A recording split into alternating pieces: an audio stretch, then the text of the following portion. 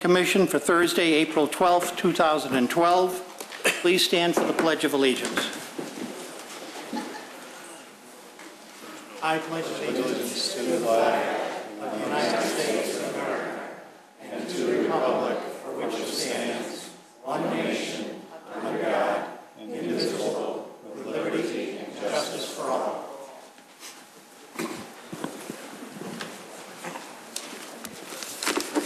Will the Secretary please call the roll? Commissioner Burns. Here. Commissioner Johnson. Here. Commissioner Fadam here. Commissioner Dorvan. Here. Commissioner Stilin. Here. Commissioner Schaaf. Here. And Chairman Maloney. Here. Mr. Jennings, are there any changes to the agenda? There are no changes this evening. And we'll go to consent items. We have 4 items. Docket number SCBA 12-17, Town Center Development, 351 West Dundee Road. Appearance approval of development sign.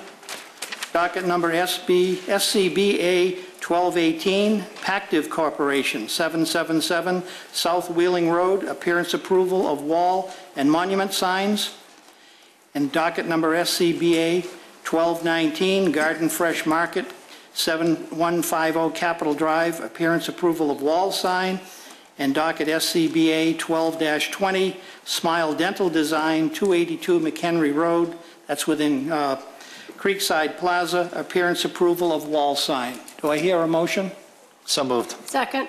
Motion made and seconded. Please call the roll. Motion was made by Commissioner Fadam, seconded by Commissioner Dorvan. Commissioner Fadam, I vote yes. Commissioner Dorvan. Yes. Commissioner Burns. Yes. Commissioner Johnson. Yes. Commissioner Stilin. Yes. Commissioner Schaaf. Yes. And Chairman Maloney. Yes. This evening we're going into 2 more items for review for the what's known as the Phil Haven project. I want to take a few minutes and tell you what the role of the Plan Commission is in this, and that the Plan Commission is here to hear testimony from the petitioner and from people for and against the project. We then will take a vote, and we will send our recommendation to the village trustees, who will take into consideration more testimony in what we have done this evening and decide whether they are for or against it. This can be a contentious meeting. I want to keep it on a nice, quiet level. A little decorum, and I'm going to gavel anyone down that gets out of line, hissing, booing, or anything like that, or cheering. We had a little bit last time, but actually you were pretty good. But we've had some in the past that weren't. There was one letter that came in. I want to clarify, this is why I'm talking right now, is that we should be ashamed of ourselves for even considering some of this. We shouldn't have brought it up, et cetera, et cetera. The role of this Plan Commission and the village trustees is that citizens or other people can bring up petitions to us, and we have to look at them. It's not our choice that we do or do not look at them. We have to give everyone a fair hearing. So with that in mind, we're going to be under the Claren rules this evening, and what that means is everyone here is going to get a chance to speak. The petitioners will speak. And when they're done, they'll be subject to cross-examination by people who are against the project and by the commission.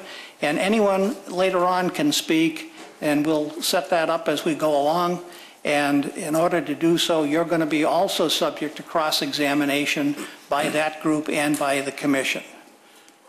So with that, we've got some sign-up sheets. And we'd like you to, now what are we going to sign for these?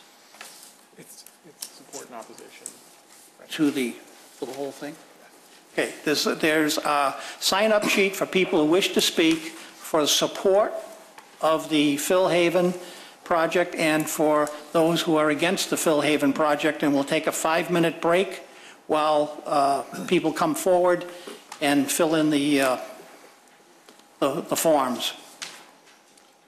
Mr. Chairman, Yes, sir. some people may have a seat next to them that's available. Maybe if they'd raise their hands, these people could find a seat. Yeah, there's plenty of seats over on this side here. There's no one here that wishes to speak. If you don't fill out the form, you're not going to be allowed to speak. And they got it. Yes, sir. I can't hear you. Which group will speak first? The petitioners will speak first.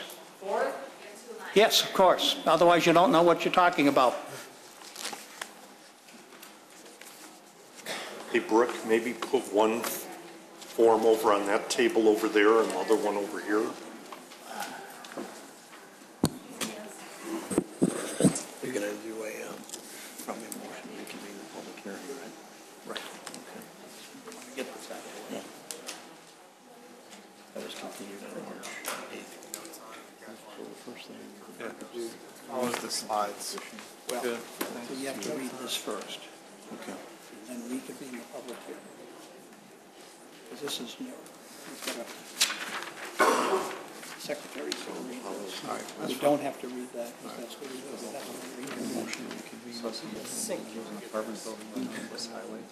Changes. Really just the letter. There's 6 apartments. Okay. And then one apartment is the staff person. And the other apartments are like forms. About the Thursday. Just a presentation. Not in here. If I sink, will it be in there? Or? Well, let's try it. It's the dorm. Well, you have Andy, Come on, get my. Gee. I'm trying to get back to. I'm sinking.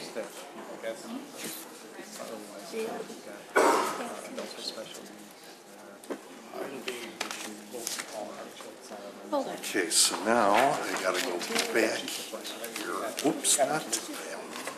I've got her at the top of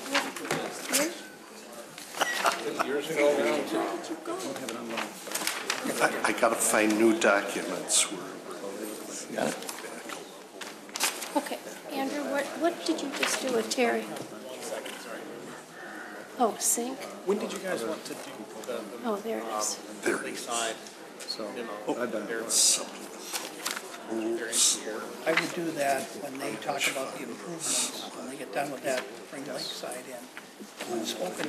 Oh, I'm not talking.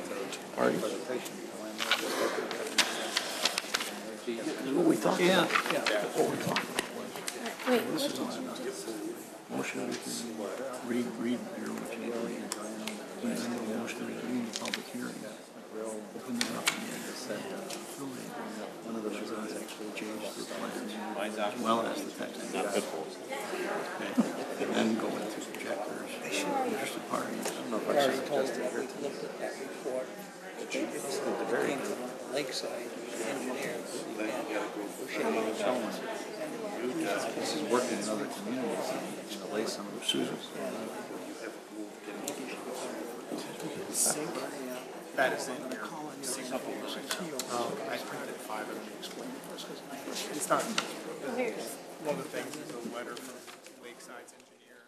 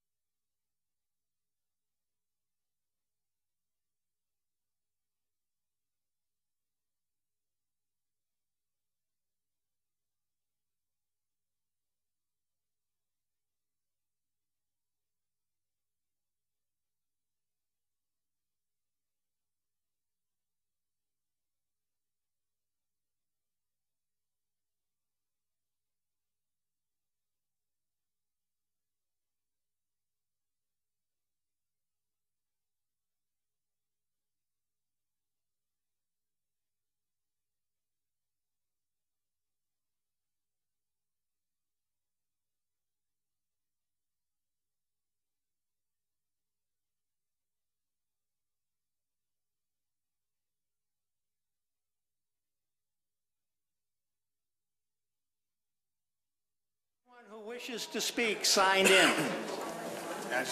All right, we're closing the list now. Please be seated. Sir.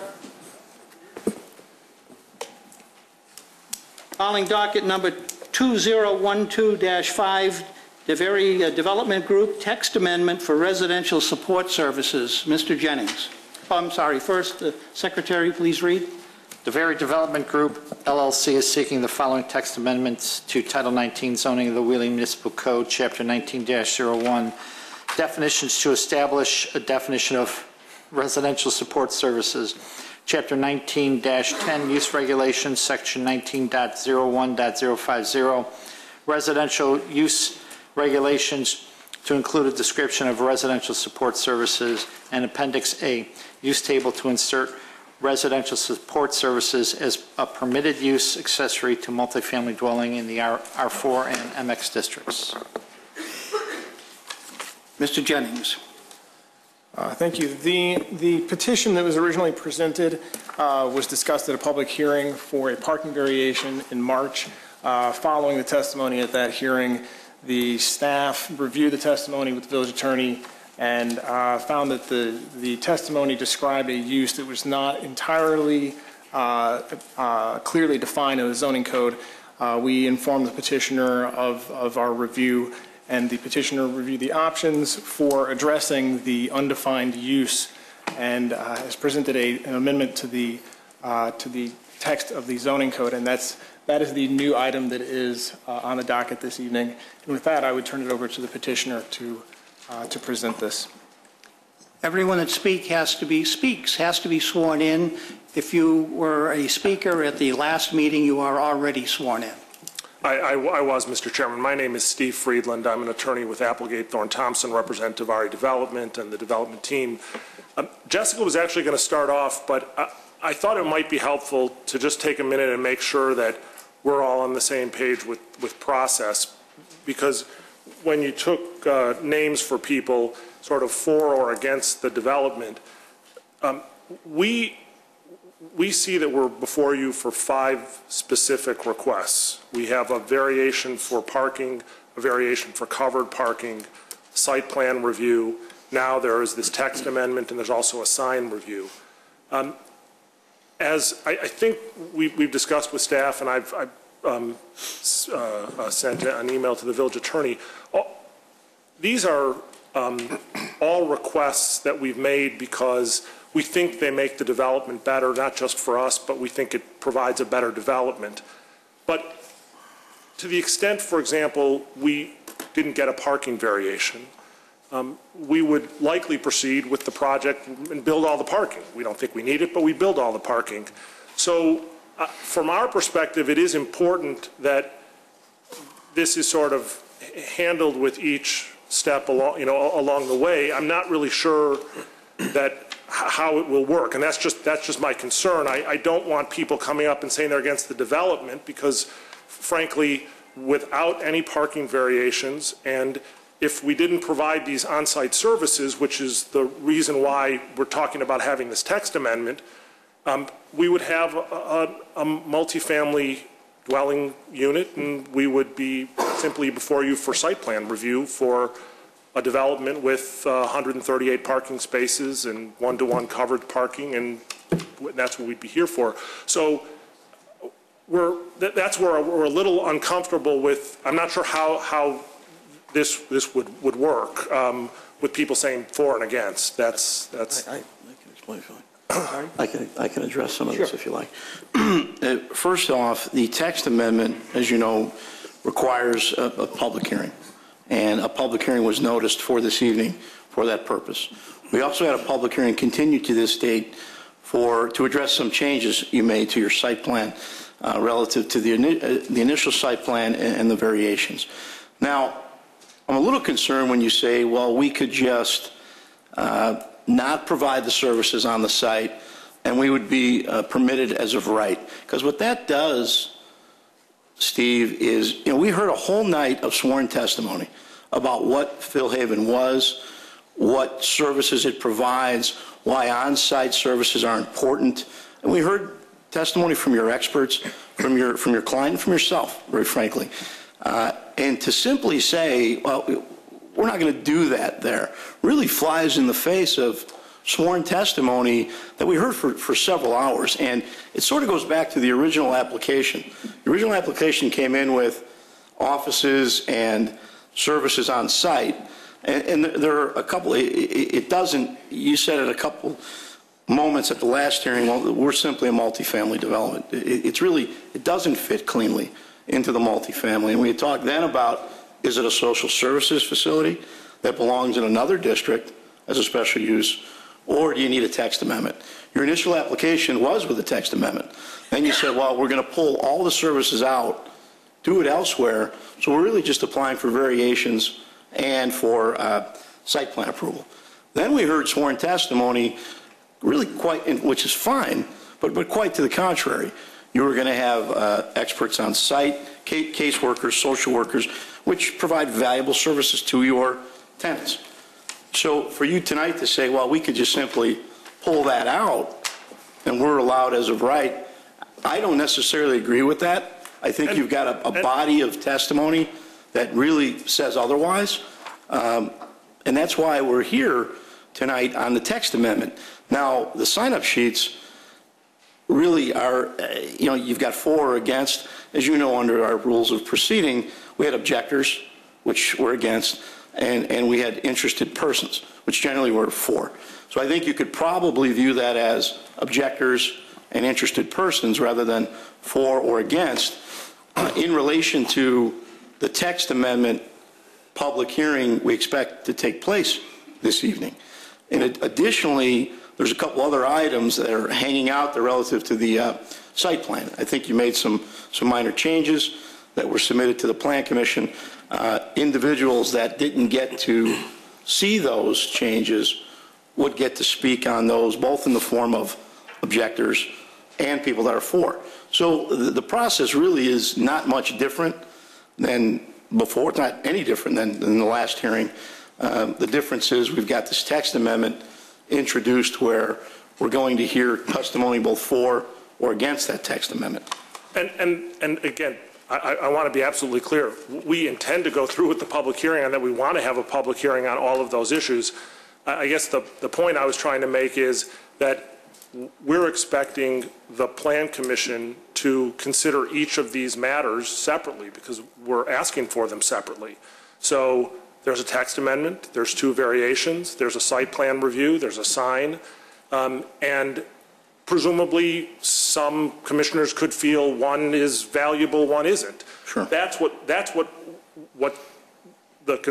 really got me up here to start things off, because what we were expecting was if, for example, the text amendment came first, and frankly we thought we were going to do the old business first, but we can do the text amendment first. If we do the text amendment first, we assume that after we're done talking about it, there's going to be people who are going to come up and talk about the text amendment.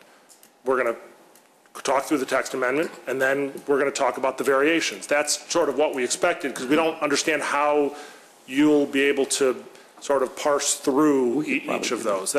We could run it that way. That's what we sort of, that was really the... We can do that, and we can call from the list those that for or against the text amendment. Everybody can speak each time. Sure. I just think we wanted to make sure that we're sort of understanding the issues with respect to each of those matters, because we view them as very different. Sure. Not to maybe go on, but the reason why we need a parking variance has nothing at all to do with this text amendment, from our perspective. They're two totally different animals. We will proceed in that manner. So I guess and does it make sense for you to do old business first before new business, or do you want to talk about the text amendment? We're happy to talk about it. Let's do text amendment. It's a cleaner thing. The rest of it. You're going to start with that? You can.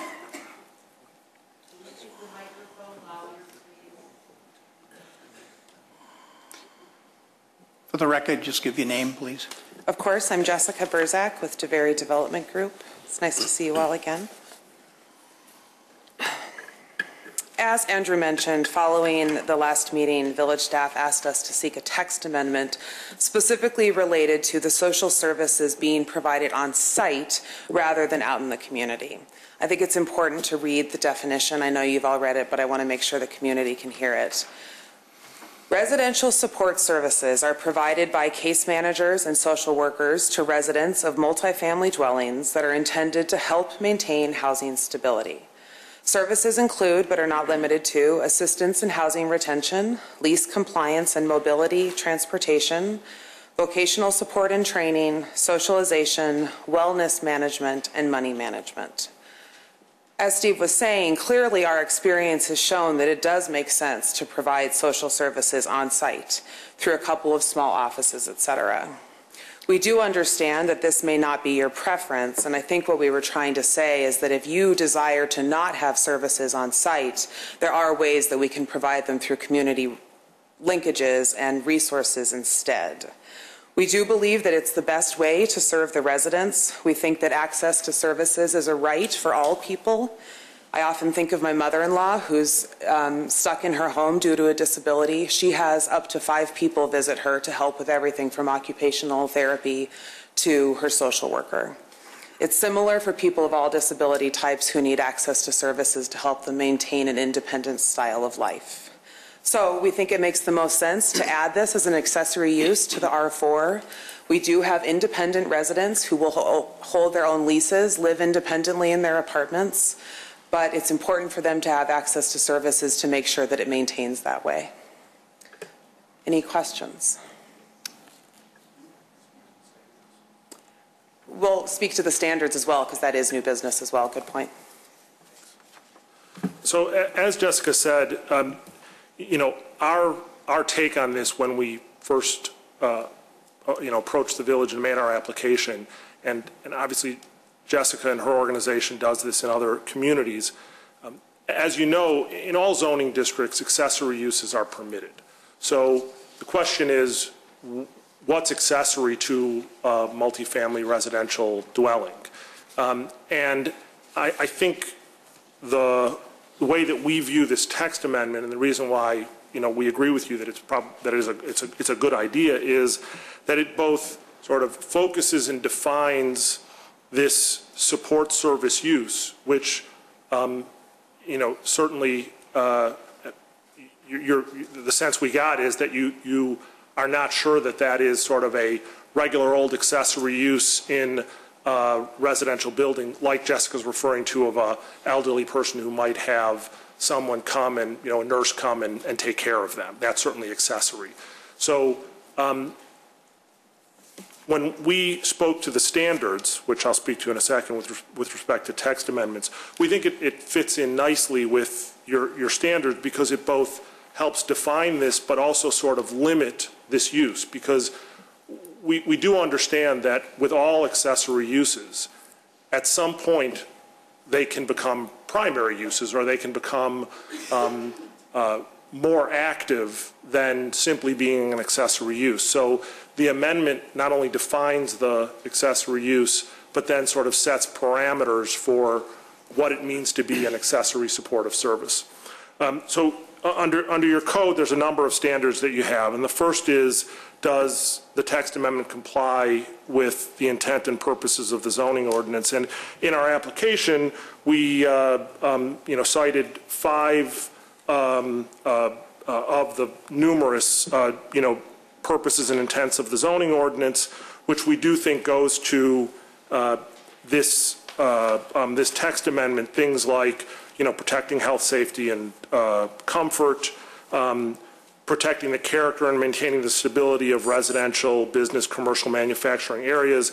Again, we think that by defining this use and then putting appropriate limits on how intensive these sort of supportive services can be, that they help protect that character so that this building doesn't become something other than a multifamily residential structure. Regulating the intensity of uses on zoning lots is a purpose and intent of the ordinance, and certainly, again, speaking to this issue of limitation and ensuring that this accessory use is well defined. Your second standard is that the text amendment comply with the comprehensive plan. And again, the comprehensive plan has very broad general goals, but they sort of speak to many of the same things I just spoke with respect to your zoning ordinance. The goals, there's several goals we cited to in your comprehensive plan. Creating a community with strong and positive community image and identity, a village where new development occurs with respect to that which already exists. Again, the idea being that this would be, these supportive services should not overwhelm this use, should not create any sort of a extra burden to this, to the neighborhood or the surrounding area. And again, the limitations that are set forth in the definition, we think does that. Your third standard we didn't think applied, having physical or economic conditions pertaining to a subject area that have changed. That's not the purpose of this amendment. Your fourth standard is that the text amendment be desirable and needed in the village. And again, these types of support services we think are important for this community, for permanent supportive housing. And clarifying that they're accessory to this sort of multifamily use, and again, limiting them in a way that they're not overburdening that use, we think is desirable and is needed, because this type of housing we think is needed. The fifth standard is that the text amendment allows for compatible development that will not unduly depreciate the use and value of surrounding properties. And again, I think that the way that we were proposing our development would have done that anyway, but defining it clearly to say this is what residential support services are, and you can't have more than a certain number of square feet of office inside the building that does this. So you wouldn't see a situation where there would be, the entire first floor is occupied by caseworker offices. That's what is avoided by clarifying the definition, and we thought that was useful. And the final standard was that the text amendment contribute to a rational pattern of land uses. We again didn't really think that was necessarily applicable to this project or this amendment. I think that is it for our presentation on the text amendment. Thank you. Is there anyone who would like to cross-examine the group? Let me ask another question. Is there an attorney here who's representing any group? There is not. The public hearing is now open for the text amendment only. Now, is there anyone here who wishes to cross-examine the petitioners on the text amendment? No one here? Okay, I'm going to turn that over now to the commission, and we'll start with Commissioner Burns. Sorry? I'm sorry. Please come up to the microphone. I can't hear you. Come up to the microphone, please. Hi. My name is Mary Godley. I will live on Jackson Drive, which is the street at the corner. You swear everything you're about to tell us is the truth? Absolutely. Okay. What you're talking about addressing the text amendment, which we're all sitting here wondering what we're talking about because we have the information that was on the agenda, kind of caught us off guard. There are a couple of points the gentleman said. You're addressing him now. Okay. Can you speak into the microphone doing it? You said it should not provide an extra burden to the neighborhood. There is not going to be ample enough parking. Where would the extra parking go besides Lakeside Villas and Jackson Drive? And when you say talking about a burden to the neighborhood, we have considerable flooding in the area right now. Now, granted, it takes a day for Lakeside Villas to drain. It takes 3 to 4 days for Jackson to drain. That's not to do with this. Well, it is. It's an extra burden to the neighborhood. It's a burden to the neighborhood. All right. And I'll be honest. And I'm addressing you all because when we flood on our street, if you have not been down there, you can't get down our street if you have a sedan, if you have a truck, or if you have a van. And this happens 2 to 3 times. Ma'am, please just ask him the question. We've gone through this at the first public meeting. We've covered flooding and parking. All right. So well, I understand that. stick but to the text amendment. For those of us who weren't at the first meeting, because we didn't see the sign because there's a sign there still about Hintz Point, not realizing that development and trailer are for a development that's no longer in existence. It's there. I mean, there's a huge sign there, and when you drive by, you can't see it. Okay, the other part, be desirable and needed in the village. Tell me how this is needed in the village and how this is needed in my neighborhood.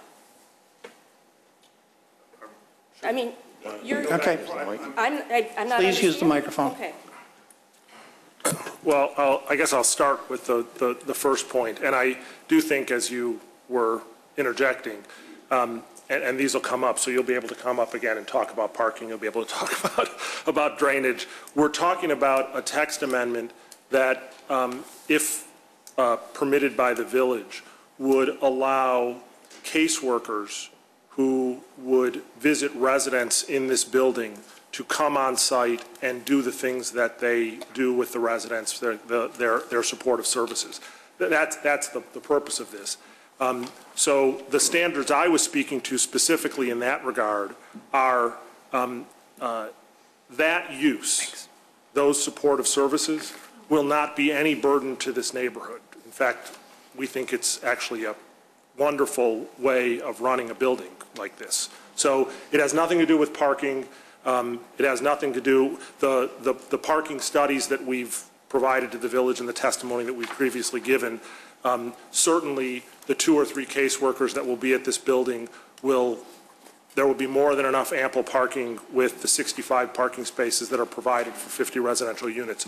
So the text amendment itself, we do not believe will have any burden whatsoever, anything detrimental. And the reason why we think it's necessary and useful for the village is that this is a housing model that is for people who live independently, but can utilize supportive services to ensure that their independence remain and that they are able to continue to live separately, independently, and as an individual.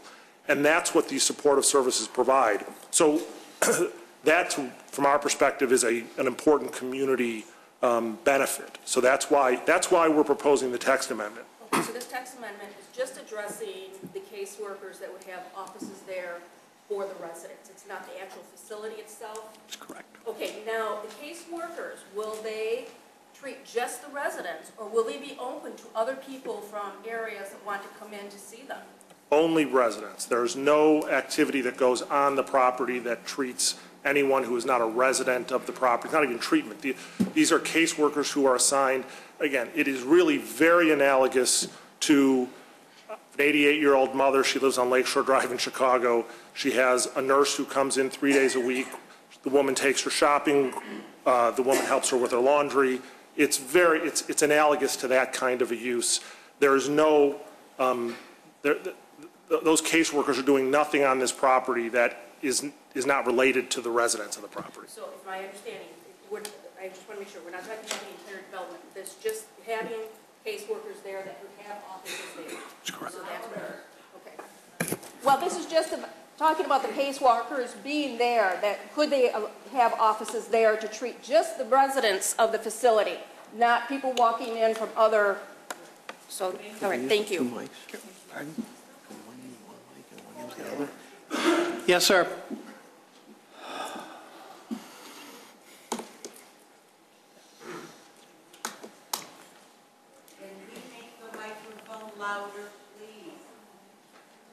Good afternoon, everybody. My name is Alex Patent. I live in Alexet Villas. Slow down. Yes. You may have to spell your name for her. Alex, P-A-T-E-N-T. So a gentleman You said... swear that everything you're about to tell us is the truth? Yes. Okay. Well, basically, the gentleman saying, correct me if I'm wrong, it's going to be about, what, 50-something units? Okay, and each person need an average caseworker, helper, somebody to going to come and take care of her. So it's about 3-4 people daily going to be coming visiting those who lives in that building, right? So you're talking about approximately 200 people traffic every day, all day long, okay? And I don't know if you visit our neighborhoods, But we are very tight on the space right now, okay? Well, obviously we have additional concerns of your building being there. It's a lot of traffic for a neighborhood that has a lot of kids around. As a matter of fact, it's a Tarkington School in a walking distance. It's a Wheeling High School in a walking distance. So I don't really see how is my desire to have that built at the spot that you choose to build. It's plenty of spot in a Wheeling that you can safely build what you're trying to build without bringing big damage to neighborhood that surrounds this area. Okay, I understand where you're coming from, but you need to understand where we're coming from. We can't have additional, even if people live in that building as angels, but have 4 other angels to come service those angels daily. It's just no room there. It's a big damage to property. It's huge.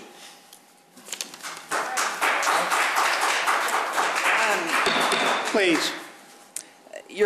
Those aren't the numbers we stated. We've testified that there would be a total of 3 to 4 case managers for the entire building. And as the text amendment is actually proposed, it maximizes a ratio of 1 for every 10 units at any given time. So maximum, there would be 5 case managers for 50 units, not 200. Okay. How many hours does a case manager work daily? 8 hours a day? They work full-time. Okay. How many units are going to have again? Just repeat for me. I missed it. 50 units. 50 units. So your case manager and other supportive team will have to service about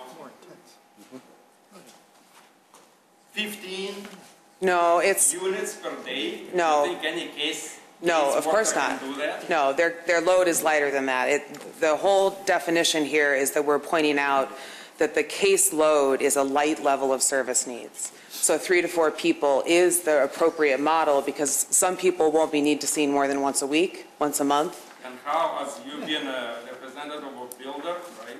I understood it right. Mm-hmm. How you can assure me that it's going to be a correct statement?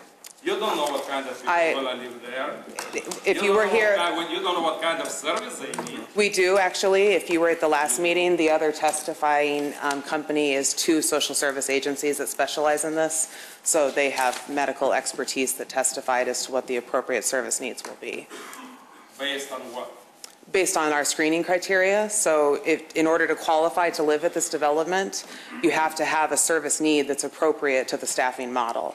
So if someone needed, like you said, 8 hours of case management a day, they would not qualify to live here. Okay, if they don't need that 8 hours case management today, as they get older or as disease progresses, they're probably going to need it tomorrow. If their case management... So they're going to move them out of that building just because they are now need too much attention? That's true. If someone's case management load goes beyond what the building can provide, we would help them find a more appropriate housing setting. You will? Yes. So once you build it, you're taking full responsibilities for what's going to happen around that area? Or you build it, you sell it, you gone? No, we own it for 15 years. We testified to that at the last meeting as well. Okay, I'm not planning to move out of Wheeling for the next 35. What's going to be on year 16? The compliance period actually runs for a total of 50 years. So even if my firm steps out after 15, the next developer would be obligated to the land use restrictions that state that it has to be maintained as a permanent supportive housing development. Okay, I want my kids to live in a village. What's going to be in the year of 55? You seem to know the future better than I do. I don't have a crystal ball. I just know how it works. Let me put it this way. About 10 years ago, I was in a meeting when Palwaukee Airport was promising us as a resident of Wheeling that we were all going to benefit from that. 10 years later, all my benefit is bigger and bigger airplanes flying above my house. Well, sir, we're here to talk about the text amendment. So what I can say is we've seen across the state, across the country, that this style of service delivery is the most effective. It's been effective for many years, and so we believe that this is the best way to move forward. I understand that. What I'm saying, I say that with all due respect to committee. I even can't believe that went that far. the area that you choose to build that facility. Your facility does not belong to that area. It does not belong. All right, you're getting beyond the text amendment, sir. Okay. That, you can talk about that later on when we talk about flooding and things like that. Okay, I'll save my speech for next time I'm around. Can I ask a question, this young lady, please? You'll have to come up. Come up. I want to ask from here. Just Then you're not, come up and be sworn in, please. She's coming. I was wondering, this is a right question, right?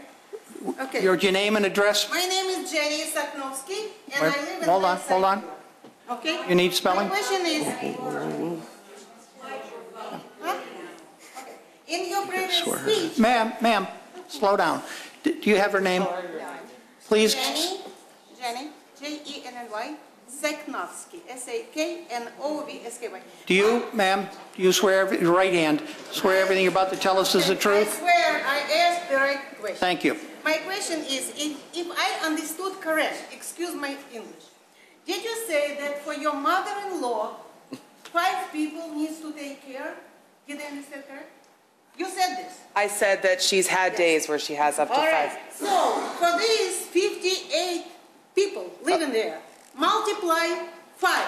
Her service needs she would not be able to live at this development. But I don't think your mother-in-law... She has a closed head injury and she's paralyzed. So I'm her sorry. needs are much more extensive than the people that will live here. So it's a different model. I'm sorry for you, but I think all these people deserve the same good service as your mother-in-law. No, that's not true. They live independently, they work, they're in school. They don't need the same level of services I described. The reason I brought it up is because the analogy is the right that we all have to have someone enter our home to help us with pieces of our lives. But I know that these people will have a home attendance.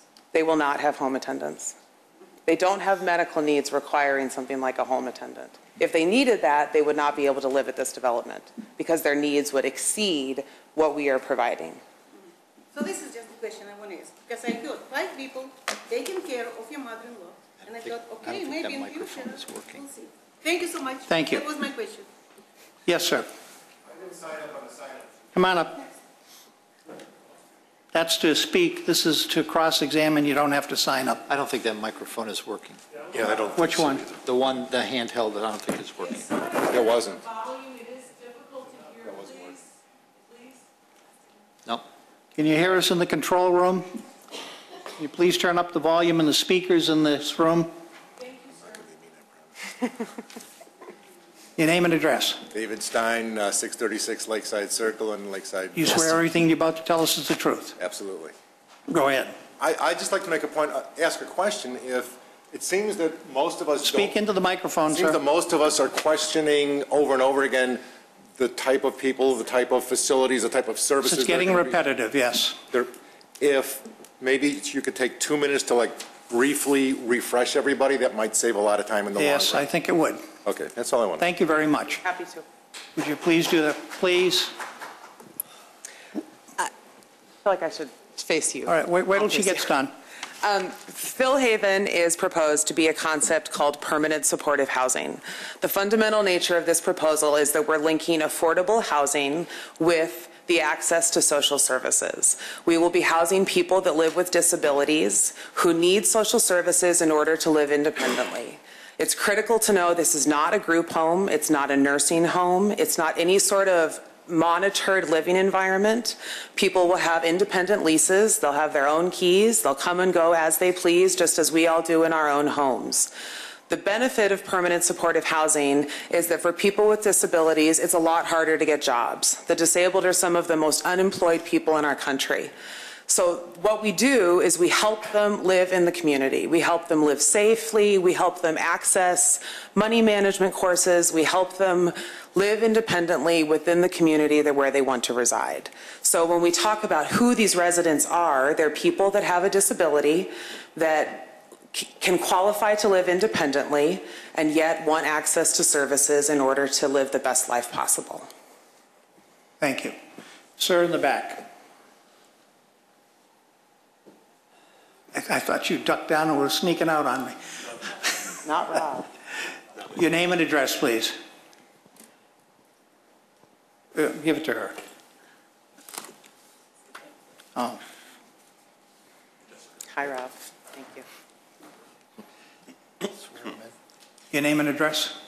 My name is Rob Sherman. My address is Box 7410, Buffalo Grove, and I affirm that the testimony I'm about to give is the truth, Thank you. the whole truth, and nothing but the truth. My question for Jessica and the attorney is directly pertains to the text amendment. Here's what my concern is. 2 nights ago, I was at the Wheeling Township town meeting where they spoke about their dial-a-ride service that they provide about 2,000 rides per month. It would seem that by having caseworkers come to the building, that and since most of the residents could be described as pedestrians, it would seem that by having caseworkers come to the building, it would cut down on the need for the residents to consume the available dial-a-ride services provided by everybody in the township.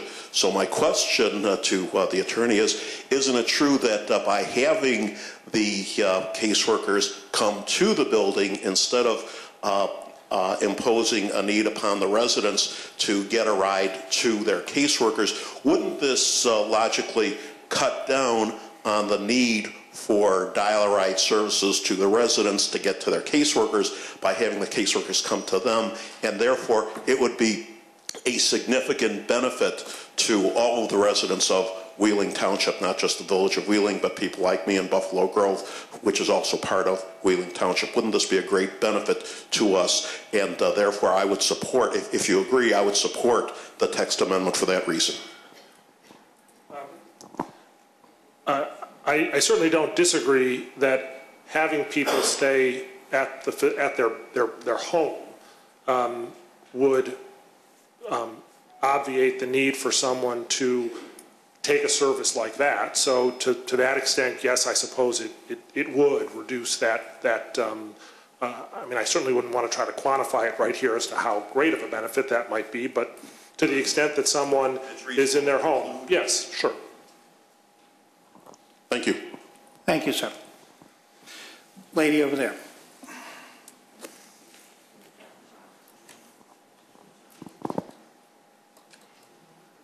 You were sworn in last hearing? I was. Just give your name and address, please. Sherry Hickey, 1215 Woodview Drive, Prospect Heights. I just need some clarification. Are you guys considered an R4 multifamily district? We are. You are, okay. What is the, just to remind us, each unit, what is the square footage?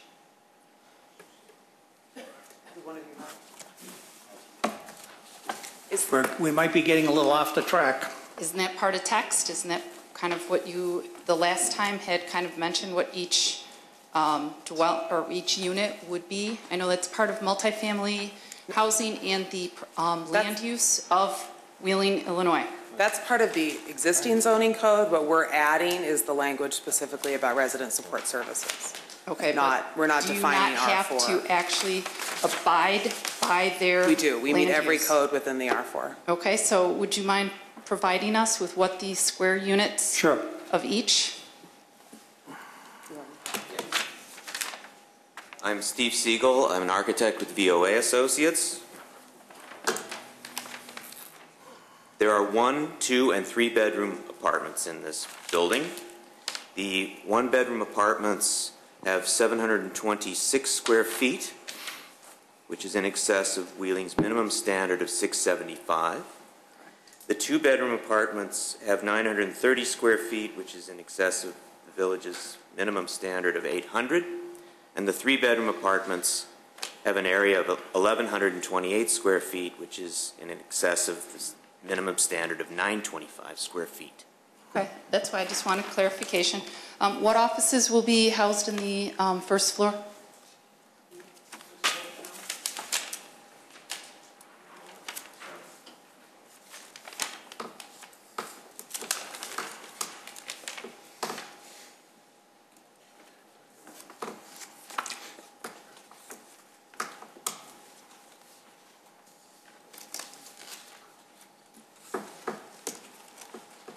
There are 4 total offices. And what are they? Can you clarify?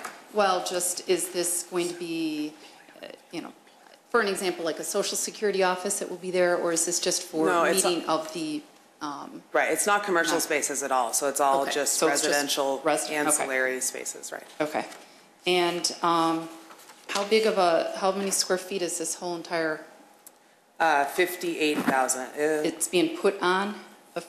Oh, the site is 3.15 acres. And the total, the footprint, I'll have the architect look up, the total gross square footage is 58,000 square feet. What's do you know the footprint? So the footprint is approximately 20,000 square feet. Okay, so it's just exactly on the minimum? Okay. Or on what it's allowed? Okay. No, the site actually allows up to 64 units, so we're under the density allowed for the site. Wow. It seems pretty amazing that you can put that many on. Okay, and on write it. the 50-year covenant, so if, I understand that you have to basically say that for 50 years, either you or another builder would do it. If your development is unable to make a go of it, how do you expect another builder to come in and actually want to take over that type of responsibility to keep it as what you are wanting right now? Well, it's not so much if we're not able to make a go of it, because the structure is such that there's investors that will, in order to get their money back, they have to stay in for a 15-year compliance period. So that's why that is structured that way. So the 15-year expires when that equity is repaid. And typically, we would just refinance it and stay in. That's our history. Throughout the state and country, when that doesn't happen, other affordable developers step in because it's their business model as well. Okay, so it's lucrative. Okay. And since we already have low-income housing right across the street at VIP Apartments, and I'm sure some of the others, are they at maximum capacity that we need to have more? I'm not sure the specifics of VIP Apartments, but it's not permanent supportive housing. They don't provide services and they don't target people with disabilities. So actually, when our market study analyzes the area, there are no comps for what we're looking to do because it's such a specific type of use. But aren't they still allowed to be at VIP and everything? Like the VIP Apartments, aren't they still allowed to be there? They who? Anybody who has a disability? Yes. Okay, so the point is we're looking for people that don't currently have the services that they need. So they would be moving from an environment to a better place for them to live the best life possible. Okay, and for them to actually stay as residents, what type of income that threshold, what must they stay below to be able to remain a resident? In Cook County, it's approximately, you have those numbers, John? It's approximately $38,000 for an individual. You're getting beyond the... Okay. All right, then I'll save those questions then? You can. Okay. All right, thank you. You're welcome. Is there anyone else who'd like to speak on the text amendment? Yes? No. No. No. Is there no one else wishing to speak about the text amendment?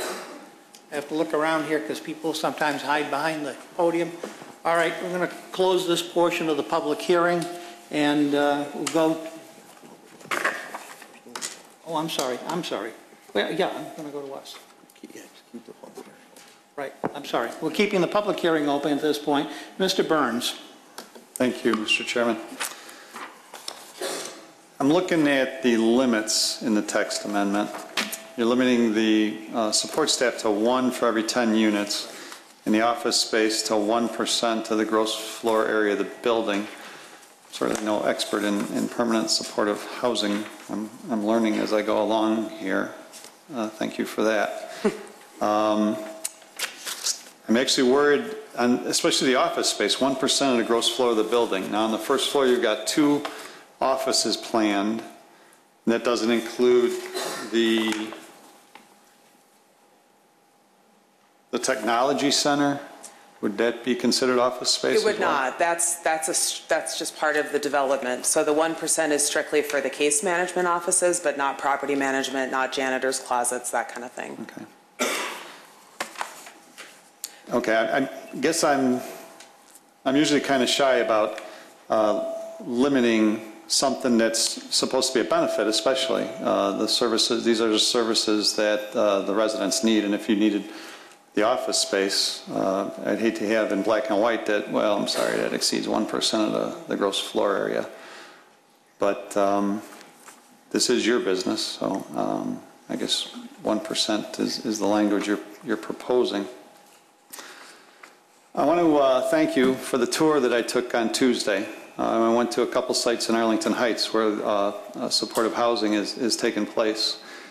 And I find that the more that I learn and come to understand, the less that I fear and worry about. These residents, they're already in our community. And this is just a better option for them, a better life for them, really. So thanks for that, and I'm in favor of the text amendment. That's it, Mr. Chairman. Thank you. Thank Commissioner you. Johnson? Commissioner Thank you. I think you've pretty much answered all the questions I had. And Commissioner Burns had exactly the same things highlighted, I guess. So I have no further questions on it. Commissioner Rufato. Thank you. The text amendment that we're adding then, this is for R4, so this means that R4 within the village can have this type of service, correct? That's what we're saying. It actually applies to the other location where, the other districts where the same use group is permitted. Right. So the MX district, which is based on the R4. So yes, but it applies to the MX as it's currently. Yeah, I'm sorry, R4 and MXI, right, okay.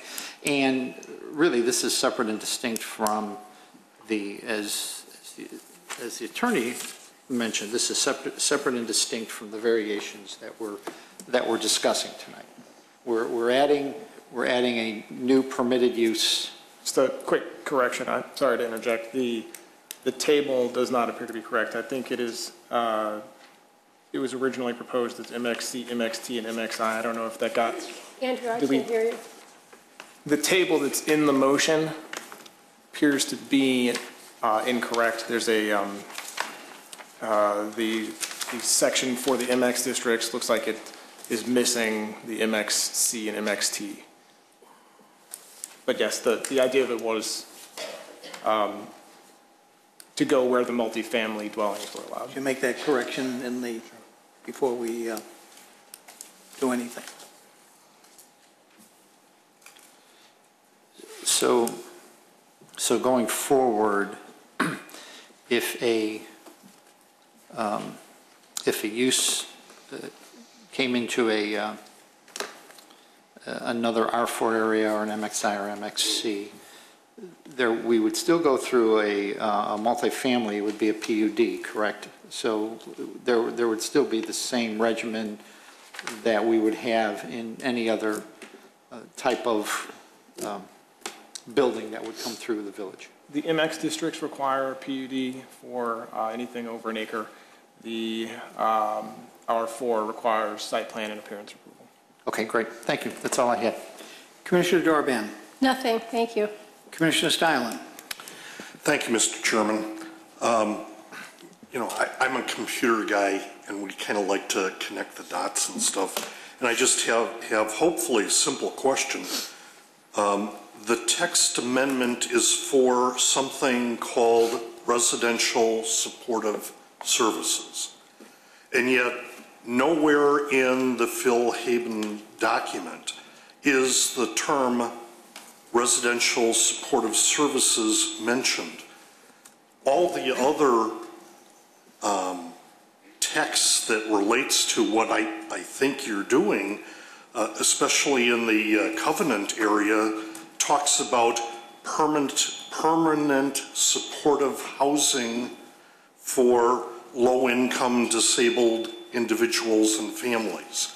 Why shouldn't the text amendment match that text that you are trying to create?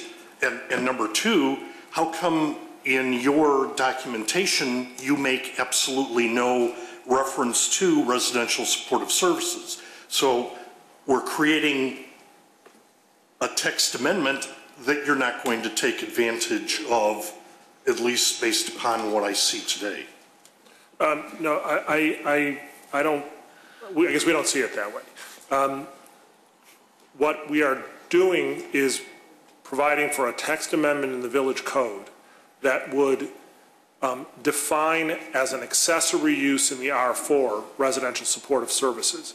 Now, generally, accessory uses are permitted in the R4 district, but this clarifies that this type of use, residential supportive services, will be accessory. We didn't put in our application all of the other accessory uses that are going to go on in this building, for example, like any building. For example, if you have a single-family home and you have someone take care of your lawn, that use is accessory to your home. This is simply codifying in your code that residential supportive services, which is what we plan on doing and was all part of our testimony. The reason why it's not stated in our application is because, well, first of all, we're creating the definition right now, so to have stated it wouldn't have made a lot of sense because there is no such thing in your code right now, residential supportive services, right? It doesn't exist. It will only exist if the village board approves it. But our testimony is that this is what we're doing. The case management activities that we are proposing to occur in the building will be residential supportive services. And your zoning department, like it does with every day, will interpret your zoning code as people come in for building permit applications, as people occupy their properties, and determine whether or not we're meeting the code. So I'm not really sure. I guess I obviously probably haven't answered the question, but let me ask you another question, a similar question. Could we have labeled the text amendment permanent supportive housing services? Yeah, I mean. But then it would kind of match what you're trying to do or to define. You probably could, actually. The reason we suggested we don't do that is permanent supportive housing as a term is used by a variety of industries. So actually Andrew and I went back and forth, and depending on the specific agency doing the project, it changes a little bit. And, so I would think the same could be for residential supportive services. So that's why we wanted to make a blanket definition for residential support services, so even a future developer could come in and say, I may not call my development permanent supportive housing, but I'm still going to have these residential supportive services within my project. Okay, I understand. Let me just make a final statement regarding the text amendment. I think it is way too general, and it should be specific to what Phil Haven is being created for.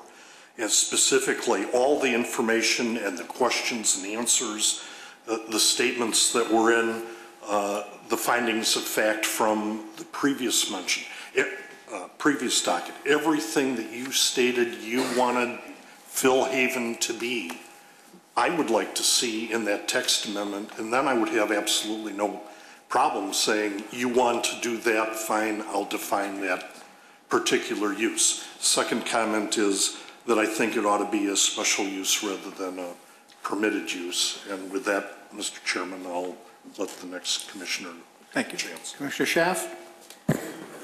Thank you, Mr. Chairman. So you're going to have on-site support. In your case studies, and you have case studies, I'm sure, what is the ratio of residents who require that type of support services in building, in the residential building, rather than those who can travel to their own caseworkers? I don't know of any developments where it's a resident that's not able to travel. I think it's more about convenience. So again, housing people who function independently, so people have the ability certainly to go out into the community and find the services.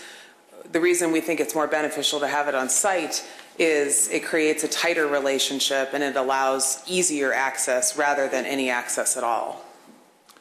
Will these be individual or will they be group?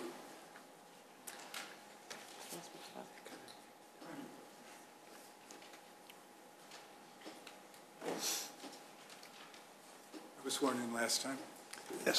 Just identify yourself. Mitch Brusky, Kenneth Young Center. They're primarily individual. We do group too.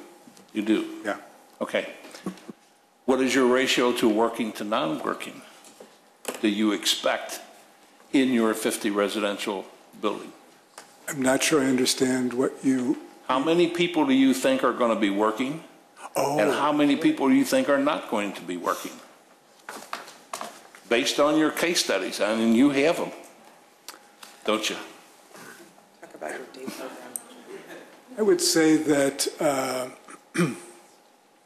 working at some level about a third, 30%. About 30%. Okay. 70% of your residents, non-working, require support services.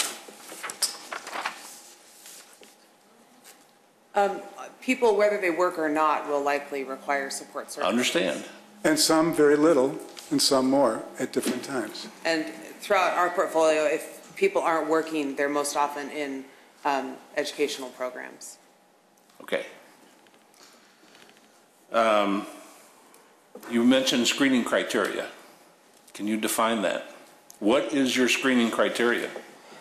It's defined in the paperwork we gave you. It's a fairly rigorous process. First, people go through a basic affordability check to make sure they comply with the area median income levels. If they get through that, then they go to a social service screening. It's a lengthy process to determine service needs, extent of disability, to make sure that someone's needs are appropriate to what we can provide.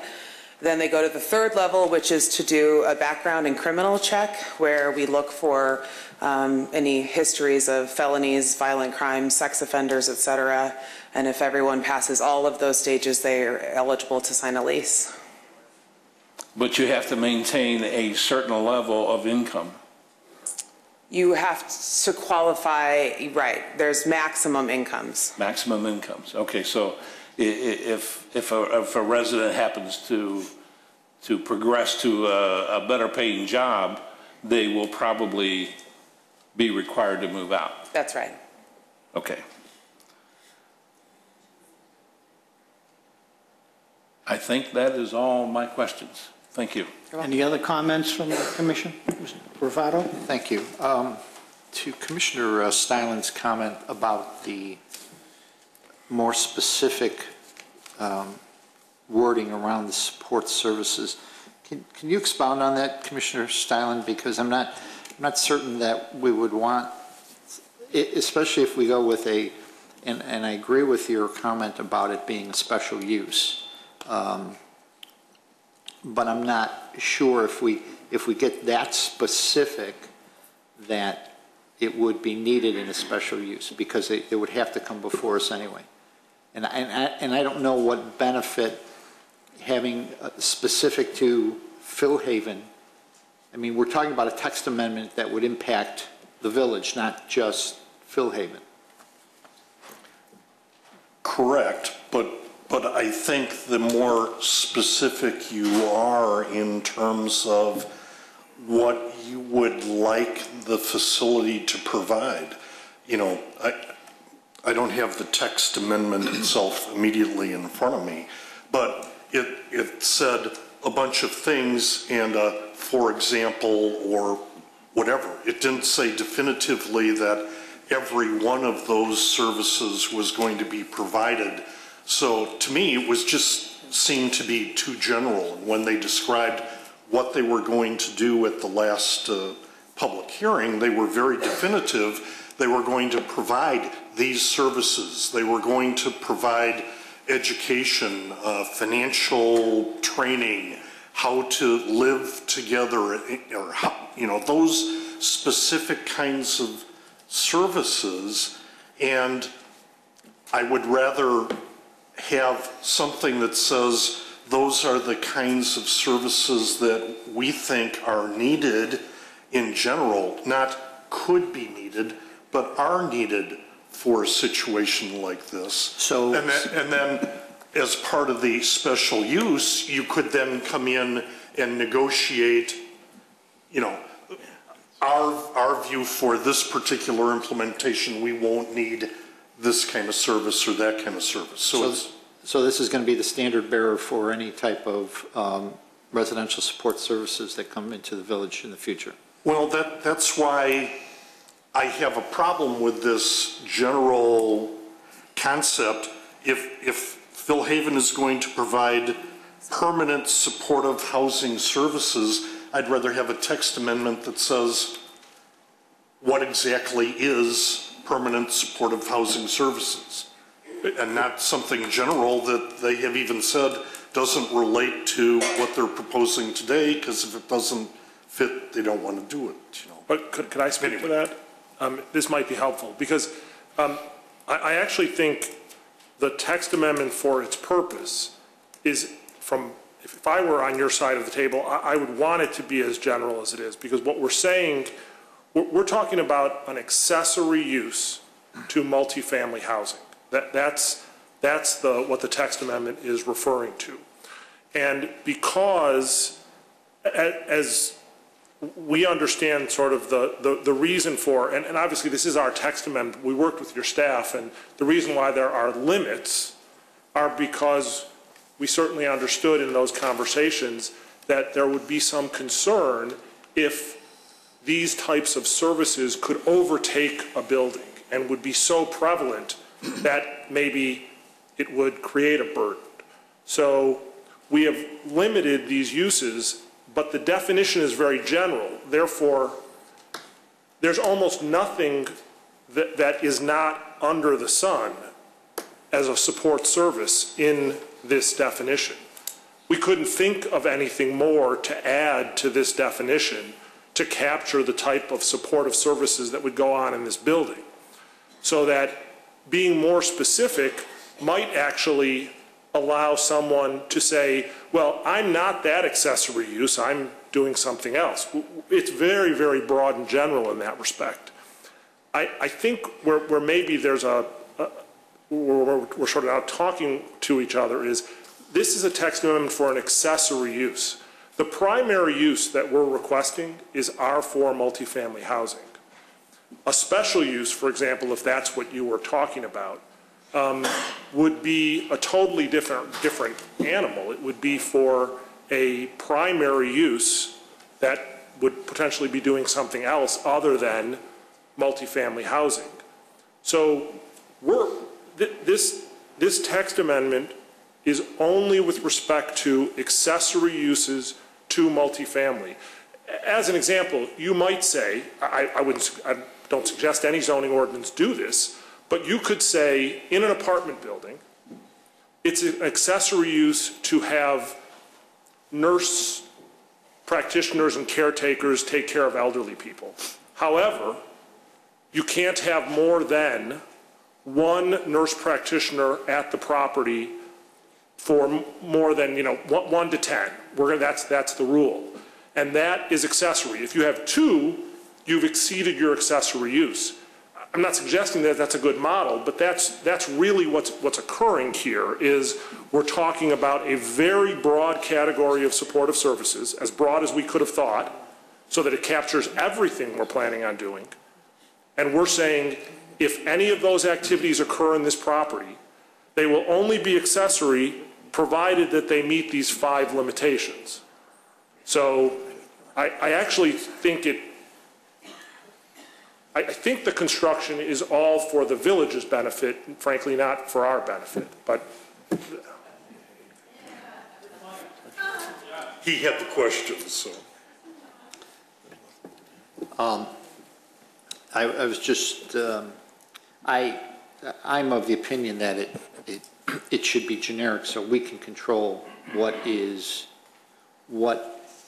a supportive service if we have any more of these. Because if we do get specific, then we then say, this is what's going to be there, and the next one might be different. That's my only comment about that, about being specific versus generic. Any other comments from the commission? At this point, we want to open this up to presentation from objectors to the text amendment. Those would be people that signed up. If you signed up, you may not want to talk about the text amendment, but we'll read your name off. If you want to come up, you can come up and make a presentation. You're subject to cross-examination. Do you have the list?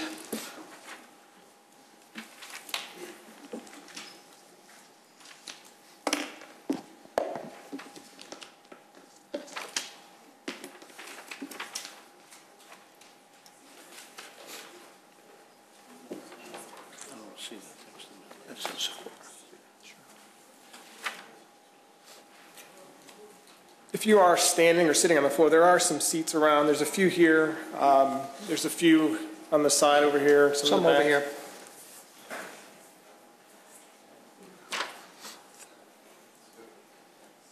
Again, this is for someone who wishes to speak against the text amendment. Go down this list and see if Okay, we'll ask you, we're going to call your name. If you don't want to, just say you don't want to talk on this, you want to talk later on, and we'll keep going down the list. Okay, from the list of objectors, I have Anne Marie Lundstrom. I wanted to discuss safety, so. All right, so we'll take you later. Next. Susan Schmeckel. Thank you. Sherry Hicking.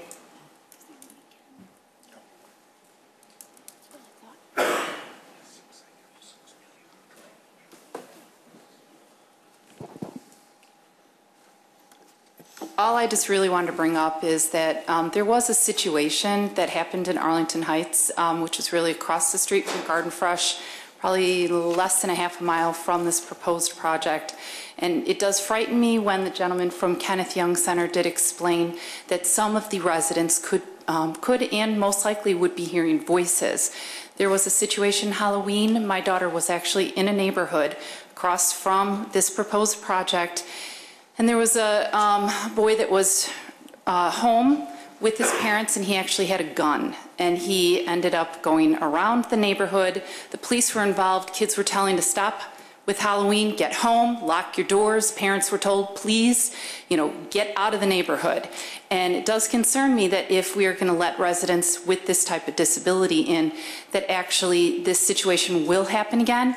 And this child was not successful on that Halloween, but he was successful. He did actually, and I don't remember if it was his father or his mother, but he did actually kill with the same gun his parent, and it's in a very close neighborhood. So I look more for that this unit, if it could be built that there's actually structure and some sort of much more management of the people with disabilities there, I think it would be a much better idea instead of just letting them live without anyone being on premise to be with them in case of any type of problems that they are experiencing. Thank you. You're welcome.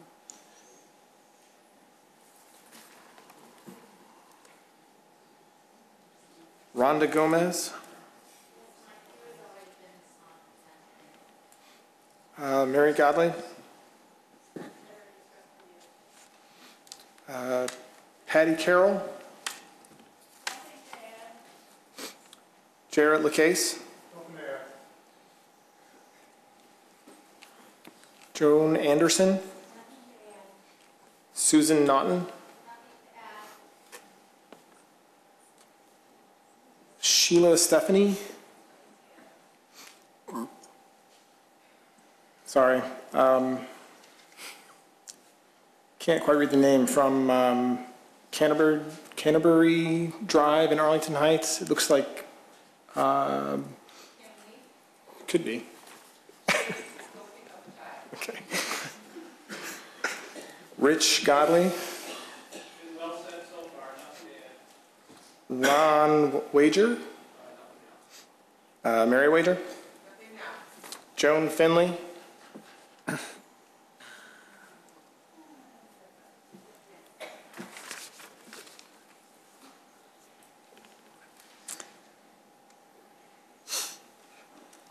been sworn in. Swear everything you're about to tell us is the truth? Yes. And your name and address, please. Joan Finley, 404 Carey Court, Prospect Heights.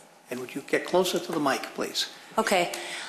With regards to this text amendment, which I have to admit I'm not totally sure I understand all the implications of it and that, I'm curious as far as, and I may not be asking the right question at the right time here, but what triggered the text amendment to be put together, and if it's such to allow the services for a building unit with 50 units that could house up to probably over 200 people, of which 70% are non-employed.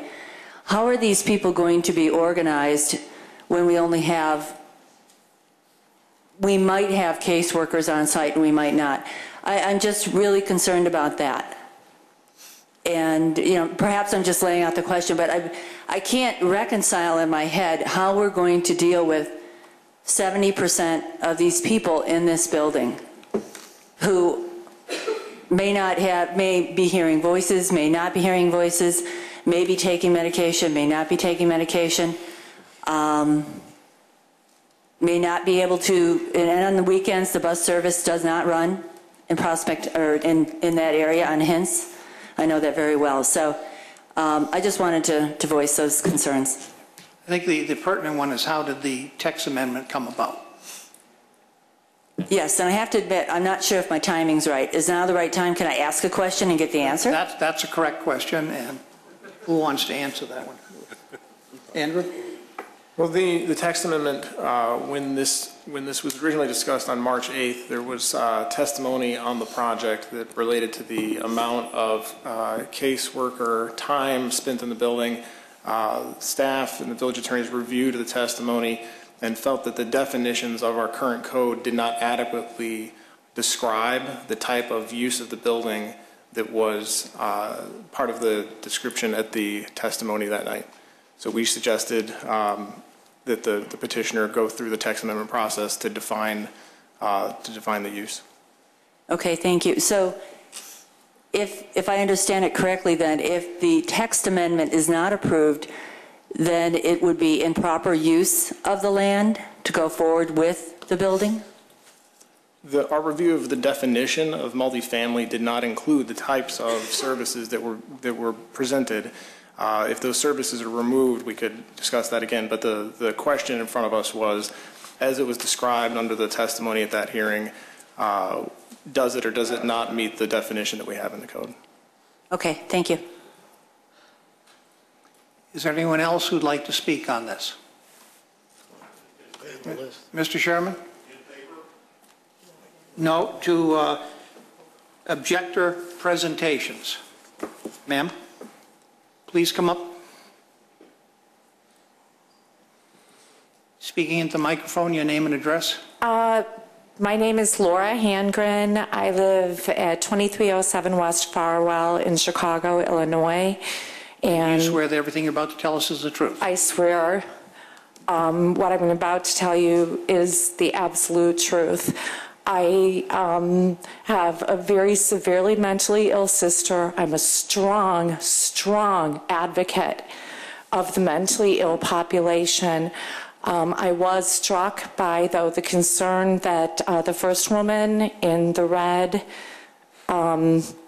striped had brought up regarding safety. Now, I haven't seen all of the proposal and the text, but looking at the volume of residents, from my personal experience from a very severe mentally ill mother who's dead now and almost killed my father, and a severely ill mentally sister who I am trying to get placed in the proper housing situation and not with me any longer, without having an adequate 24-hour, I would say 24/7, an adequate per resident on-site crisis worker.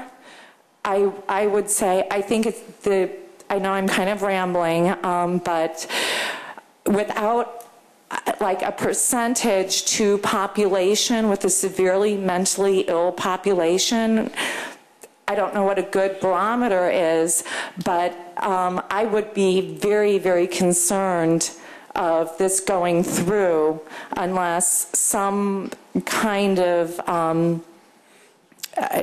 I don't know what that is. I'm kind of rambling, but you know, in other kinds of assisted living facilities for, let's say, people with dementia, they know that you need a certain number of nurses or staff per patient population. I have seen what happens when people are off their medication.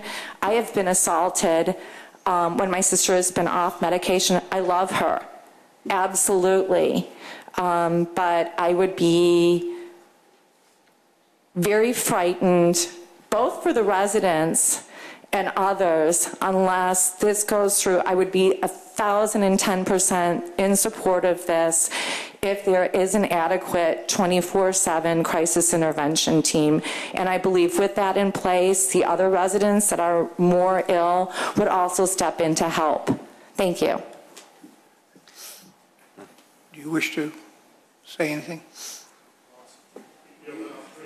Yes. I did have just one cross question for the previous woman that testified. I was wondering if you would say that you feel your sister would qualify to live independently.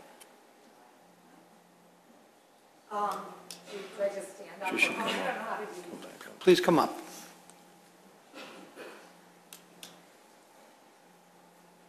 I wish the answers were quite as simple and cut and dried in this. With a 38, I believe it's a 28% nationwide cut in hospitalizations in psychiatric wards, closing down right and left. Everything is being prematurely, in my opinion, shifted into the hands of the community. And this country is on the verge of disaster with it. And the question is, my own personal sister, I do believe that she could, in time, live in a facility like this safely. Absolutely. She wants to do the right thing, and she recognizes when she is in crisis, but sometimes because of the lack of support in the hospitals and the way the doctors are churning people in and out in just a few days, prematurely, they're prematurely sending people back out of the streets because of the financial crunch that we're in. And if there are adequate crisis workers there, I absolutely believe she would thrive in this situation because she wants to do the right thing. She doesn't want it to be there. But if there were not if there was not an adequate per percentage residents of crisis workers, I would be concerned. Can I sum it up for you? Tell me if I'm saying it right. Right now, your sister is not ready to live in a situation like this, and someday she may. Absolutely. Okay, thank you. Thank you.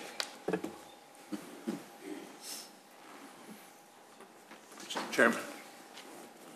Yes. When it's our turn. Pardon? When it's our turn again. You're on objectors' presentations. Yep. Examinations. Not by, you come after all these That'll objectors. be fine. Okay, next presentation, sir. This is on the text amendment now. Yes, so the text amendment, and I'll Please. only want to make Alex Patent again, 713 Clearwater Court. I only wanted to make a brief comment about community interest. As Mr. Norm finally put my thoughts together, right now the community interest in that area is actually as people grow and find better job and make more money, we actually want them to move in, which is your property.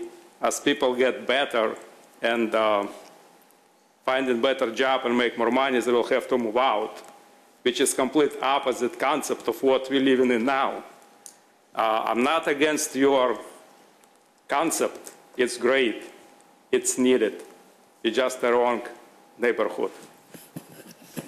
Would you go back to the list? Go back to the list. The last two on the list were Tom Menard. Tom Menard? Menard, sorry. and Faith Brandstrom. Nothing.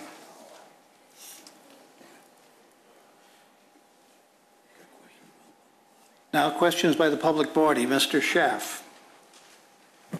Thank you, Mr. Chairman. I guess what I have a problem with in your text amendment, or in this text amendment, is the amount of office space per caseworker comes down to about a 12 by 12 room. You're going to have 4 of them, and you're going to be in excess, if you're full, probably 140 to 150 residents.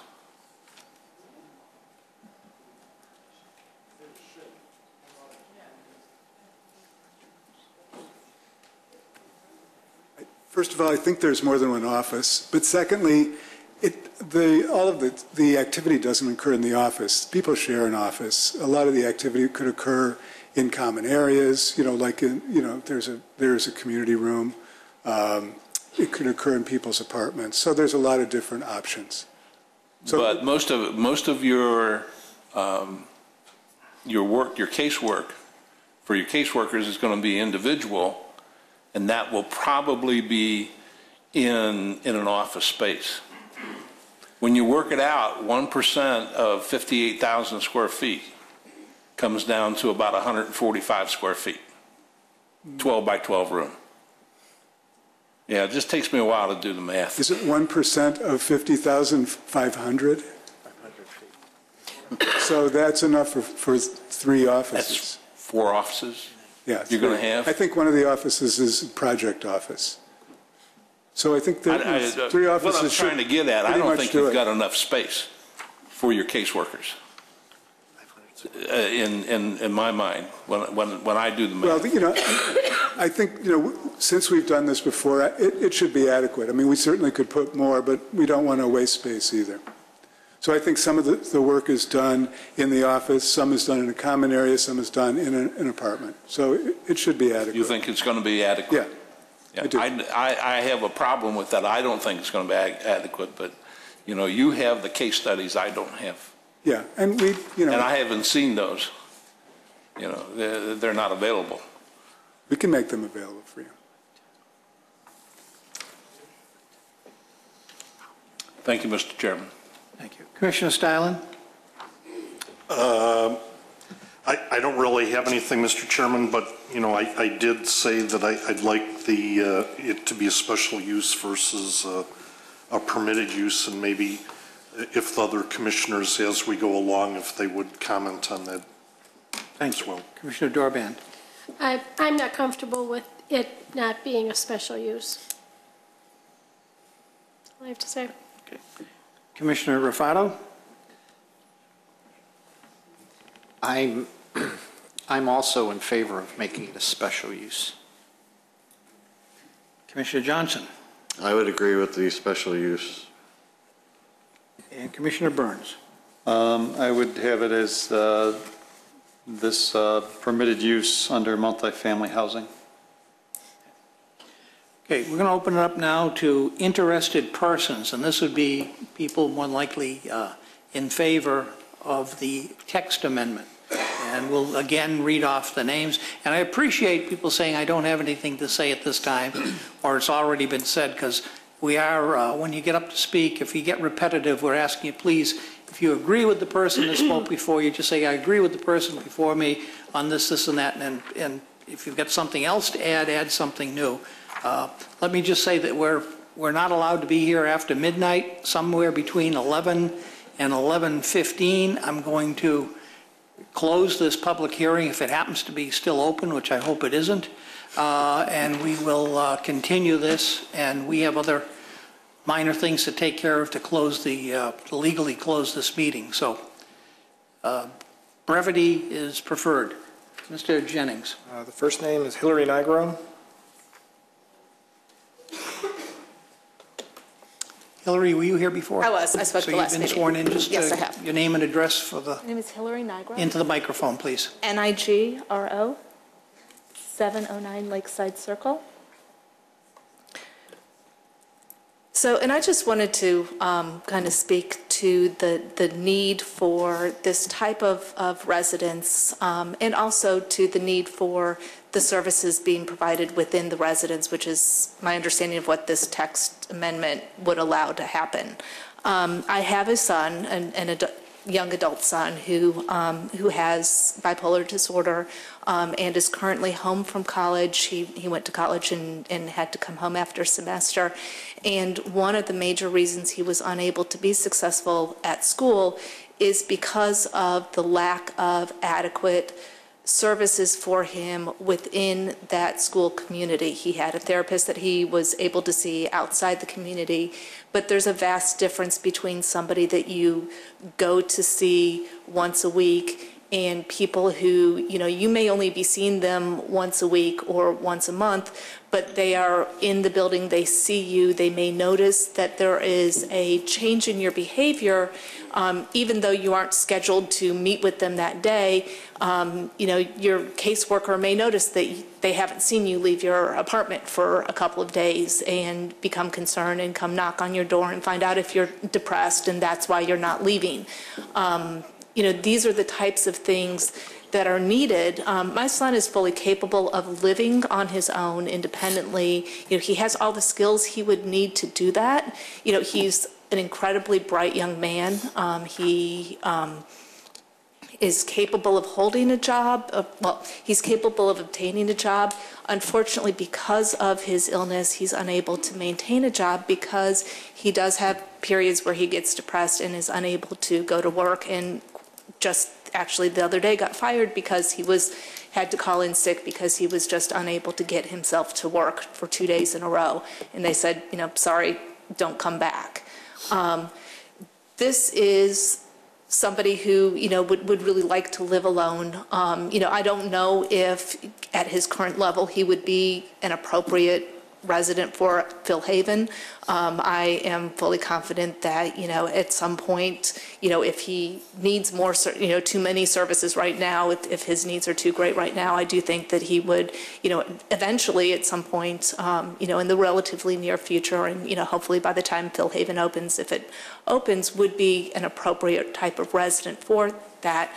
But I think it's important to allow people to have the services where they would get the most benefit out of those services. And having residents have to leave and go off, they are able to do that, but people may not get the fullest idea and vision of what their, what their clients are going through, what their needs are, if they're only seeing them in an office building separate from their environment, once a week, once a month, twice a month. I think that there is a huge need for, that kind of interaction and viewpoint that will happen just as you're in the building and you happen to be passing somebody that may not come up in a scheduled, 45-minute office visit. And so that is pretty much all I have to say about the use permit. Would I be permitted to come back and say something else about the parking variation or something else if that was, okay, thank you. Anyone on the commission wish to question?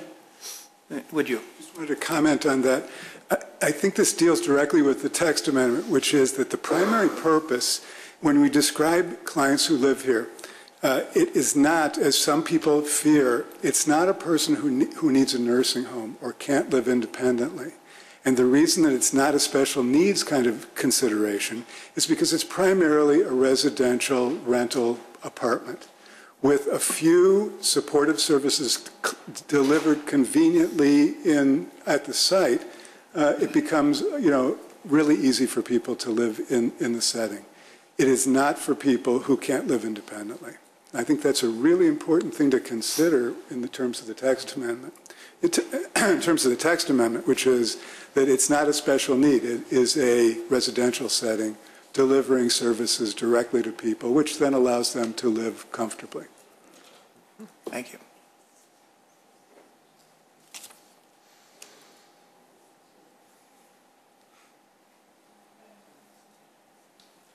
My name is John Fallon, F-A-L-L-O-N.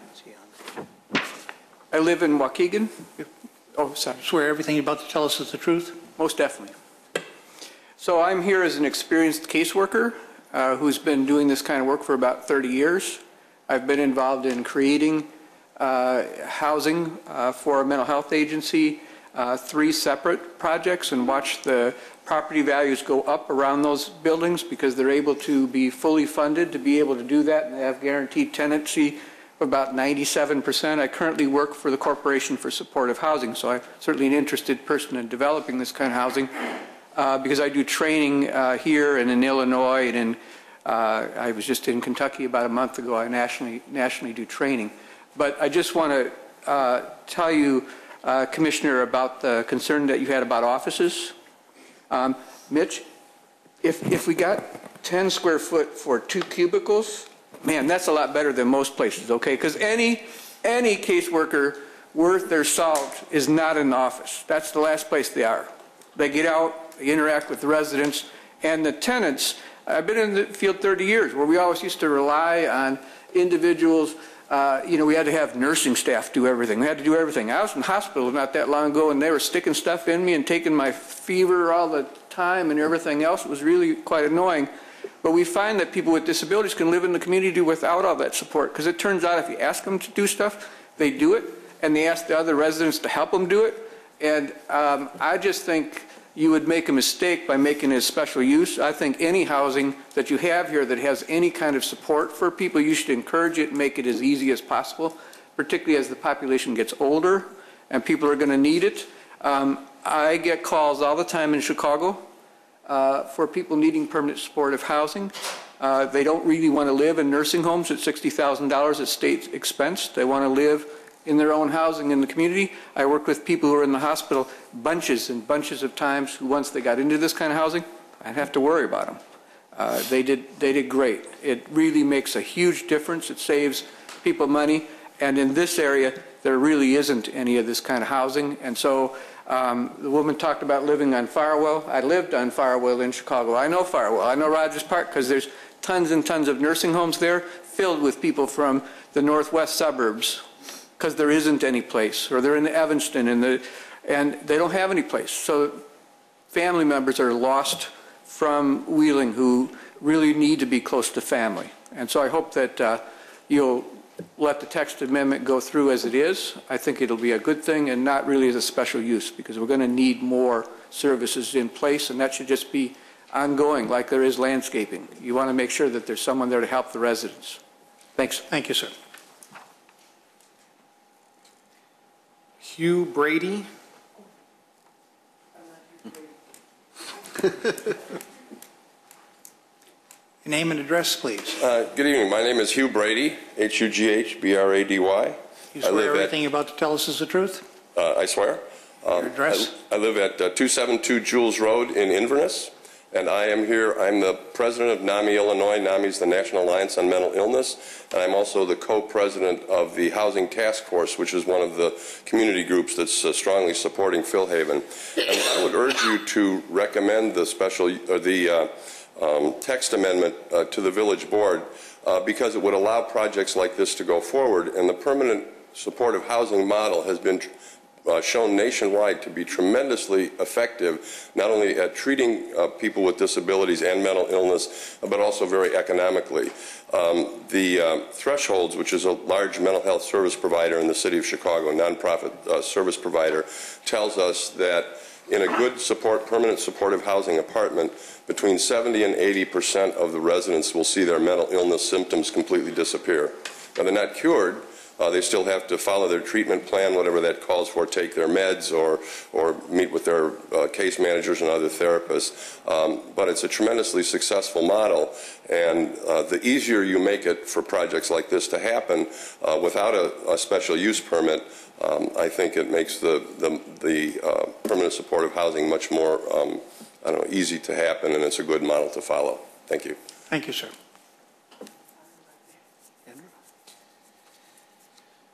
Donna Wattenberger. My name is Donna Wattenberger, address 1132 Hawthorne Court, Wheeling. You swear everything you're about to tell us is the truth? Yes. Thank you. just want to let you people know and the people in the audience that I have a disability.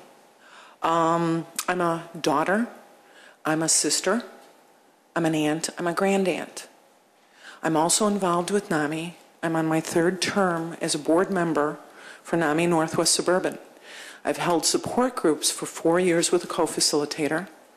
I'm a state trainer for facilitators support group. I do in our own voice presentations to the public to break down stigma.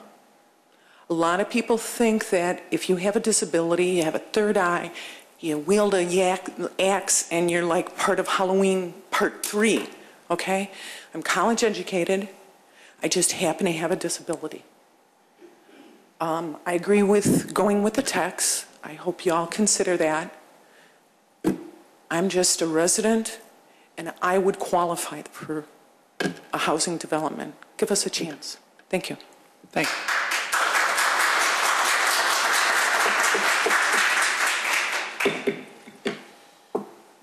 Rob Loans.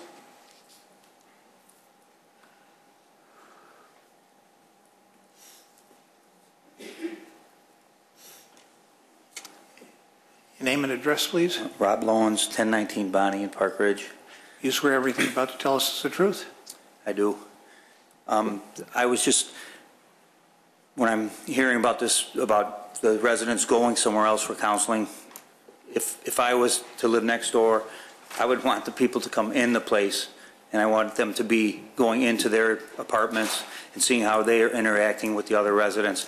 It makes perfect sense that any counseling, anything that they need would be done in-house and not out-of-house, because just like someone said before, you can see everything that's going on when you're right in there. And I'd also like to thank Mr. Burns for going out to one of the residents and seeing it, and I think that proactive step is what's needed here, and there's a great need for this, and would encourage the board to approve the text amendment. Thank you. Mary Lowry.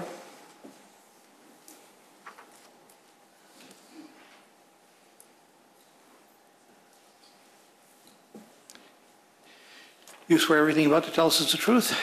Yes. And name and address, please. My name is Mary Lowry, and I live at 535 Cottage in Glen Ellen. I just wanted to add one thing. This is a highly researched practice, and it is best practices, and this is what helps people get well. It's a highly researched. The research is there behind it. The people who are running it know what they're doing. Thank you. Please. Nikki Simon.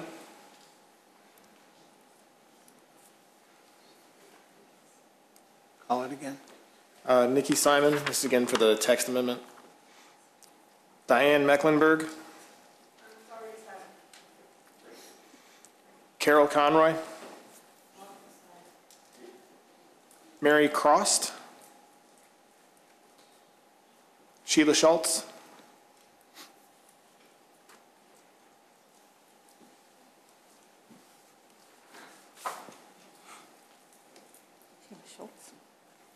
Sheila, into the microphone, please. I just want to state that I have been supreme confidence in staff and the fact that they saw the text amendment as it's been proposed to you tonight as the best way to handle this. I would support that wholeheartedly and not confuse the issue of the approving that. So I support the text amendment as proposed. Thank you.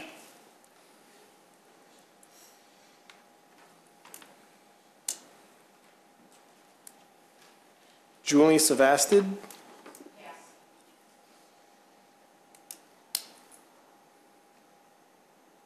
Rita Kozmiak. Karen Kirsch.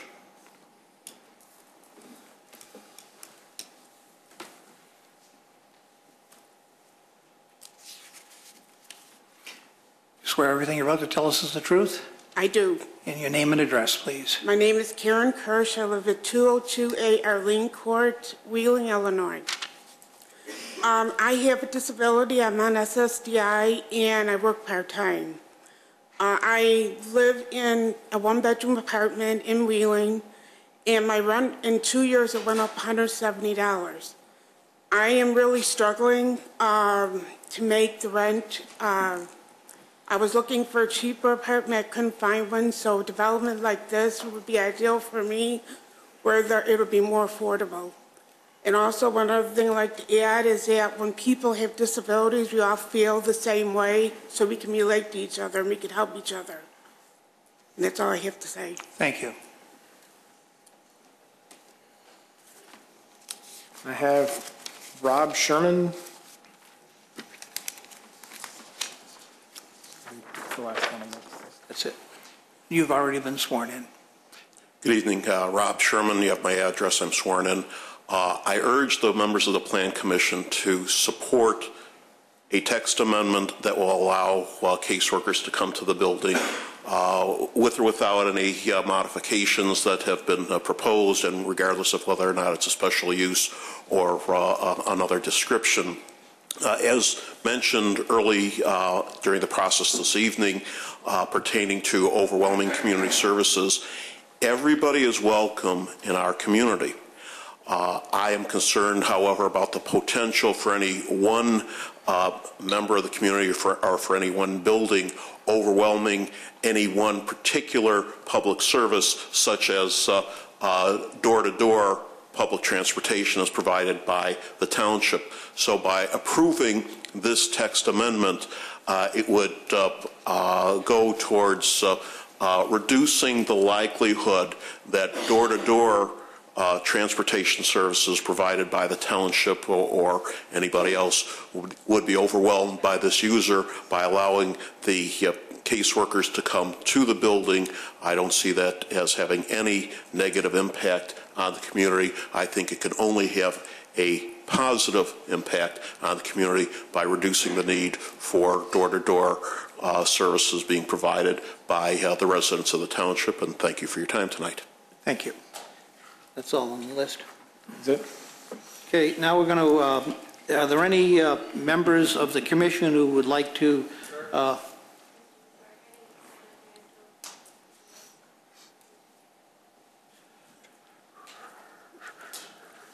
We have a couple others tonight. Pardon? You might a few others tonight. Go. Come on up.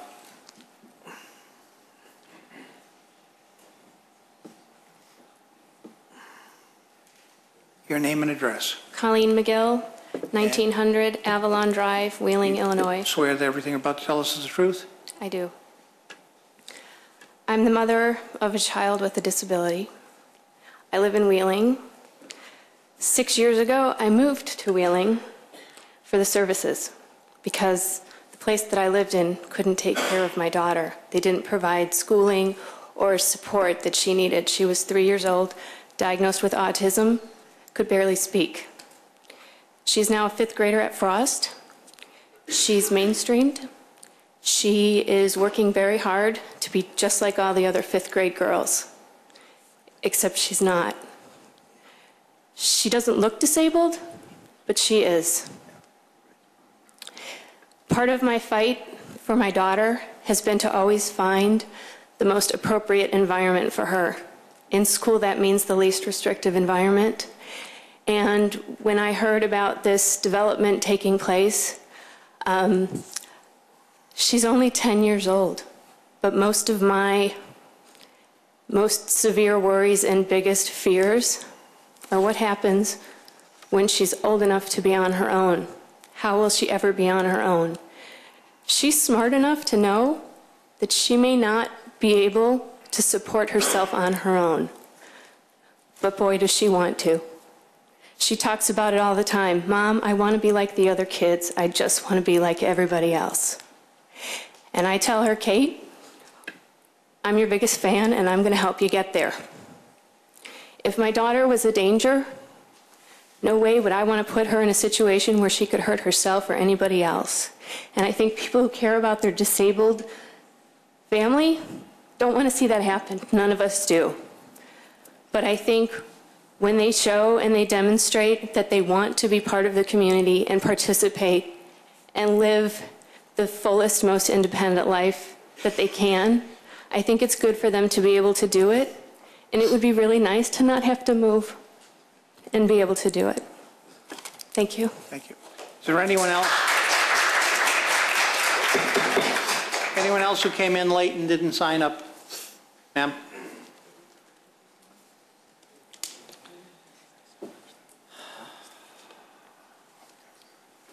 Hello, my name is Jenny Spallone. I'm at 324 Anthony Road in Buffalo Grove. Yes, I swear to tell the whole truth. Okay. And we'll keep on the text amendment now. Yes, definitely for the text amendment. I'm voting for it. For it. I did want to say something a little bit aside, if I may. We have a group home. I live in Cook County, Buffalo Grove. We have a group home on the corner of our street. It's been there for 3 years for young autistic adults, and it's built kind of on the same type of situation where the caseworkers and the staff come in, although it's kind of like a family atmosphere. People come in, they stay overnight, then they take the young people out to work or whatever, bring them home in a van, the whole thing. It's like in a house. It works out great. I've talked to the neighbors when I knew this was going on, this kind of thing. I wanted to see what's it like, and everything has been good, thank God, so that was good. The other thing I just wanted to mention to you is, as a realtor, I know that some people were like, oh my God, is this going to bring the values down? And I wanted to say that as realtors, when we're showing properties, we are not allowed to say anything about we're not allowed to say anything about the properties that are in the area. The buyer's realtor brings the buyer in, shows the property. It goes to even the situation, if God forbid somebody had died in that unit or was murdered in a place or was something bad happened, you're not allowed to say anything. So it's not like people are going to say, oh yeah, there's a group home down the street for young autistic adults or whoever it is, disabled. You're not allowed to do it. Thank you. Was the gentleman in the back? And we're going to close after this one. Name and address, sir. Hi, my name is Chris Tata. I live at 608 Longtree Drive in Wheeling. You swear everything you're about to tell us is the truth? I do. Thank you. I'm a little late to this party. I don't know how this got past myself or my wife. She usually has her ear to the ground. But I'd just like to say that I came here tonight with no preconceptions other than hearing a side of the story from one side and from the other. The observation I'd like to make is that when we're making decisions in our community that are long-term decisions, commitments, we all want to be extremely informed. And it's clear to me by the opinions expressed here tonight that we're not informed yet. There seems to be a propensity of fear, and then most of it is coming from the side,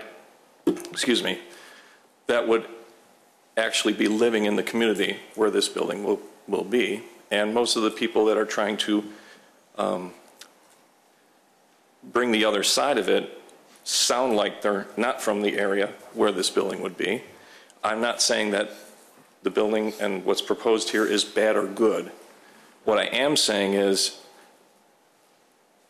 I'm very still unclear who the residents of this building are. And I think that's what's leading to all the consternation in the room. And perhaps if our petitioners could take it upon themselves to do a better job in educating us exactly what we're talking about, that might alleviate some of the fear or confirm some of the fear. And I would just like this council and all of us in the community to make an informed decision. So whatever we can do to pull the covers off of this and to allow all of us to understand exactly what we're talking about, is energy well spent. And that's all I have to say. Thank you very much. Thank you.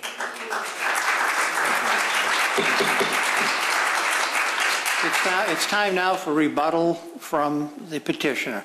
And you might want to start off with that. Although I think you've covered it already this evening, but.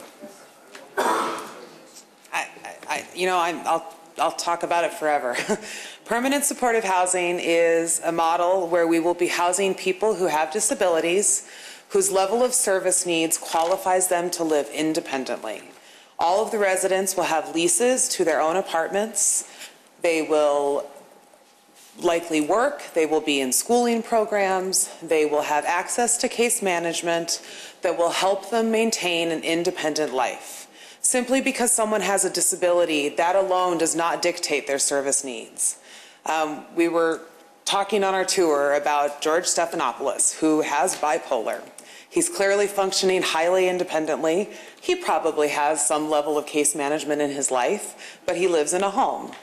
Other people have bipolar. They need a couple hours of case management a week. Others do need to be in a more restrictive environment. This is a new model for Wheeling. It doesn't exist in the entire northwest suburbs. As far as we know, our development in Mount Prospect, opening in a year, will be the first one. But this is needed. It's a type of housing that allows for independent living for people with disabilities who have access to social services in order to remain on the path to recovery and have the highest quality of life in the community that they desire. Sir, would you go into the transition where they come from before they get here? Sure. Experience shows that many people are living with parents, as we've heard a lot of testimony tonight. Lots of people live inappropriately with their parents until they're 30, 40 years old because parents can't find an independent environment that's appropriate. Folks don't want to send their kids into the city. They want them to be in the community where they grew up. They don't want to send them to a nursing home because they don't need to be in a nursing home. So they live with their parents. And as parents approach the end of life, they're desperate for a solution for their children. That's probably one of the greatest referral sources.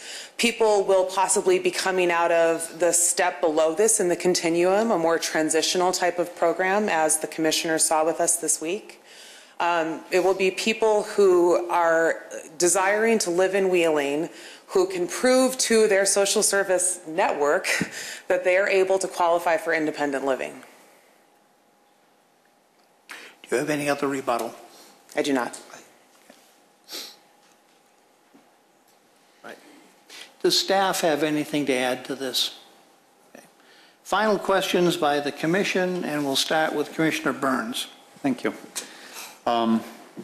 Again, I thought that the tour that I took this week was very informative. One thought I had coming away from it was I know you don't have a Hollywood budget, but I wish you had a video of the services that you provide to educate the residents of the communities where you want to build these very needed services. I'm convinced that this type of housing is needed in this community, that this is a good location for this housing, and that this will be an improvement and a benefit to the Village of Wheeling. That's it, Mr. Chairman. Commissioner Johnson. I have nothing further. Commissioner Raffato. Thank you. You discussed qualifications, and you've mentioned it many times. Are the qualifications black and white? Do you have a list, or is it something that can be shared? Because I think, and the gentleman that spoke before you, there's this fear of the unknown of what the tenants that are moving, that potentially could move in here. And we've heard various folks here in support of or against. So what are some of the qualifications? I've not heard them. Now, I was not at the last meeting, but what are those qualifications? And I believe it was actually, we've given some detail in some of our written documents, but I'm happy to go through it. I think some folks would like to hear that. Of course. So it's really a three-stage process. Pieces are black and white. Other pieces are not quite as black and white. The first is a income and asset check, just like when you qualify for Medicare, very black and white. The next step is the social service assessment. I would describe that not quite as black and white. It's you want to describe the assessment process more thoroughly? It's pretty much a 28-page document, but it really covers the entire history of the person and their capacity to live independently, as well as assessing their disability and the extent to which they are disabled. But I can say that for the most part, they look like the people who've come up here and talked. Okay, thank you. And then the third piece is more black and white. That's a background check, a criminal check. That is black and white. Felony history, you're not eligible. Any sexual predator behavior, you're not eligible. So that's a more black and white background criminal check. Okay, thank you. You're welcome. That's all I have. Commissioner Dorband. Nothing, thank you. Commissioner Stylen. I hate to say it, but I've heard the term used by you and the other gentleman back there, the permanent supportive housing model. I've heard that over and over tonight, and yet the text amendment goes back to residential supportive services. If you were just to change the title of the text amendment to be permanent supported housing services, I'd be all in favor of it.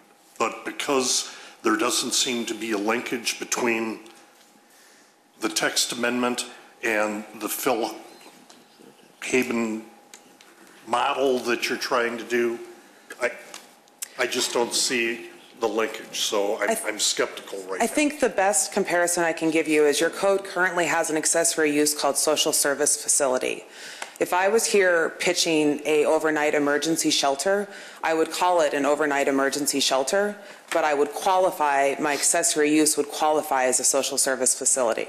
So the type of development doesn't always directly have the same name as the accessory use. Our development is a multifamily permanent supportive housing development. The accessory use within the project is defined as residential support services. That's my comment, Mr. Chairman. Thank you. And Commissioner Schaaf. Yeah. Thank you. I always want to say Norm. I still have a problem with the math. You got 4 offices, 12 by 12, for probably 98% occupancy. I'm having a problem with that in the text amendment. I wish it could have been, if it was 2%, and you had, more caseworkers, I could feel comfortable with that. That's the part of the text amendment that I've had a problem with.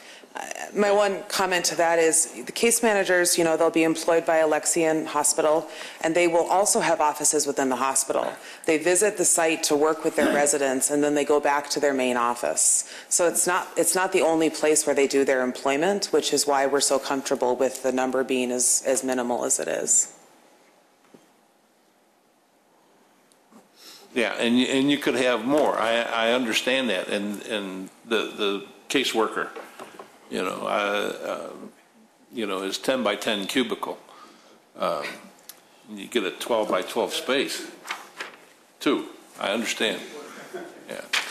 I have to tell you, if you're in a work environment, a 10 by 10 cubicle is very nice. Yeah. So it's a pretty darn nice space. I work for the same company that you do, Jim, and it's a pretty darn nice space. I was in that, and then I was in bigger, but be that as it may. Like I said, that's my concern with the text amendment, and it's difficult, and I understand moving around and looking at people in an everyday environment, and for that, I would have to be in favor of that text amendment. Just have a problem with your numbers. Thank you. Thank you. Any other questions, Mr. Burns? Yes, Mr. Chairman. In regards to the comments by the last 2 commissioners, it certainly would be in order for us to amend this proposal, correct? No, it's the text amendment is proposed by the petitioner. It is not a village-sponsored text amendment. It is their text amendment. Can we propose to the petitioner to change their proposal here tonight? I think you can put this to a vote and make a decision. If the petitioner can ask us not to put it to a vote and to continue this for modifications, but the option here is it is not the village's text amendment. This is what they're comfortable with. This is what the petitioners believe works, and that's what is up for consideration before you. And I would just say, I mean, we understand this is a recommendation you make to the village board. Correct. I would be very clear. We would not have a problem with 2%, 3%. I mean, the percentage was done in an effort to deal with what we foresaw to be an issue that we were going to have, which is that this is to be deemed accessory. And frankly, the reason why we chose 1% is because we aren't exceeding 1% in this building. So frankly, if you put 2%, we probably won't exceed 1% in this building. The offices that we are proposing for the caseworkers are what they are. I don't think we'd actually make them bigger, but I don't think we would have a problem with it. You know, I don't know if it would be appropriate that if you know, certainly when I appear before other plan commissions who are making recommendations to their village board, if someone were to move that they would, you know, suggest that the village board make that change, we would be fine with it. We wouldn't be opposed to it, I guess is the point. I just don't know procedurally how to do that because I don't frankly know how other people feel about it. Someone might think that 1% is the reason why they may say yes. Right. Well, we've got a couple of things going on. I've heard through the night. There's several commissioners talking about a special use being the preferred text amendment. We've now heard about the percentage of space. Certainly we could, with, you know, at your request, consider an amended text amendment this evening. That's difficult to do given that we don't really have a consensus up here this evening. So I mean, that's why. And having said that, Jim, I think we're probably better to proceed with our text amendment. And as I say, we're comfortable that we can provide the services that we need to provide with caseworkers in this building with the limitations that were set forth in our text amendment. So I think it's probably best to proceed on that basis. Okay. Mr. Chairman, can I ask one last question? Sure. Am I safe in assuming that the office space really doesn't have anything to do with the quantity or number of caseworkers that may be available? I mean, you're not going to limit yourself to only having 3 or 4 permanent caseworkers, that you might have caseworkers of this type, that type, I mean, various skill levels that may come in and go out, or is it always going to be the same for caseworkers that are? The first statement is the correct statement. We, the offices, like Mr. Fallon testified, you know, good case managers aren't stuck in their office. So we've set aside the desk spaces for, you know, taking notes, checking in with the boss, that kind of thing. But most of the actual work with the residents happens in their units, out in the community, et cetera. So we're not limited by the number of desk spaces that we have. Just to clarify, the desk spaces are not assigned to any person. It's a drop-in space for whatever caseworker happens to be there. It's a place for them to sit down and make some notes. That's right. It's like offices that have, you know, rental cubes, you know, for staff that travel some of the year, that kind of model. Okay, thank you, Mr. Chairman. Now we come to a difficult part here. We're going to have closing remarks by the petitioner, closing remarks by the objectors and interested persons and the village staff. And please, no repetition. If you want to come up, let's start with the petitioner if you have a closing remark. I'd just like to say, you know, we agreed to this text amendment because we think what it does is it defines exactly what we will be doing compared to what we will not be doing. We think this is the best practice to encourage people to most easily access the support services they need. If we don't have it in the building, folks will just go out into the community to find their people, and we think it's a better practice. It's the model that's working across the country to have the folks in the development for the most readily available access, highest sight lines to the people to make sure that they maintain their path to recovery. Thank you. Thank you. Is there an objector who would like to make a quick closing remark? I see a hand. Have you spoken before? No.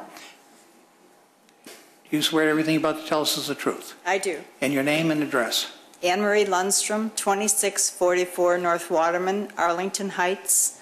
I'm the second house from the corner of Hintz and Waterman, and I can't believe that no one has talked about the hazardous road Hintz.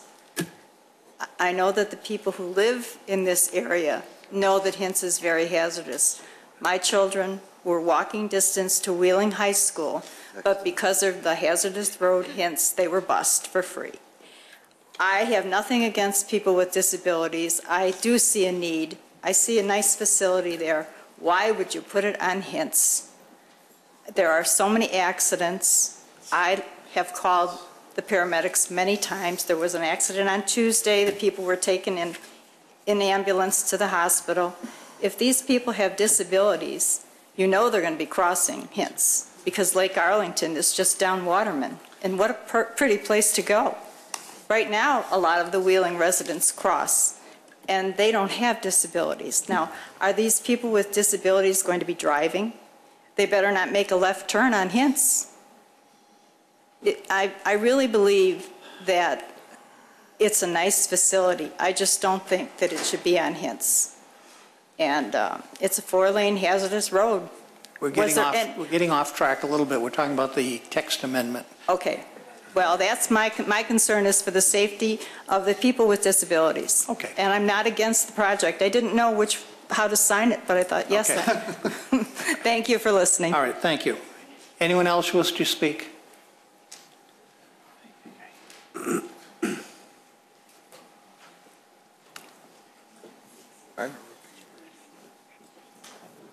Yeah. Sherry Hickey, 1215 Woodview Drive, Prospect Heights. How is it not special use when 70% can't work? That's my big statement here, that we need to call it what it should be. And I believe the text is not saying that it's considered special use. A special use has nothing to do with the this? fact that people can't work. Special use is a zoning term Okay. that deals with a type of use that is highly impactful to an area. Okay. It's a way to deal with the uses that might impact an area in a negative way potentially. So Then the fact that people don't work, I'm not sure how you make the connection to a zoning term referred to as a special use. But wouldn't that then bring up the point that the woman just said about the whole, safety issue? Isn't that Those are all really, sure, right. sure. Especially because of, on one side there are sidewalks and one side there really isn't, since Prospect Heights really doesn't have sidewalks, so people will be forced on the other side. Those can be raised as issues. Okay, thank you. Anyone else? Yes, sir.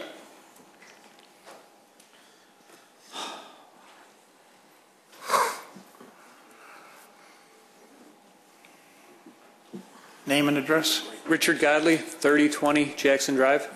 You swear everything about to tell us is the truth? I do. I would just like to say I'm opposed to the text amendment because I'm opposed to the development. I'm not opposed to the development in its entirety. I'm opposed to the development in that location. It's an inappropriate location. It's an inappropriate use of the land. And I'd like to speak later on the flooding issues, parking issues, and many other issues that concern it. That's all I have. Thank you. Thank you. Anyone else? Any comments from village staff?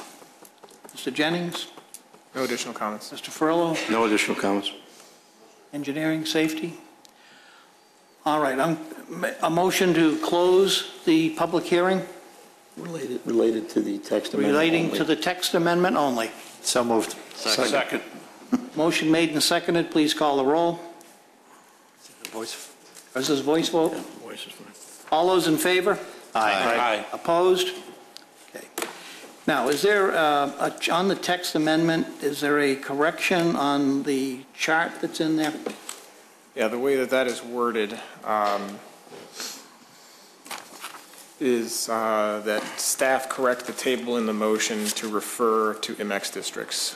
The spot for MX districts was left blank in 3 of the 4 MX districts. Now, we're going to take a vote on the text amendment. This is not a vote for or against Phil Haven or where it is or anything like that. It's on a text amendment so that it clarifies a type of housing that we're going to have. Do I hear a motion? So moved. Second. Motion made and seconded. Please call the roll. Motion was made by Commissioner Burns, seconded by Commissioner Johnson. I just, before we do this, there was a question of it being a special use. Well, if they voted down, then you can bring it up as a special use at some other time. Because it's the text amendment that they've submitted. As submitted, that's what's before you. Okay, great. Right. As submitted with the minor correction of the chart. Okay, great. Thank you very much. I just needed a clarification. So the motion was made by Commissioner Burns, seconded by Commissioner Johnson. Commissioner Burns? Yes. Commissioner Johnson? Yes. Commissioner Raffato, I vote yes. Commissioner Dorban? Yes. Commissioner Stylen? No. Commissioner Schaaf? Yes. And Chairman Maloney? Yes. We're going to take a break for about 5 minutes, and we'll, at that point, reopen the original hearing on the project. Sounds like everybody's.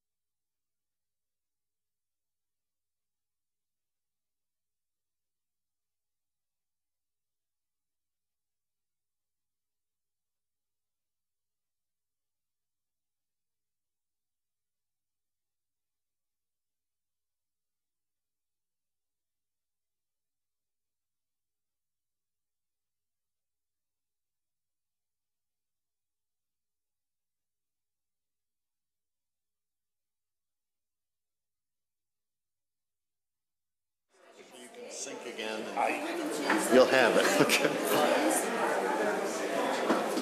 I don't have anything to sink. I don't have anything to sink.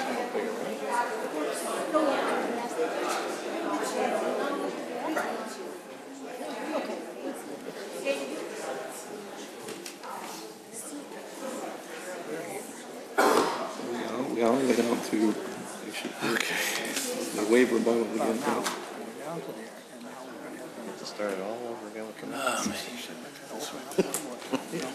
Going through here, but just some changes.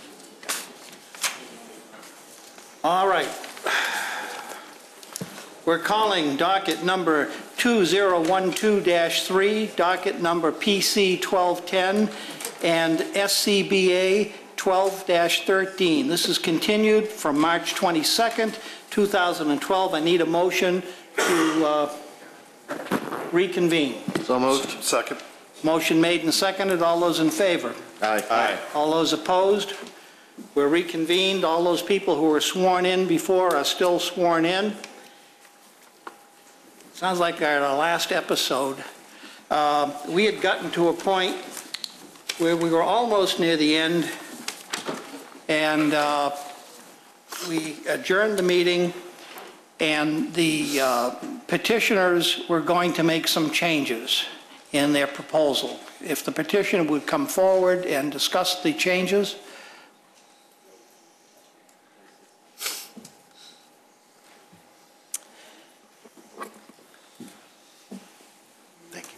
Good evening again. So we're here to wrap up the conversation from March 8th regarding our variance requests, specifically the request to land bank a portion of the required parking, a request to waive the requirement for covered parking, excuse me. We're proposing the first parking variance, the land banking, to be responsive to the environment, aesthetics of the community, and the immediate neighbors' concerns. The code tells us to build 138 parking spaces, but in our community work, we've learned that neighbors would rather see the reduced parking footprint to allow more green space in the area. The reduced footprint, we believe, makes sense. It reduces waste, considering the actual parking demands of our future residents are below village code. We are willing to put the necessary funds into a set-aside reserve account for future parking needs.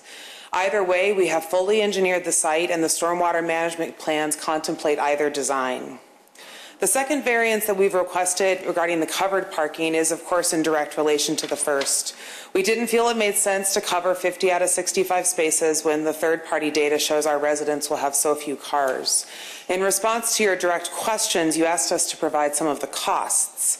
To complete the covered parking would cost $400,000. To provide the full 2.75 in addition to what we've proposed is an extra $105,000. We do hope you agree with us, as well as the Lakeside Villas Association, that it's best for all involved to not build excess surface parking and instead to maintain as much open green space as possible. We do respect your desires and will proceed however the village determines is best.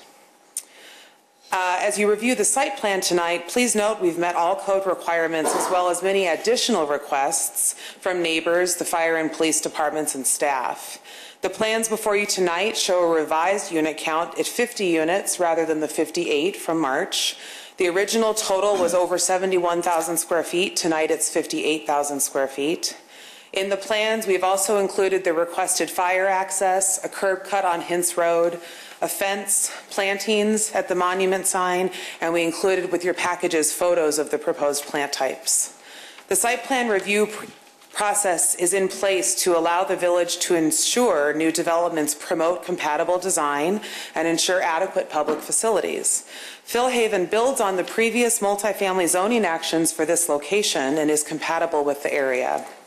On March 8th, you specifically asked us to do several things. In your packets, you'll note we have, in fact, provided updated layers to all of the plans, put the last revised date on the plans. We did, in fact, make all of our plans available to the Lakeside Villas engineer, Manhard Consulting. We provided you a draft of the land banked parking covenant. Finally, we submitted to you some third-party information on market demand, which shows over 1,100 people in the primary market area needing housing that the Philhaven will provide. We also provided a formal response to some of the community opposition statements that have been shared with our team. We drafted this document to specifically help separate fact from misunderstanding and misinformation, and to reiterate the statements we made in our original testimony on March 8th, which has not changed. We believe the requests before you are very reasonable accommodations to allow decent, safe, and sanitary housing opportunities for people with disabilities to live in Wheeling. None of these requests will cause the village any financial burden, administrative hardship, nor will they alter the fundamental character of your village. We look forward to moving towards construction based on your recommendations to the board, and we're certainly grateful for the opportunity to have included our future neighbors in the planning process for Philhaven. Thank you. Do you want to go over the changes now? Oh, I felt that I just did. I can again. The slides that you have, do you need to? Like I said, the plans show a reduced footprint, the new fire access road, the curb cut along Hintz, a fence, and plantings at the monument sign. The variances are to request the land banking, which is the gray spots you see along the top portion of the development, as well as to waive the requirement of a one-to-one covered parking requirement. You asked us to provide updated layers of the plans, put the last revised date on the plans, work with Lakeside's engineer, and submit a draft of the land banked parking covenant. We have done all of these things in the packet Can we before stop tonight. here? Are you going to talk later on about the Manhard letter, or can we do that now? We can certainly do that now. All right. I'll actually have my engineer talk about that because. Okay, and Susie has some comments as well. Want to come up? Susie Reingold, Lakeside Villas president. And you've been sworn in last time. I was sworn in the last time. Okay. Just before we get too far into it, where the declaration of covenants are, we had sent some alterations in it to ask them basically to have Philhaven agree that in the event of additional parking spaces approved by the village, that the declarant will make no alterations, additions, or improvements for and to said additional parking, which will increase the impervious nature of the land surface on the property from its current conditions. Declarant agrees and understands that increasing the impervious surface from its current conditions may cause flooding and or other hardship to nearby property owners. What do you mean by current conditions? I'm sorry? You said current conditions. Current conditions are, and this is what we spoke to with Manhard, and this is what the memo is discussing. We know that if you take the copies that I sent you, the first part, the bullet points on the second page, we're glad that Philhaven is willing to do this. They're looking at the drainage patterns, they work together with Manhard, and they know that we're all going to try to go to Cook County to get some additional relief by letting more water flow towards Hintz and go into that sewer. It seems sort of silly because all the water winds up going to the Cook County sewers anyway. But you know them, they want to detain. What Manhard and what Philhaven allowed to do was on the far west side, they're showing, Kevin, are you here? Yes. Come on up, please. Okay, if I have this correctly and I'm going by what Manhard has told me. Kevin, you were sworn in last time? Yes. On the grading plan, these are two new manholes, am I correct? Leading into a sewer that's going to go into the storage tank. That's correct. Okay, so we're pleased that they're willing to do that. We're also pleased that they're willing to address the issue that the modeling that's there is going to need to be recalculated. In other words, what they're basing their facts on right now, there has been change in that land. They did not do it. We certainly didn't do it.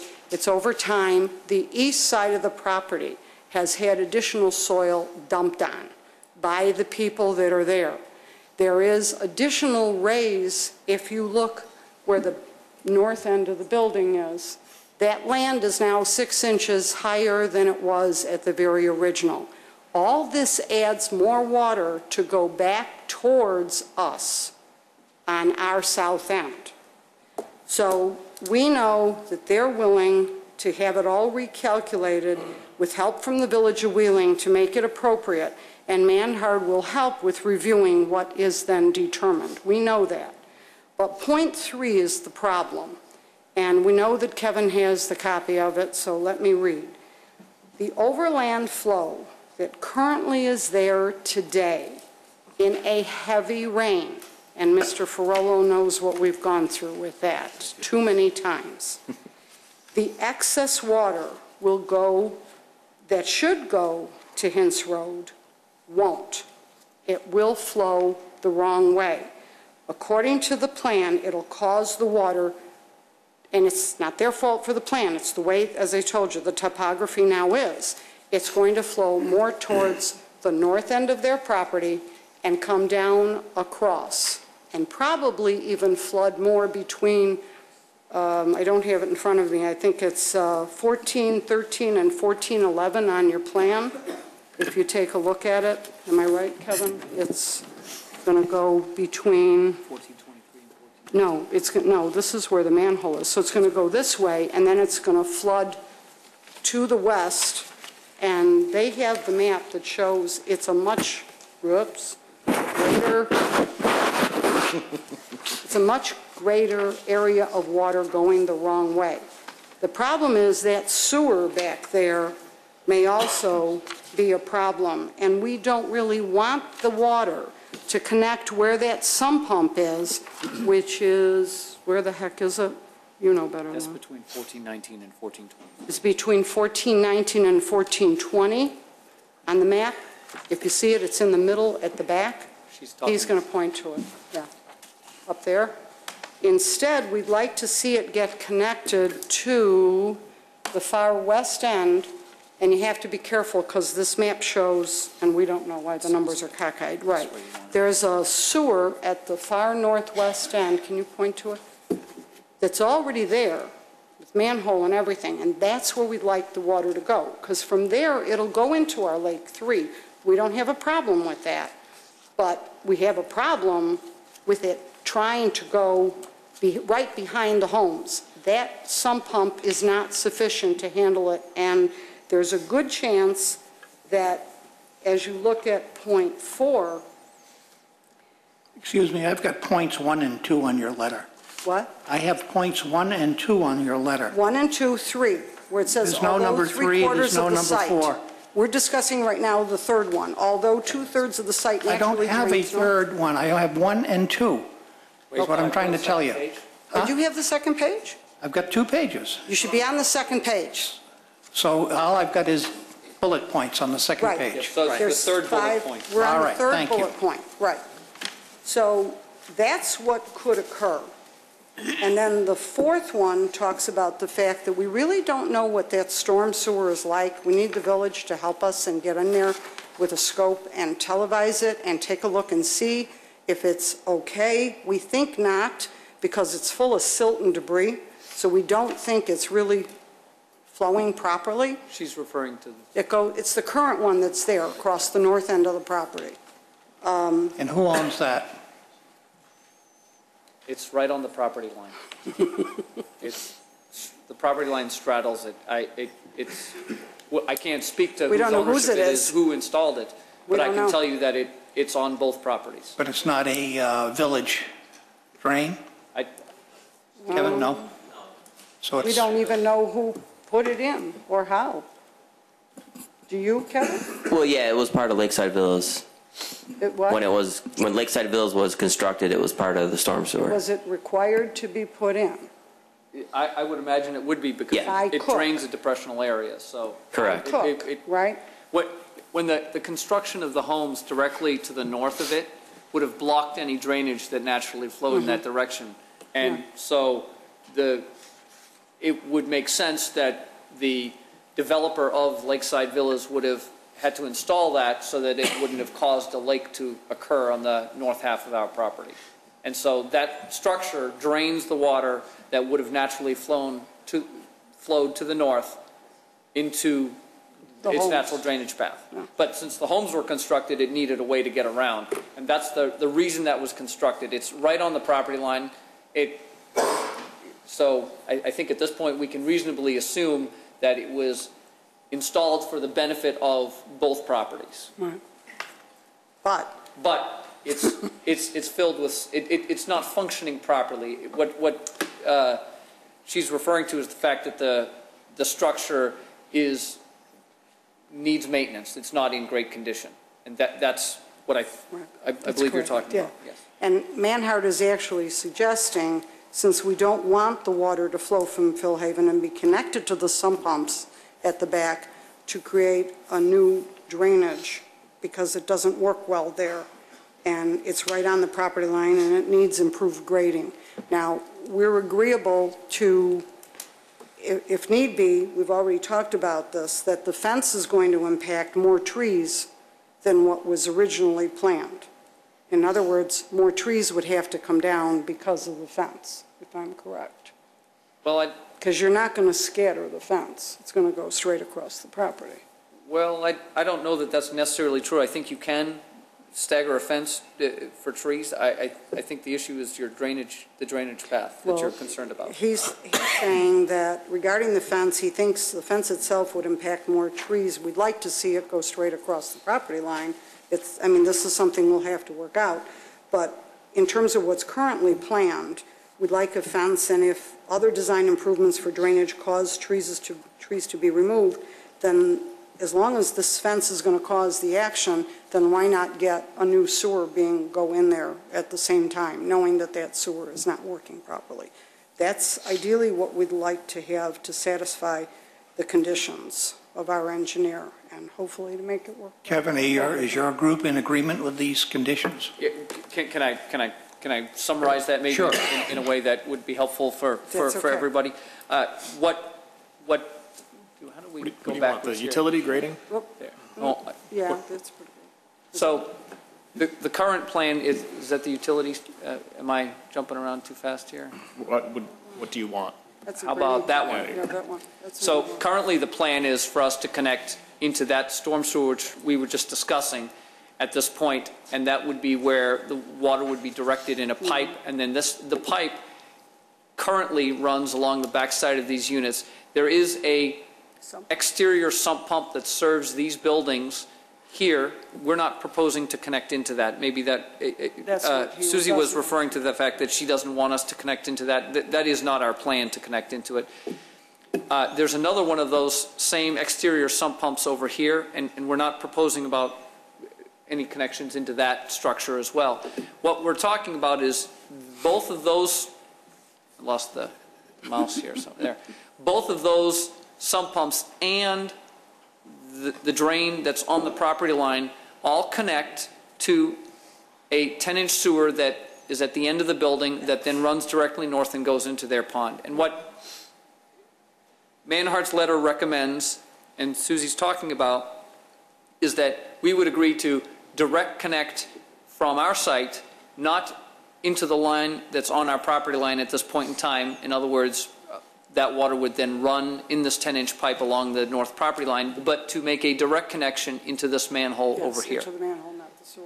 And that's what this statement's about, and we're in agreement that we can do that. If they allow us to do that, that's... We have to give you we have to give them an easement to be able to do it. Does engineering have any problems with that? No, actually, that was one of my original recommendations as well. So now the other part of this is that because of the way it is right now, we'd like to recommend, and I believe Kevin is okay on it, to work with a swale. Did we talk about that? Well, I think if I'm so let me clarify what occurred here.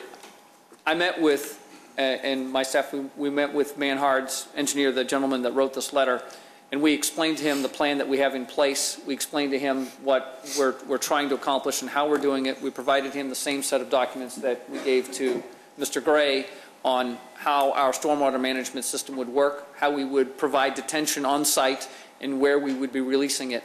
We explained what Susie was referring to a moment ago about how part of our site, 2/3 of it is tributary or drains to the north currently, and 1/3 of it drains towards the south, towards Hintz Road, and how we would be capturing that into two different big swimming pool basin type things, that underground vaults, and be directing that in a restricted manner to their respective storm sewer systems.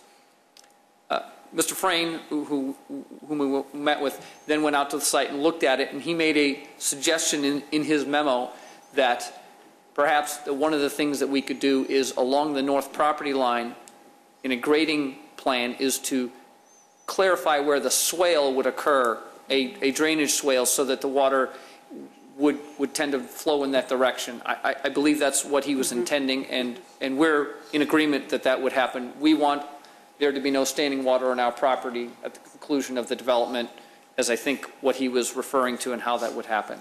So you're proposing a swale instead of an underground pipe? No, in addition? No, it would be in addition. The surface water would drain into a basin or a a storm drain, and that there would be a path for it to flow in.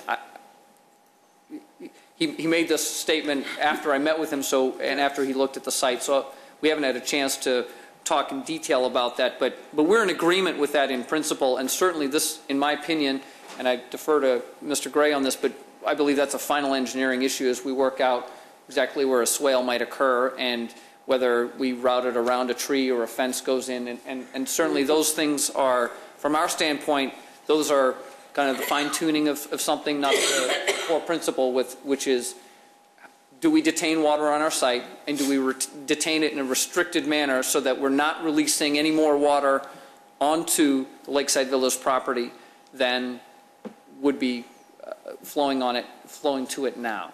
I'm asking the questions kind of out of order here because the memo I read completely confused me. You know, it looked like everyone agreed in the first two paragraphs, and then it fell apart down at the end. So I needed some confirmation on what you were talking about. Yeah. Okay. Have I helped or have I hurt? I'm a happy boy. If I'm hearing that Phil Haven is willing to work on these 5 points with us, then we do not have a problem, because we understand that right now, if they were not, there would be no 2/3, 1/3. We would get a whole lot more than what currently is envisioned. And I cannot stress enough, and they're having a problem, if there's anything the village can do to help to get Cook County to meet with them and Manhard, that would be great, because they're slower than molasses on this, and we need to get their agreement to let the water perhaps a little bit more. I think that clarifies it. Thank you. Could I add one more point that I think would be important? It goes to the declaration that Susie referred to. It's this paragraph here that you read. I received a copy of this, and I had some comments on it, and I sent them to Mr. Frayne for his review. They were not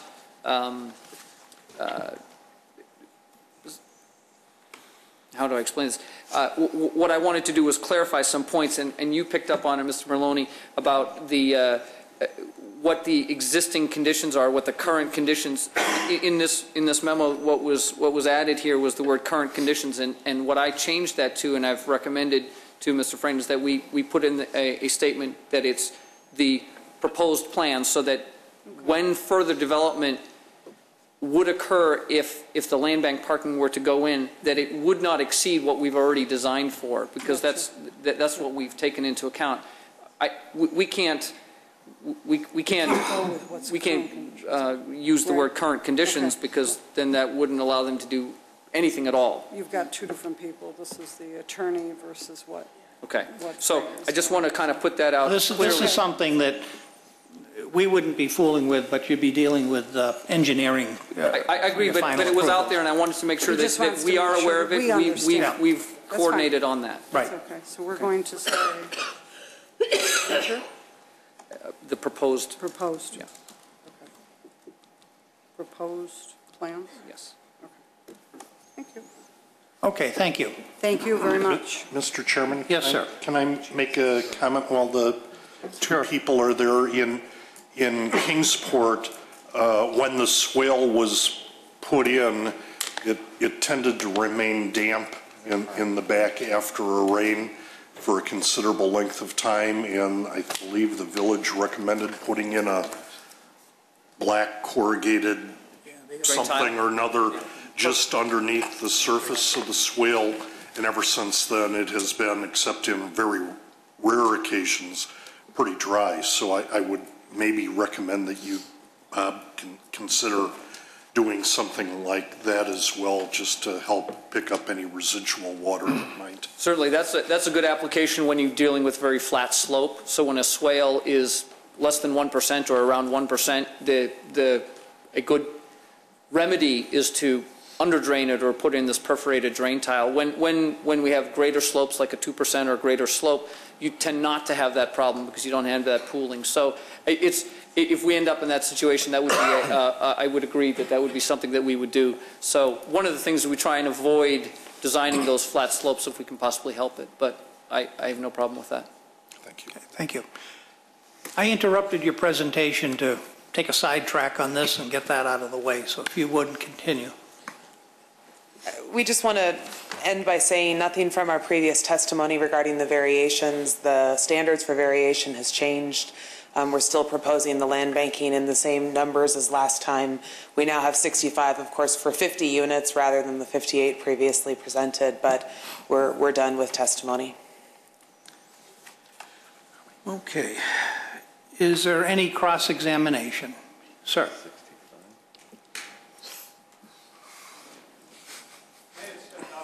Wait till you step up here. You've been sworn in. Just give your name, Yes, please. Richard Godley. Is the gentleman that just spoke, is he the engineer? I had stepped out for a minute. Yes, he is. Okay. Could I ask him a couple questions? Please come up. Grab the other mic. And is Mr. Microphone working? Hi. When you ask them, ask into the microphone, please. Okay. Are you familiar with Jackson Drive? I am. How many times have you been down Jackson Drive during a heavy rainstorm? None that I can recall. Okay. Have you ever approached any of the people on Jackson Drive in regards to our flooding issue?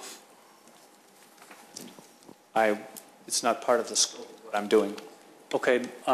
Is what you're doing to try to take care of the water flow from the proposed development? It is. Perhaps maybe I should state that the village engineer would be somebody that this line of questioning would be more appropriate to talk to. My role is to work on this development and how we release water from this development, okay, not what happens in other parts of the community directly.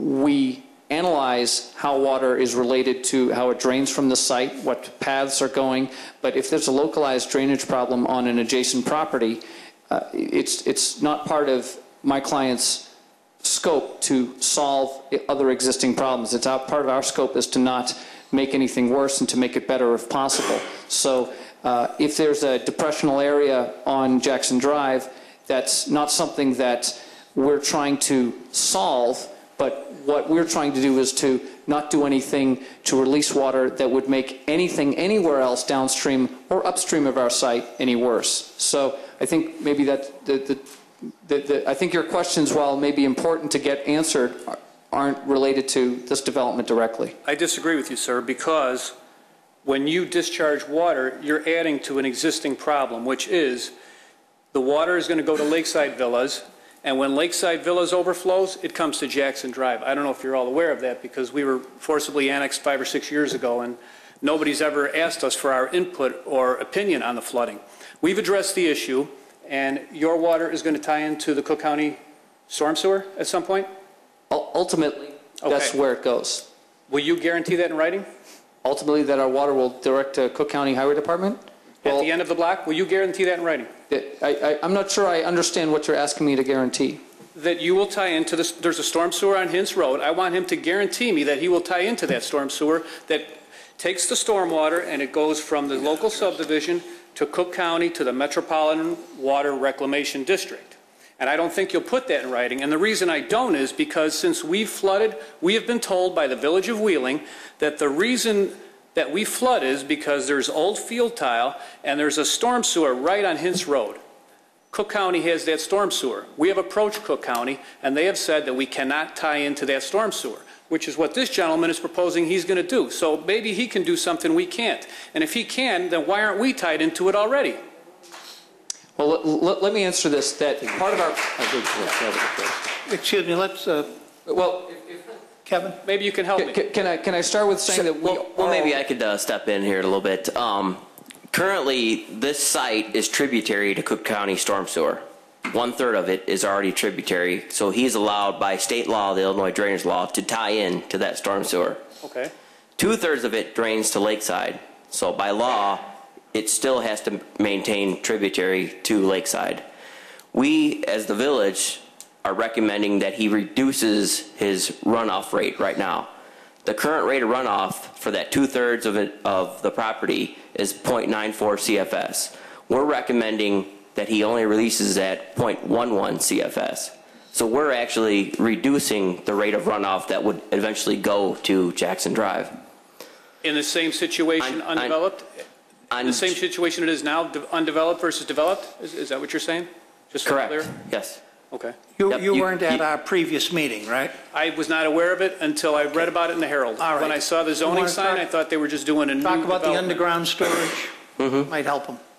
So what Mr. Gray was referring to is the release rate and how much water gets released from the site. And what we would be doing is we would be holding that water in a basin on the site to not release it out to Lakeside Villas or to Cook County Highway Department. We're creating a detention vault, which in this plan is a highlighted hatched area there. There's one vault here, and we have another vault over here. So those vaults will contain water that's falling on the site and not release it out during the storm event, so that we are retaining that water on the property. Understood. And not causing any greater discharge from the site. Understood. How big are your vaults? How much water do they hold?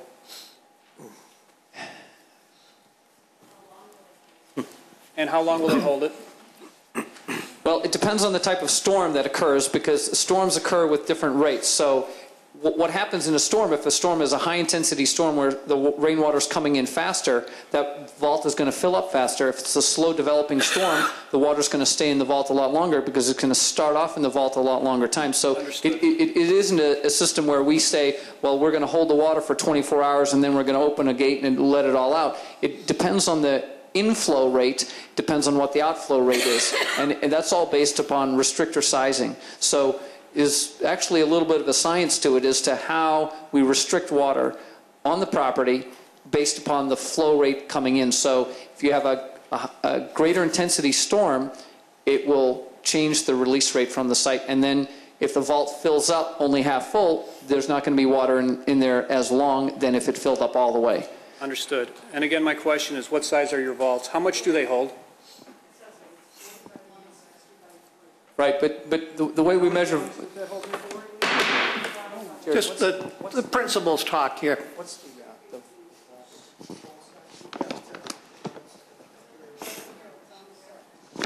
No, it's the cubic, yeah, the volume. Yeah, it's in the report, but 40 by 60. 23,072 cubic feet of water. That's 23,032 cubic feet of water. And what is your plan when we have the so-called 100-year floods that we've had several of in the last 15 years, when your vaults are full and you have no place else to store that water? It's called an overland flood route. What would happen at that point is the way the water would flow the way it would flow today, that it releases off the site. So we're holding the 23,000 cubic feet of water on the property, and then we would release any water beyond that. It has an overland flood route, and that overland flood route depends on the tributary area. So part of that would flow towards Hints Road, and part of it would flow towards Lakeside Villas. So in the event of a heavy rainstorm, then you would release additional waters down to Lakeside Villas, which would then flood Jackson Drive even more than we are currently flooding. Well, I don't think it's reasonable to expect that they would never release any water at all. I think we have to accept that they are allowed, that a property, just as your property is allowed to release water as it rains, it wouldn't be fair to restrict your property, say any water that lands on your property during a storm, you have to hold until the end of the storm. You have to allow your property, just as this property has the allowance to allow that water to leave your property in a controlled manner. And that's what Illinois drainage law dictates, that we can't adversely impact from this development downstream properties. And in the same manner, the law it works in the same way. You can't block somebody whose water is naturally tributary to your property from flowing through your property. And that's what this is all about. It's a restricted release rate. You're allowed to release the water, you just can't release it in a more intense way than it would naturally occur. How did you come up with the figure of 23,032 cubic feet? Or how did you decide what size to build the tank?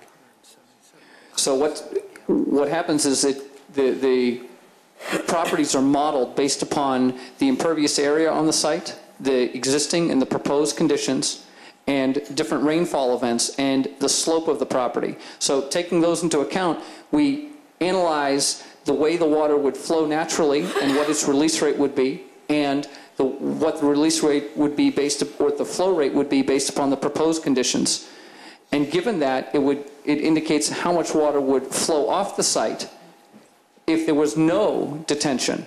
And so then the release rate is then restricted based upon the parameters that the village engineer just referred to.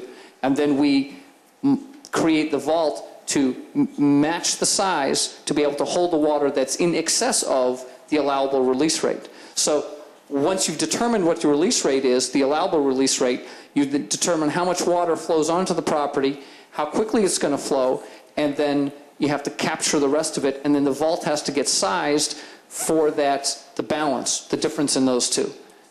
What about years of unusually heavy rains? What provisions have you made for that?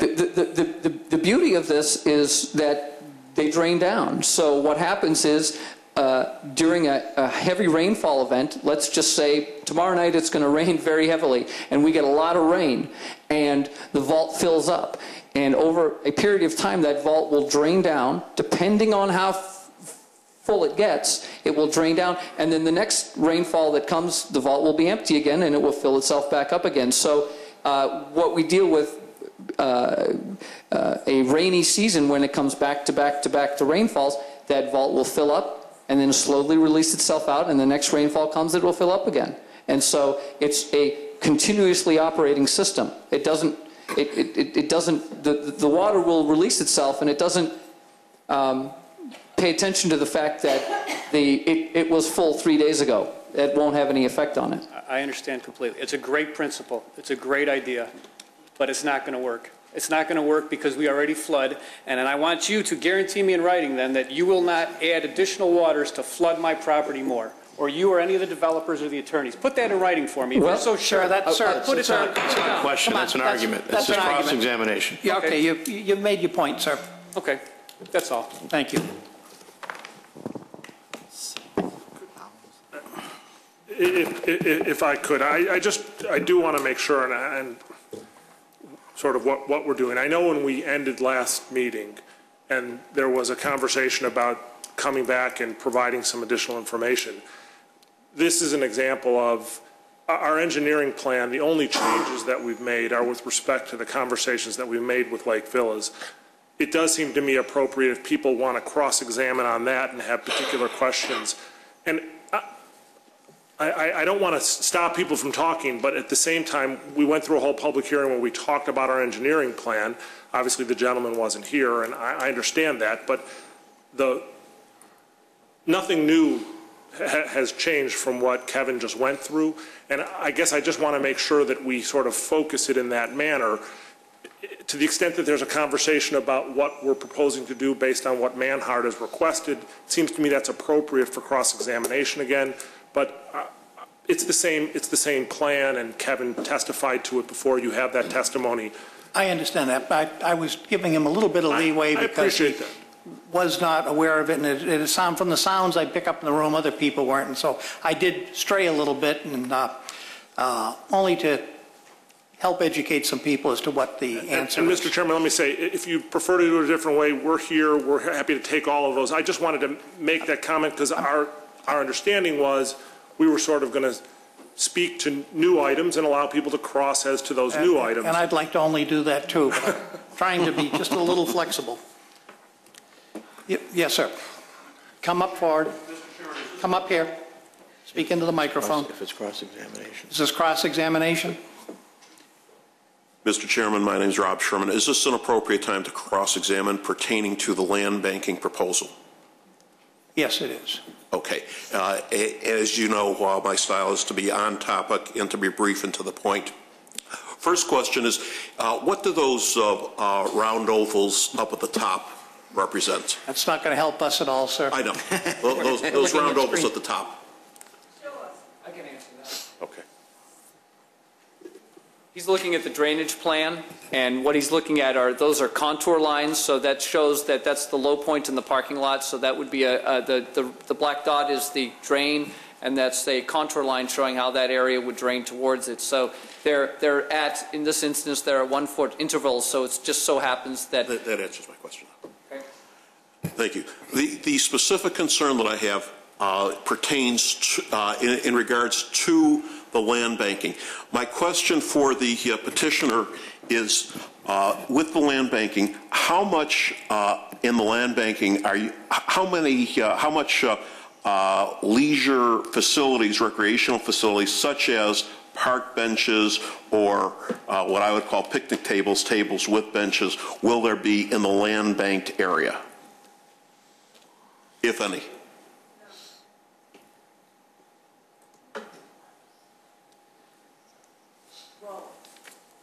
Could you go to the landscaping plan, maybe, if I'm understanding the question correctly? Where are you? There you go. So you can see where the fire lane is, where the trees are, the play lot location. No, where's the play lot? Right there, yes. Okay. So if someday the land banking was triggered, those areas would be removed to create more parking, if that answers your question. It answers the question. Here's the nature of my concern, the question that I'd like to ask.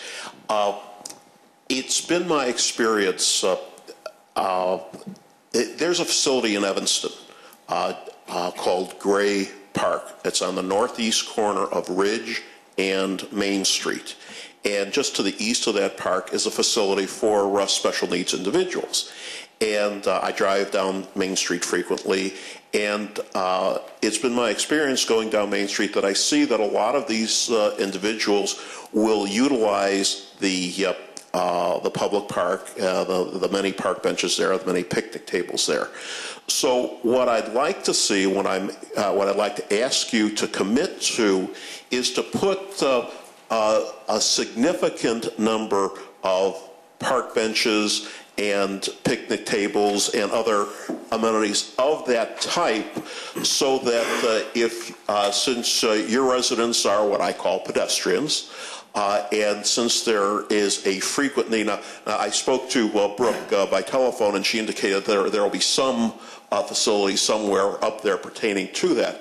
But my question to you is, would you commit to maybe increasing or maximizing those types of facilities, not to segregate your residents from the rest of the community, but as a convenience to them, so that, again, we spoke earlier in the evening about the overwhelming facilities by a single user, so that you won't have a public park nearby, the closest public park, whichever one it might be, being overwhelmed by one particular user.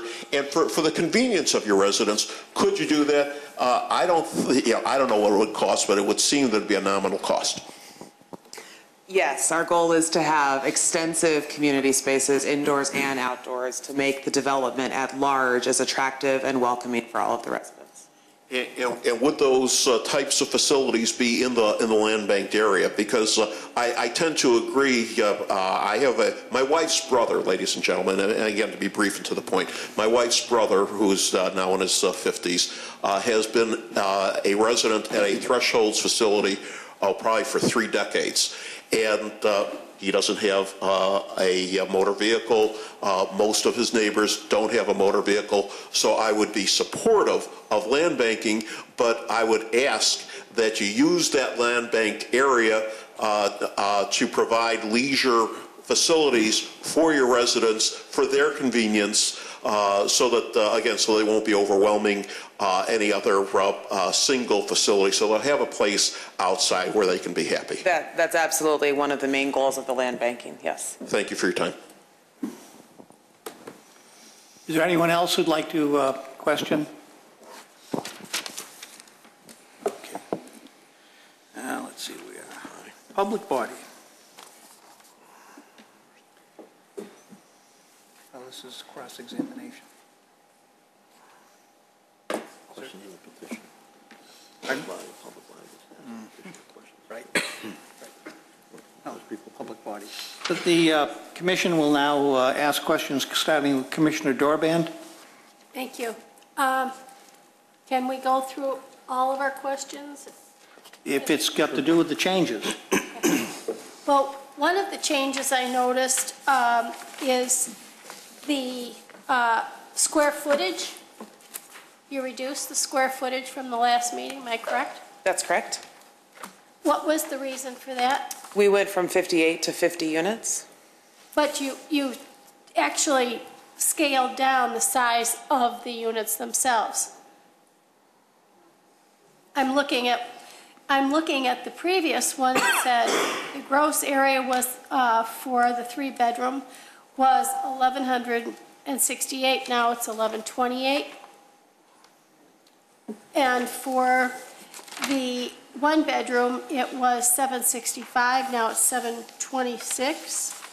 And for the 2-bedroom, it went down to, it was 980. Now it's 930. I'm assuming that as they reduce the entire footprint of the building, of course, small changes like that happen to the units. The whole building had to shift, of course, to take 8 units out. So I'm sure small changes like that did, in fact, happen. I'm really disappointed in that, and the reason I say that is because,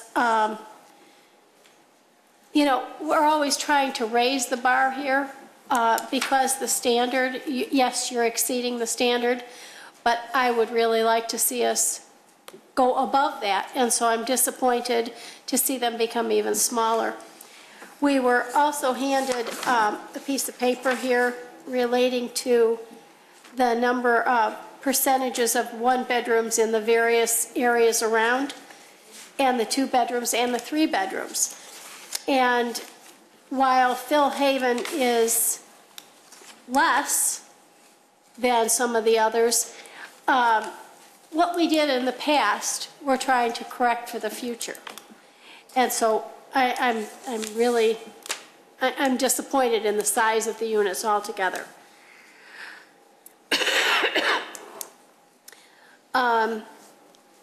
I do have a question. At our last meeting, you said that Phil Haven will be paying taxes. Can you tell me what percentage of the full tax bill you would be paying? Do you pay 100% of it? We do. You do. Okay, that wasn't my understanding. And also, you do not want to, you still don't want to do any of the covered parking, am I correct? That's our petition, yes. Okay. And you still want the full variance for the rest of the parking, am I correct? That has not changed since last time, correct? Okay. Are you still planning on having 24-hour supervision? Yes, there's still a live-in staff person. Okay, just one? It might end up being a couple. It's one unit dedicated to live-in staff.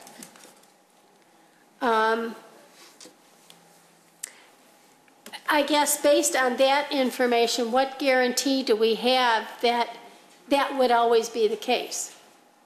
I mean, how do we, if you were to lose some funding, would that person be eliminated? I mean, I guess my concern is I want to see a full-time person there 24 hours. Preferably, I'd rather see more than one. but what happens if your funding goes away? Well, the way that salary package works is the person has extremely reduced rent in exchange for their service, so it's not actually so much a financial burden on the project to pay or not pay that person. So funding cuts wouldn't necessarily change whether or not we have someone living in the development. Okay. I guess one of my concerns is you pointed out that a lot of these people would be biking, am I correct? We certainly hope so. Okay. And I think somebody else brought up the fact that Hints is very, very busy. So have you proposed to whomever to put bike lanes in for these people, so that, because there is no bike lane on Hints? It's a great idea. I'm assuming that would take county approval, Illinois Department of Transportation approval. I don't think we have the authority to get that, but if you guys want to help us, we would certainly love it. I'm very concerned about the folks that are going to be living there. One of my biggest concerns is there is no transportation, public transportation on the weekends. You're going to put these people on an island. Somebody brought up the fact about township transportation. That's going to put a terrible burden on the township transportation, I would think. Well, again, there are people living with disabilities in Wheeling right now, so the fact that they'll live at Phil Haven doesn't necessarily change the demands on the township to provide transportation should someone with a disability call for that service. But you're putting an awful lot of people in that little island. Well, again, there are currently 1,100 people in Wheeling needing this type of housing. So it's fair to assume that all of those people are currently using dial-a-ride services. So by the fact that they're in one location, in fact, if anything, having vans, we're able to access the PACE share van pool program in addition to the dial-a-ride. So we have even more opportunities that are not all paid for by the township available to all of the residents. But conceivably, 50 to 75 of these people could be going in all different directions. How are you going to meet their needs? I think it's the same as everyone else living in Wheeling. They figure out how to get where they need to go. Just because people have disabilities or can't afford a car doesn't mean that their transportation needs change the fundamental nature of the village in any different way. Well, it concerns me a lot that, you would put them in a position like that. I just think that there would be some place where there would be better transportation for these people to get around. The fact that they're doing it now, I'm more concerned with what we're planning on putting there, and are we making it more difficult for them? And that's really a concern for me. Well, and we very strongly feel we're improving lives. We believe that people will have better lives, better access to transportation by having case managers that can help them know the full array of possibilities. They'll have friends with similar conditions. They'll work together to get where they need to go. So we want to improve the lives of people living with disabilities, not harm them. One lady got up and spoke about her child who lost a job because of depression, and that's a very sad situation. And I guess my concern there is what happens to those folks who have jobs and have a lease and are living there, and then they lose their jobs. How do they function? I mean, now they have no money coming in, they have a lease. How do you help them function? We help them find new jobs. We help them, if there's any entitlement benefits they're eligible for. We help them gain access to educational programs. If it gets to a point that they can't pay their portion of the rent, we help them find a different housing opportunity. But that can take a long time. What happens in the meantime? We don't create homelessness, if that's your question. Well, I guess my concern is not just homelessness, but eating and surviving and utilities. And again, because of the nature of the disabilities, we do believe that most of the residents will qualify for Social Security disability income of some sort, which is an entitlement, of course, and the nature of a job wouldn't take that away. So part of the case manager's primary focus is to make sure people are getting all of the entitlement benefits that they deserve so that they're not starving. Okay. That's all I have. Thank you. Commissioner Stylen. Thank you, Mr. Chairman. I'm going to bounce around a little bit. Do you know if any impact fees have been anticipated for like the library and the park district? I think people of your housing will probably make good use of those facilities. I believe I do have a line item in my budget for impact fees. We're certainly planning to pay whatever the impact fees are. Okay. You know, I think we do have impact fees for those areas. In the last meeting, we talked about brick and stuff like that, and I noticed that on your new sheet A3, it still calls for a masonry wall, and just wonder why you wouldn't have changed masonry to be brick, just to show it on the building facade or building plans that it is indeed going to be brick as opposed to face brick or masonry or some other kind of fake looking. No, it is. I understand, and I hear you, but on the plan it just says masonry wall. You know, I would much prefer that you change that to indicate a brick wall. And then I'm also a little concerned about where is the brick going to be. If you look on the plans on sheet A3, only in the front building, which is diagram number 4, is masonry wall mentioned. On all the other diagrams of the sides, the back, masonry wall is not indicated at all. It's maybe implied. You know, the drawing seems to have lines and stuff, but it's not indicated that it's masonry. Your whatever that cement fiberboard stuff is on every single drawing all over the place, and I'm just asking for an equal treatment of the brick designation. We can easily add the additional notes, but the point is that the treatment on the principal facade is the same on the other 3. And again, those are words I'd like to see that on the plans. Commissioner, can you have that put in conditions? That the plans be changed to indicate brick or whatever. It's fine. And then can you tell me what % of your building frontage or is going to be brick and or stone? Do you have that calculation? We have a certain recommendation for our buildings. What is in the ordinances? 75%. 75%. That includes the glass, does it glass and masonry. Right. So we're quite certain that it's in excess of that because the only area that isn't brick, stone, or glass is from the 3rd floor windowsill up to the eave, and that is far less than 25% of the height of the building. You said on the 3rd floor up? Correct.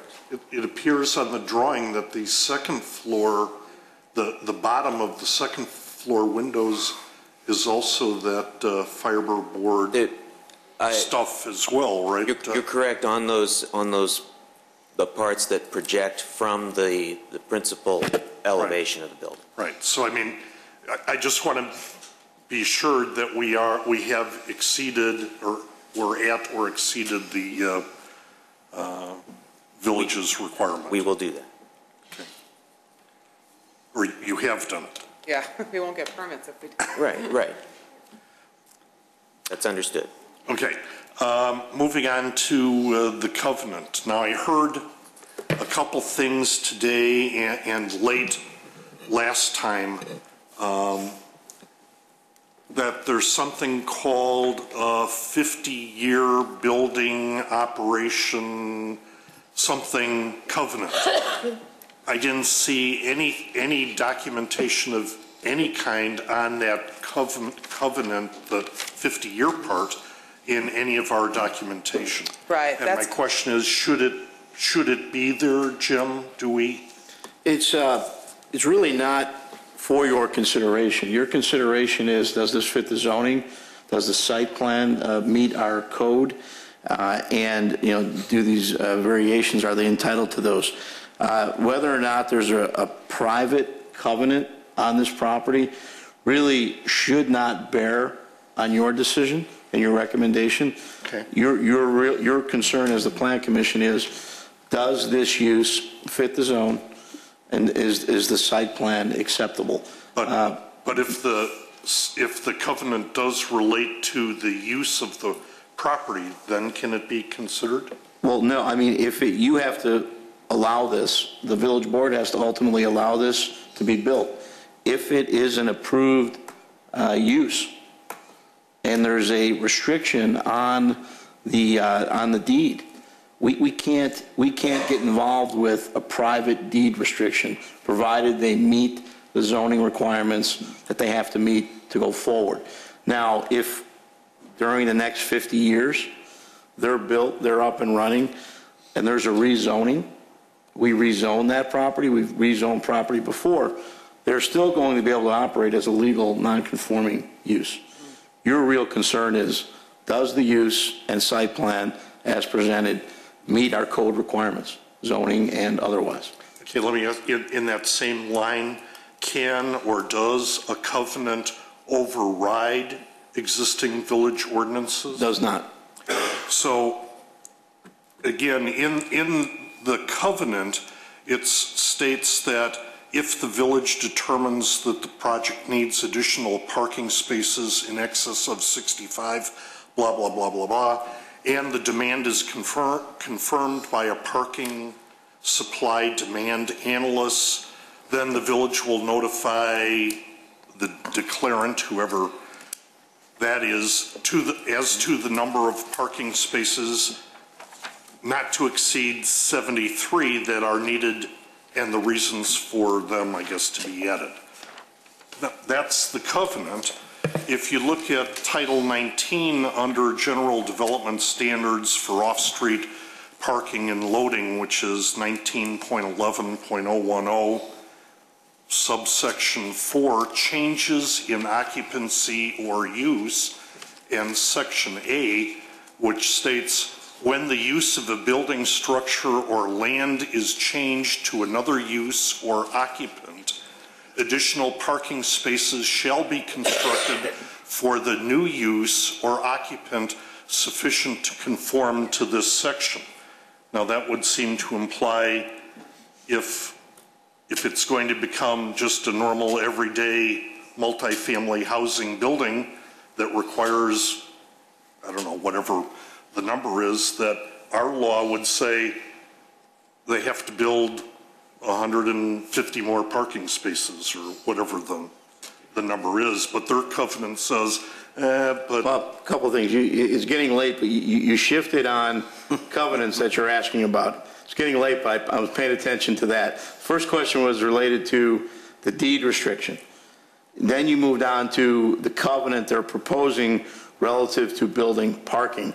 We don't have to accept their proposal in that regard, and I'm glad you brought that up. That is the first covenant was the deed restriction that for 50 years this could not operate as anything but independent supportive housing.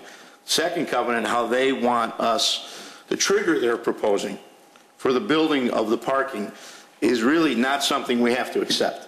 It's their language. Their language is we have to get a recommendation by, and the wording is a consultant. That is something that we can work on, and we may not agree to it. And I agree with you, Commissioner Steilen, that we really have to be more in the driver's seat on that, provided we're reasonable. That is language they're proposing to us, different from the 50-year use restriction. Right. Okay, well, I see covenant and... But that's a great question. It's a really good point, and it's the trigger. And the trigger is a meaningful issue, because if parking becomes a problem, really, in Andrew and the staff's opinion, which, again, has to be reasonable and supported. I'm not so sure we want to be tied to a report of an outside consultant. I don't like it. I'll say that right out, and we can work through that. That can be a condition, but that is an astute point that you've touched on. Well, I was just curious if the covenant would override our ordinance. Only if we agree to it. Oh, so it could. Well, you asked, again, you're confusing, you're mixing your questions. Okay. The covenant they're proposing on parking relates to the request for a variation. They're saying we want this variation, we want a land bank parking. Here's what we're going to give you, Village, to show you we're going to build the parking when you need it. We're going to put a covenant on the property to provide you the comfort level. It's going to be recorded that we will build this parking, and it's a negotiation, essentially. And then they are saying when certain triggers are met. And then I also heard something to the effect today that you would be willing to put up a fund or a bond or something to guarantee that parking could be built in the future. Do we have to get involved with the mechanics of how that would be done? Yeah, we've done that in the past. We've land banked parking for a condo conversion project, and as part of the ordinance, we requested or required that an escrow be set up. And it's set up with Chicago Title. It's held there for a period of time, significant amount of money for, in that case, I think it was 10 years. 10 years based on the factors in that case. Here it could be a shorter period of time, could be longer. But putting money into an escrow account that we can tap into when the trigger for additional parking hits, when it arrives, is a good idea. Okay, thank you. I'd just make a comment on the covered parking. You know, I think you ought to put it in now. You know, I think it should be, you know, under your building or the first floor of your building or something like that. You're not going to be able to add it later. I think it is needed. I could go into a number of comments here. You gave us a nice sheet on projected demand segment estimates for how many people are going to be involved. And I guess rather than go through all the figures, right, I think you are, at least that sheet said, there's more than enough people just in Wheeling that could make use of this facility in general. And even if you took the worst case that was shown on that plan of severely mental illness categories, whatever, which there, according to your calculation, there's 1,000 people in Wheeling that could make use of that you would only be able to provide a few percent of occupancy for those people. So I guess bottom line is, I don't know if we can do it or not, but I would surely like to see that families and residents of the village of Wheeling have preferential access to your facility. You have families in the area. I'm sure families would like to see their children, their sisters, their whatever in a facility that's close by where they live, where they can get easy access to their family members. If you can do something like that, I don't know if we can make a condition or a restriction on doing that, but that would really help me believe in the plan. Any comments on that? Yeah, we would love that too. Logistically, there are some fair housing violations involved in exactly what you just said. You can't turn someone away, you know, because they don't happen to be from the right zip code, for instance. But we are very committed to working to ensure that as we go through the initial lease up and of course the lifelong lease up, that we are providing housing for people that have families here, came from here, want this to be their home. Yeah, again, I didn't say to restrict, but I just said preferential type treatment or access, because your statement says you could only meet a very small percentage of the Wheeling people. So anyway, Just a couple more technical things. On page 4 of our docket, under variation summary, for some reason calls for 99 land bank parking locations, and the covenant and other various locations in the docket call for 73 land bank parking spaces. I believe 73 is That's the correct number. Correct number, and I don't know where the 99 came from, but it probably should be corrected.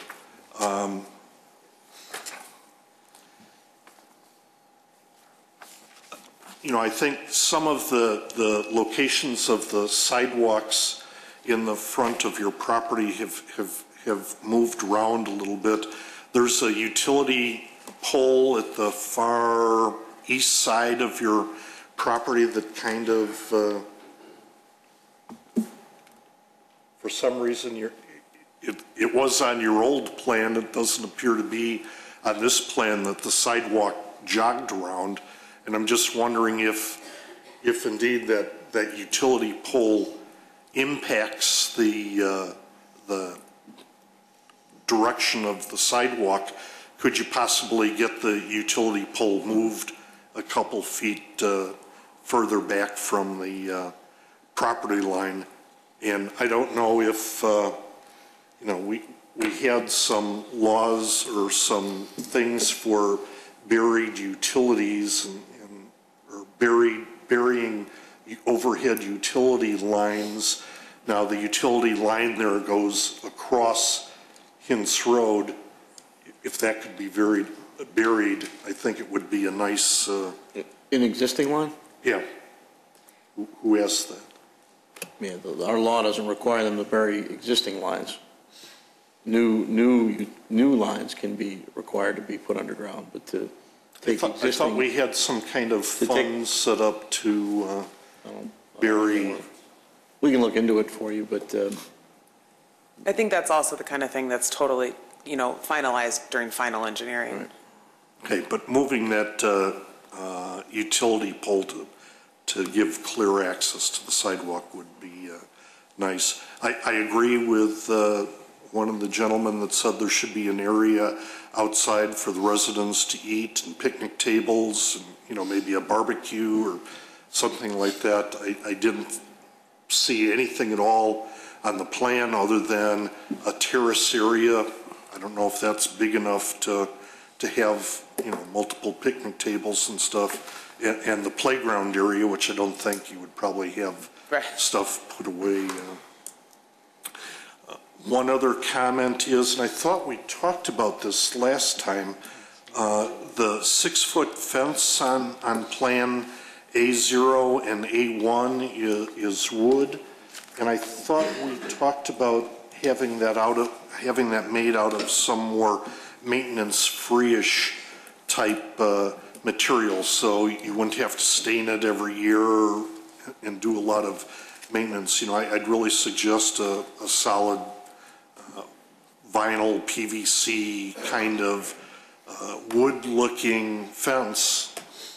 Pam, you probably have more knowledge about those kind of fences, but you know, if you just go in with a plain old wood fence, I think it's going to have a lot of maintenance involved, and you'll always be in the neighbor's backyard staining and stuff, so I think that would be better. And I already talked about the corrugated plastic drain tile, so.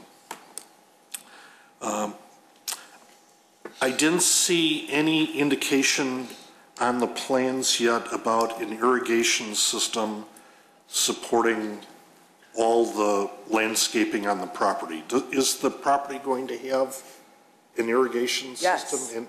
And is it indicated on the plans somewhere? I mean, the fine print gets kind of fine sometimes.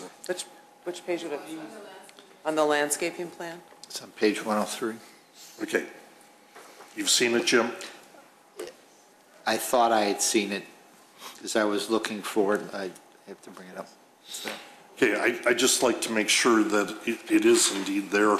I got it on page 5 of the packet. With the exception of the rain gardens, all new and existing landscaping will be irrigated. That's in the packet, though. Yes. I'd like to see it on the plan, I'm sorry. or a condition, one of the two. The other thing is, and I'm getting to the end, the sign that you're proposing, it looks to be about 3 feet tall or something in its total height.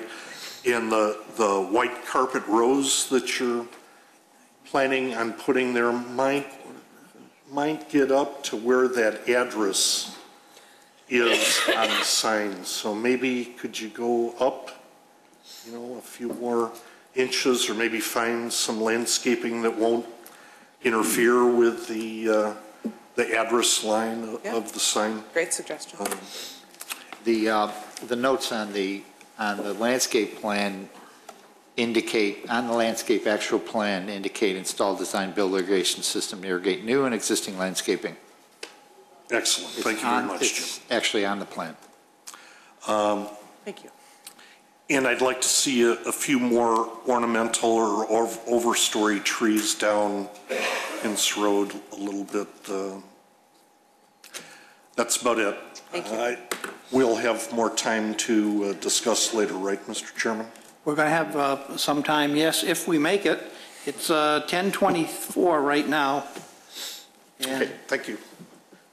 Commissioner Schaaf. Thank you, Mr. Chairman.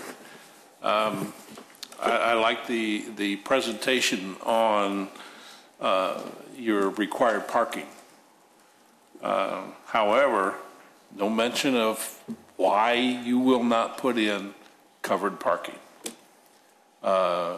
The rationale for limiting the number of spaces and land banking the rest, to me, there's nothing to do with the covered parking. And our code requires covered parking.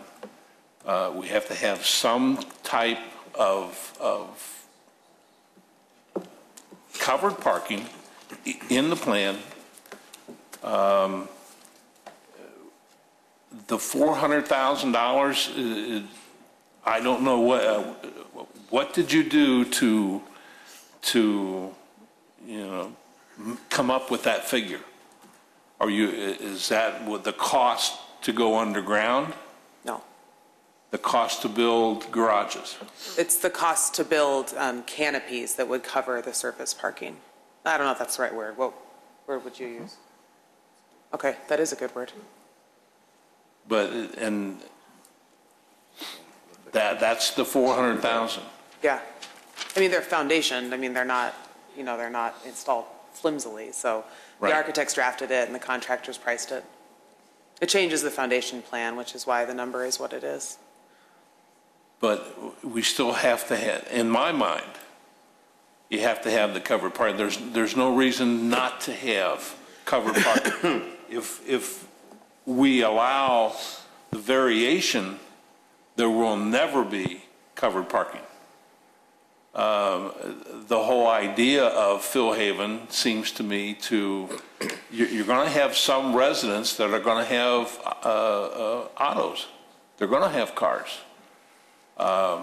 And you need that covered parking, one, for security, convenience, especially if it's underground, associated with the building that they don't have to traverse. It seems to be a lot easier now to do it now, to build it into the plan, than it would be to come back and try to build it. And that's my problem with your parking variation. There's just no reason. I mean, yeah, there's a cost involved, certainly, but there is also a benefit involved. Well, and with all, I agree. I think you're making all correct points. We're fully prepared that portion of our variation could very likely be denied tonight, and we will come back, to village board showing, the change in the plan. So I respect your opinions. Okay. Thank you. Thank you, Mr. Chairman. Thank you. Commissioner Rafato. Thank you. Just to go on with the covered parking, because there was two two different opinions about covered parking. One was below the building, which is covered, and then what you were talking about was canopies. So, so canopies can easily be added at some point in the future, and that's covered parking because we're not specific in our code. I mean, so Commissioner Steinle, you were talking about covered parking underneath the whole thing, but in actuality, our covered parking could be canopies. So to ask for a variation on that, you know, makes sense because if they don't have enough parking, then they don't need that at this point in time, and it can be easily done in the future. So to that point, you know, canopy is covered parking. So to that point, though, if we had to have covered parking, we would cover all however many spaces that you would have because that's the requirement, correct? We would cover 50. The requirement is one for every unit. One for every unit. Okay. Okay. Thank you. As far as what I would like to see, you know, obviously we've got a lot of more discussion to go on this, is the discussion on the that you're having with the Lakeside Villas finalized before we, you know, I'm not going to approve anything that aspect of the water detention with Lakeside Villas until that is all resolved, because I'm not going to approve something, especially something of that magnitude, on a condition, without a doubt, or however I'm going to vote. But to that point, the swale, does that impact the fence at all that you're talking about a swale? Does that impact the placement of the fence? Where would that be? I think the reason that came up in that discussion was if a fence were to be installed, it would, in the position stated, it would necessarily displace trees, and therefore, if those trees were displaced, it would be a good place to put a swale. It doesn't mean that you have to put a fence up in order to put the swale up, nor does it mean that if you put a swale up that you can or cannot put the fence. They are not mutually inclusive. Okay. But I think that's how that came about. So a swale can be constructed or created with or without a fence and with or without trees, although some of the existing trees stand in the way of a logical place of a swale, and so what was recommended is, would we consider removing some of those trees in order to create a more natural looking swale? And I think that's the source of that. So, and the answer to that is, certainly I think we want to make sure that we're not adversely impacting a high quality tree in order to run a swale right through it, but I think those are things that we would certainly be willing to work with either staff or the neighbors on how to make it work. Since you're here, and I'm not, this isn't a rehash, but when you talk about these vaults, do those get cleaned out? I mean, because I assume there's sediment that gets in there. Do those, because you were talking about a storm sewer that had silt in it. Do those vaults get cleaned out eventually? Because that's going to build up and you're going to have less water retention in there. Well, actually, it's a fair question. Vaults are designed to have a natural slope in them that cause the sediment to be able to either be collected before they get into them or at a special, at a low point within them, so that, and there would be some plan of ongoing maintenance for vaults, depending on perhaps the village code on that specific issue, or what actually happens within that vault and how it was designed. It would dictate how frequently maintenance would need to be done. Usually what happens is soon after construction, post-construction, that there would need to be some monitoring of it to make sure that it's cleaned, and typically that's a one-year period that a storm sewer system is monitored. And after that, once the ground is stabilized, there's a lot less sediment that ends up in vaults, and if they are, in the same manner that catch basins need to be cleaned out, that would be the same process that would happen.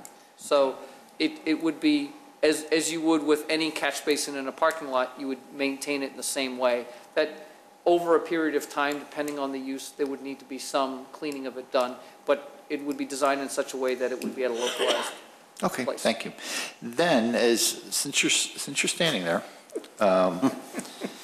if Mr. Gray talked about releasing the water at a much smaller volume than before. A reduced release rate. So in actuality, what you're doing right now with putting this in is you're actually controlling the drainage on that property, which up to this point, there was no control whatsoever. That's correct. At this point, there is no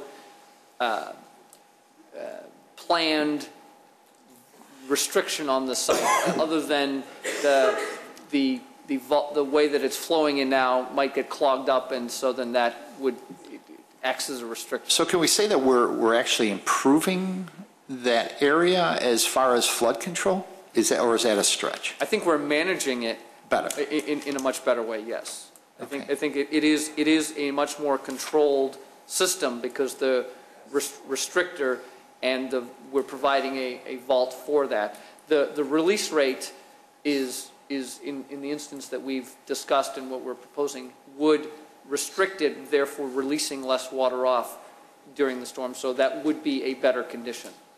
Okay. Okay, great. Thank you. Then, I'll wait. Hello. Susie got her. I apologize. That's all right. Working with my neighbors. That's fine. That's fine. The one thing, and I wasn't aware of it, that we reduced the size, the square footage of these apartments. You know, granted, you know, I think it's like 40, almost 40 square feet in the one bedroom, and I can't remember what they were. I mean, they are, to Commissioner Dorban's point, that it was nice. So is there, and I'm not sure what that would do to the number in your, because I look at this, I look at the percentages that staff put together, and in actuality, you know, the one bedrooms are only 62%, which is vastly lower than some of the apartments that are around, even across the street. You know, the VIP apartments are 79% are one bedrooms, and you're at 62%. And actually, VIP doesn't have any 3 bedrooms at all.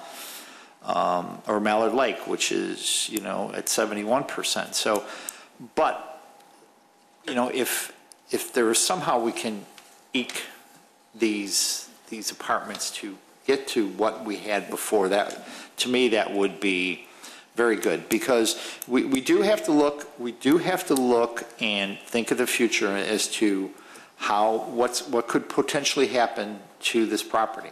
So I really wish you need to look at that a little bit better.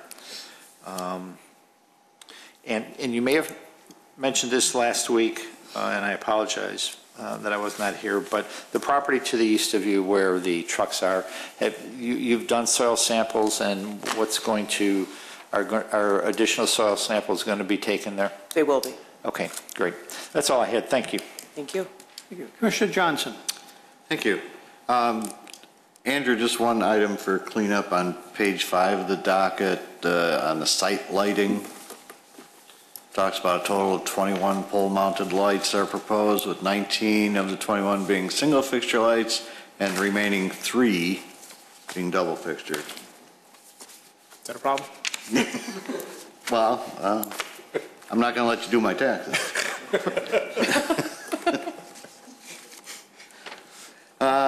Let's see.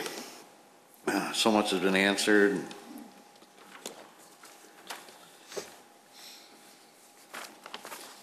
I talked last time about the possibility of fencing on the east side.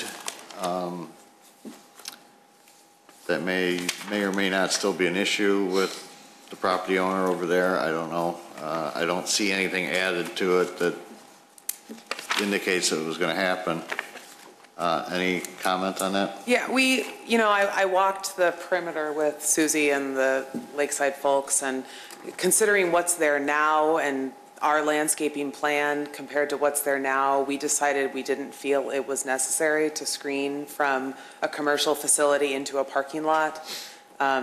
It just didn't seem necessary. It's one thing to screen homeowners, who have dogs that run in the backyard, but it seemed another to screen from a commercial facility. So we did look at it. We didn't ignore the comment, but we didn't feel that there seemed to be a particular reason to add that. Okay. Somewhere in the vast amount of paper here, there was a note about parking for vans and shared use vehicles. Are you going to have anything like that? We are. Possibly a couple, actually, through various programs. PACE, I believe you received a support letter from PACE. We work with them on, it's called a van pool sharing program, which is kind of like IGO, but for groups, so actual residents can drive the vans and take advantage of it. And we have budgeted as well that the development itself will have a van as well. So we have space to accommodate both of those possibilities. And that's all figured into the parking? It is. I think that's it. Thank you. Thank you. Commissioner Burns. Thank you. On the covered parking, if canopied parking slots satisfies the code requirement, I don't think that's going to be any more aesthetically pleasing than a parking lot without canopies. So I can't see the point of that. I'm glad to hear that you're willing to put money set aside for the future to build the additional parking should that become necessary. In my opinion, the trigger should be pretty much the sole discretion of the village. It's the village that grants the variance, and it's the village that someday in the future could say, well, we no longer want to grant that variance. We were surprised to not get comments back. I mean, you ask for what you want, but I've never seen a village allow some of the things we propose, so I'm not surprised to hear that. Okay. Exterior downspouts, I read in the packet. Would the village require interior downspouts for this project, Andrew? Could the village require, or would? Oh, I thought the code already did. The village does not require interior downspouts anywhere. It's part of the aesthetic review. Often the Plan Commission will ensure that the downspouts are material that's consistent with the other building materials. Okay.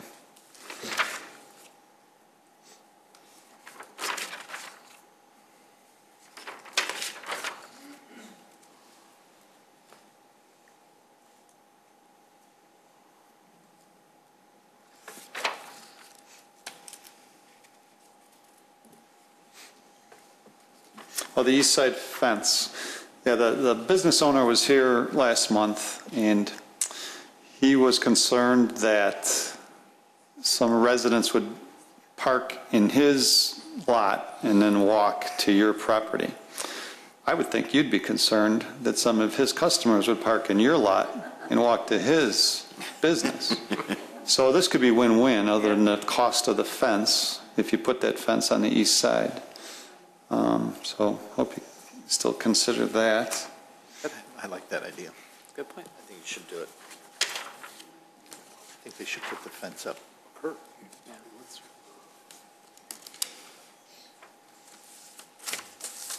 There's several items in the fire department report that you'll work with and comply with, otherwise you won't be building. The looped water main, probably the most expensive. And in the engineering report, they talked about the sidewalk on Hintz Road. It's within the right-of-way of Hintz Road, and when Hintz Road is plowed, that sidewalk is going to be buried in snow and ice.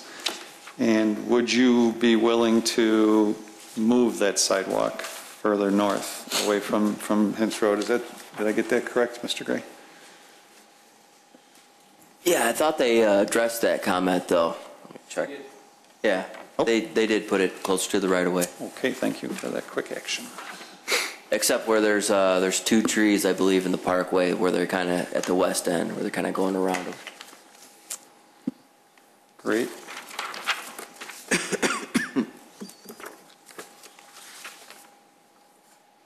And well, the turning radius for the fire trucks is another issue you'll be working with the fire department on.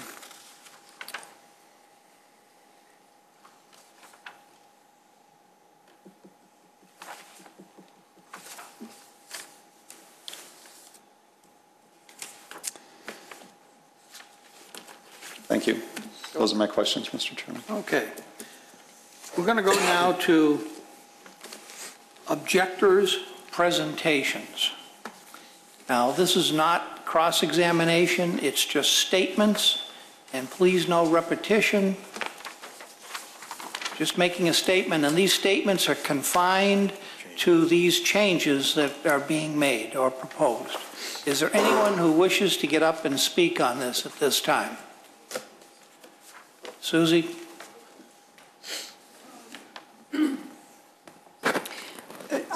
Most of the changes we're perfectly fine with, and as we said before, one of the concerns is the trigger with the parking that you're talking about. We'd like it someplace to say that if the village is going to require additional parking, that there be an open hearing, that Lakeside Villas would be able to make some comments about it, because at that point, where we already have the site built up, the building is there, it's been in position for, say, a year or two, and all of a sudden the village says, this is not right, we got too many cars and that kind of thing. Okay, fine. Given Mother Nature, we will probably have already had a major storm. We are now looking at how the water is flowing and what's happening. We wouldn't want to have that additional parking to create additional problems for us. Now, from what I understand from Phil Haven, and hear me out on this, Kevin, am I right? You and Jim discussed the fact that what you're going to try to plan for... Please talk into the microphone. Okay, that as I understand, what Phil Haven is trying to plan for is that should there be a major event again in storm problem, that the items that they're addressing, these 5 that Jim wrote about, then we should be okay. Am I correct if the land banking switched and you had more parking?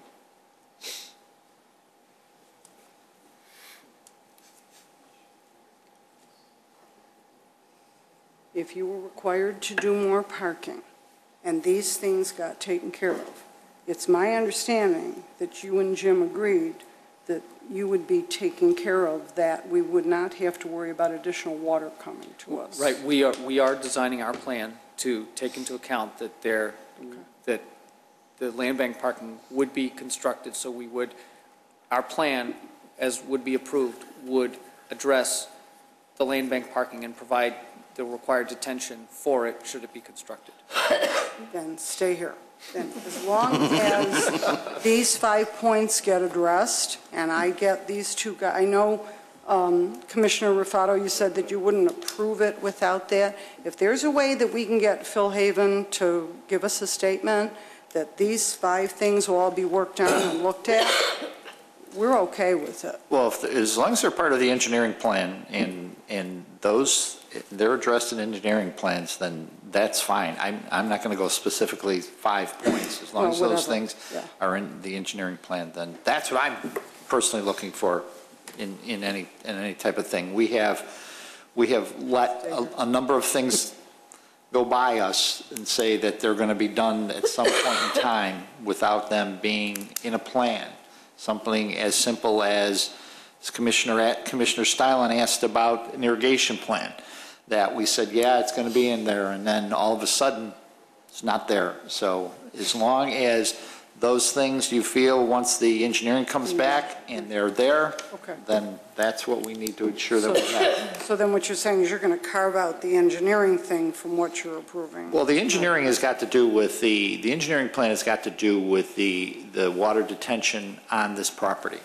That's what I'm looking for. I think maybe I can help clarify that, and Mr. Gray can confirm this, that part of our plan is to comply with the Village of Wheeling's ordinance as it relates to stormwater management. Right. And we have agreed to do that. And in part of doing that, and I think what Susie's talking about is how we're coordinating with them Right. to make sure that we're trying to address what would be helpful to both parties to get that accomplished. For example, how we're connecting in those details. And I think I can speak for the developer, that we're committed to continuing to work with them, but ultimately we are going to be required by the village engineer to meet the standards. Yes, And that's right. not going to change. Meet or exceed the standards. We like to say, meet or exceed the standards. That's what Meet we or like to exceed, see, yes. meet or exceed. Well, And to basically, be, you have to exceed to meet, because right, to make well, sure that you. I don't know, and to be a good neighbor. Yes. That's another key. And I think that I don't know how else to say that we are doing that at this point. And I didn't mean to imply anything else. No. Thank you. Okay. Thank you. Anyone else want to speak? Yes, sir. Hi.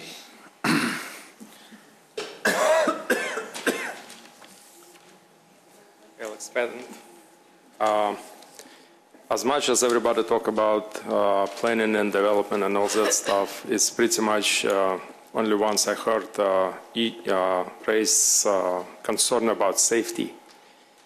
I think safety is actually a bigger issue that anybody consider here, including developer. I'm living in a Lakeside Villas, and to make a left turn as of today, you have to be a pretty good driver. A lot of people, they make right turn, go around and make a Sir, left turn. that's got nothing to do with the changes. Okay, that's fine. I'll cut it to the point. As a safety issue of people who lives in that the whole plan is built.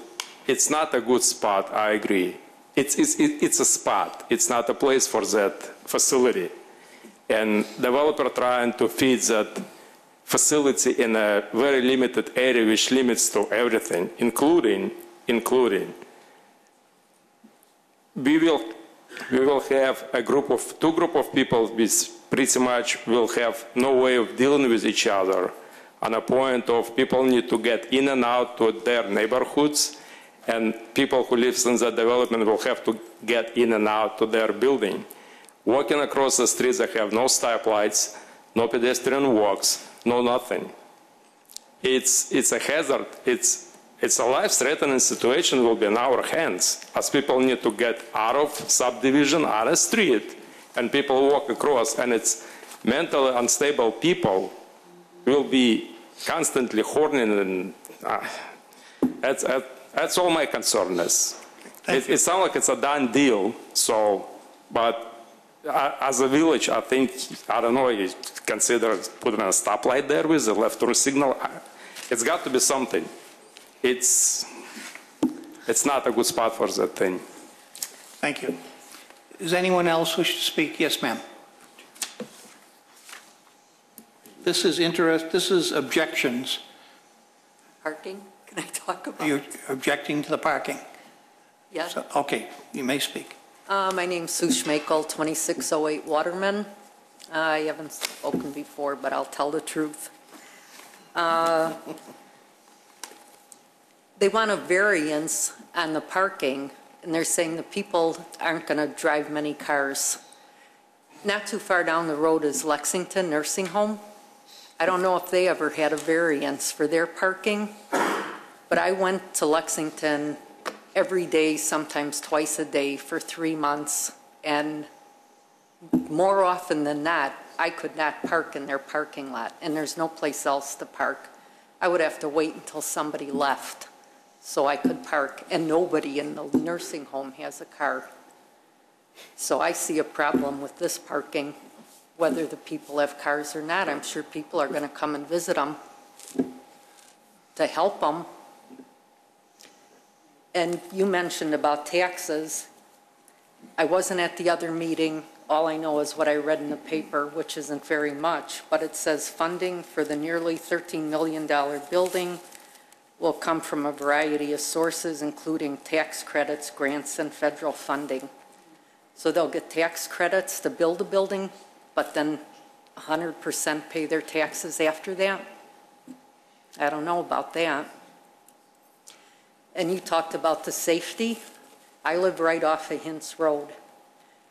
My whole block, I don't know of anybody on my block that'll attempt to go to Hintz Road to make a left-hand turn during rush hour.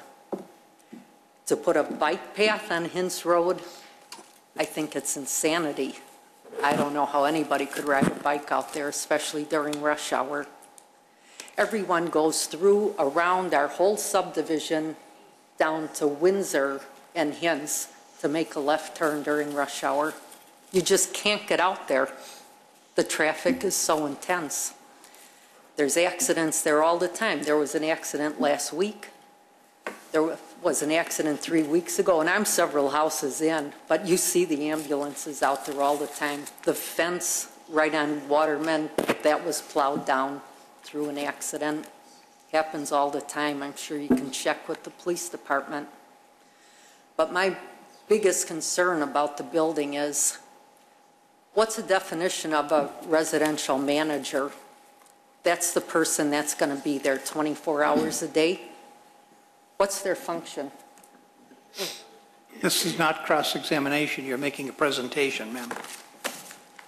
Will I get a chance to do this later? Can I just make this last point? I don't know what a residential manager is. My mother lived in the senior building in town. There was a family that lived in one unit, rent-free. He was a maintenance man. He was a building engineer. He was a janitor. He had nothing to do with the people. So if these people that have so many issues, what happens if they get into an argument? Who's going to be there to break it up? I mean, it's bound to happen. That was covered in earlier testimony, ma'am.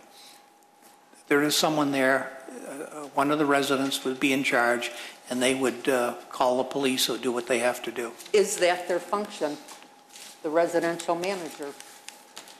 Or do they take care of the building? Ma'am, you're not asking questions, you're making statements. I'm trying to help you a little bit. There is someone that does that. The residential manager? They don't call it that. Well, then I don't understand. Is it going to be one of the people that live in the building? Yes. One of the people Just one of the in the tenants. building is trained to do that. Okay, that's all I have to say. Thank you. But I'd be concerned about the number of people in the building. I know. Is there anyone else who would like to speak about the changes? Objector. Okay. These are objectors. All right, now, does anyone on the commission want to question any of the objectors? Let's go on to interested persons. These would be people for it. And again, you're making statements about the changes, nothing else. On topic and brief and to the point. My name is Rob Sherman. I'll save my comments about why this is a perfect location for this facility for another time. Three things. First, in regards to the proposal to land bank. I'm looking at how much parking you have there. There's no way that they would use all that parking that is showing even without the land banking. So I encourage the commission to approve the proposal for land banking. However, I would ask that the commission recommend to the village board that in exchange for allowing land banking, that it be put into the ordinance that the petitioner will include the type of leisure or recreational facilities that Commissioner Stylen and I were speaking about. Put that right in there. Jessica indicated, well, they're going to do that anyway, so I'm sure the proponent, the developer, would not have a problem with that. So I'm requesting, I'm urging the commission to approve the land banking, but make a condition of the land banking that it be used for that they install the types of leisure facilities that we spoke about. Second, in regards to covered parking, when I was much younger, back 30, 40 years ago, I lived in an apartment at a time when I was fiscally challenged, economically challenged, and I want to assure you that parking in an uncovered parking space when I'm financially challenged, that's certainly that was the least of my concerns. Having a place to park was much more important.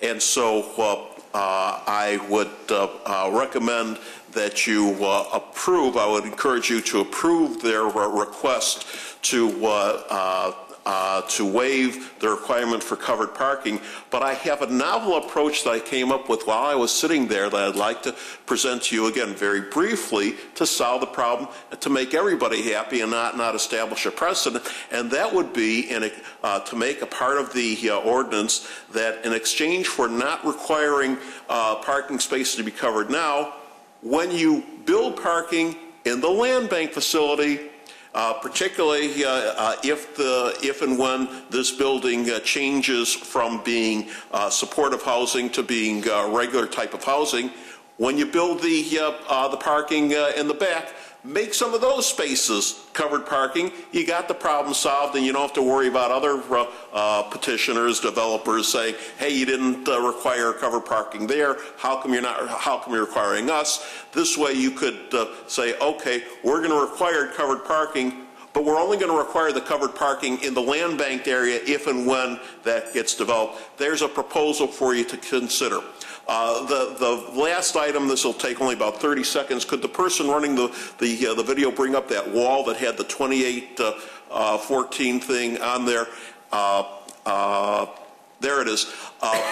Very briefly, my understanding was that 2418 referred to East Hinson, the Arlington Heights numbering system, and that the address when this development, if and when this development goes through, will be in the 1600 block of West Hinson. So I just wanted to point that out so that the petitioner, when they go out and buy letters and numbers, that they be aware that the 2418 is East Hinson, the Arlington Heights system, but you're going to have an address in the 1600 block of West Hinson in the Wheeling numbering system, and thank you for your time. Is there anyone else?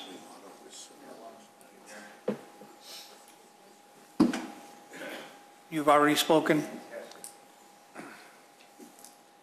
I just wanted to point out that the current use of the property has landscaping trucks, semis, all sorts of vehicles with trailers that come out of that parking lot slow, jammed up, and any type of single cars would be much safer for all the residents and much less traffic. Thank you. Is there anyone else?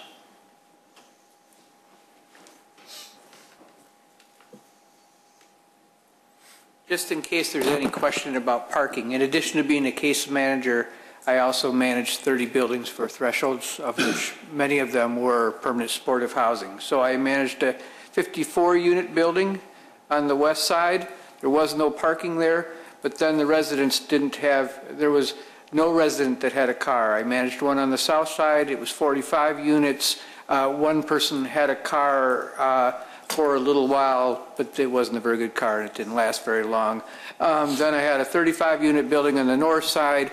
One person had a car, and it didn't last very long, and they didn't really have it for that long. And so in general, the parking demands will be very small. They'll have a couple of shared vans, and some staff will drive bad Toyotas that don't need a canopy.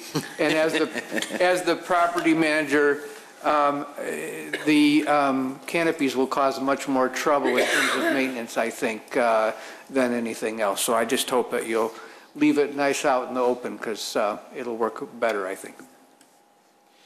Is there anyone else? Yes, sir. Yeah, Hugh Brady again from NAMI. As part of a project that we had going 2 years ago in Arlington Heights, the NAMI chapters in the area, and there were 5 of them that participated, total membership of about 400 people, or probably a little bit more than that. And we conducted an online survey asking people to have their family members who might be potential residents, or people that they worked with who might be potential residents, to respond to the survey. And we asked 2 questions on the survey were, one, do you have a driver's license? And what we found out was that only about half of the potential residents did have a driver's license. And then the second question we asked is, if you do have a driver's license, do you have a car? And only about half of the people who had driver's licenses had cars. So we would anticipate that maybe a quarter of the residents would actually have cars, so that would boil down to about 13 or 14 parking places. So we would, the NAMI chapters in the area and the Housing Task Force really support the request for a variance for fewer number of parking places than the village requires. Thank you. Thank you. Is there anyone else? Chairman, 5 seconds in regards to parking, 5 seconds. You got only 5 seconds. It's after 11 o'clock. You could always make the exit right turn only, so that's an option to consider. Thank you. Thank you. All right. We're at rebuttal.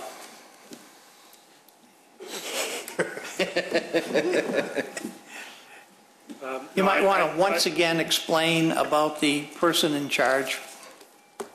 I'll let Jessica. The overnight staffing structure is a live-in resident. We often do say residential manager, actually, who lives in the development in exchange for very reduced rent. They are certified. They go through a state-certified program to make them some of their fees reimbursable by Medicaid, and they are trained to help residents with after-hours needs. In all honesty, they reply to plumbing concerns more often than anything else, but they are there to be the first responder should anything happen after hours. We actually don't have any rebuttal. I don't know if now would be appropriate time just to talk about process or wherever whatever comes next. Here's what's going to happen next.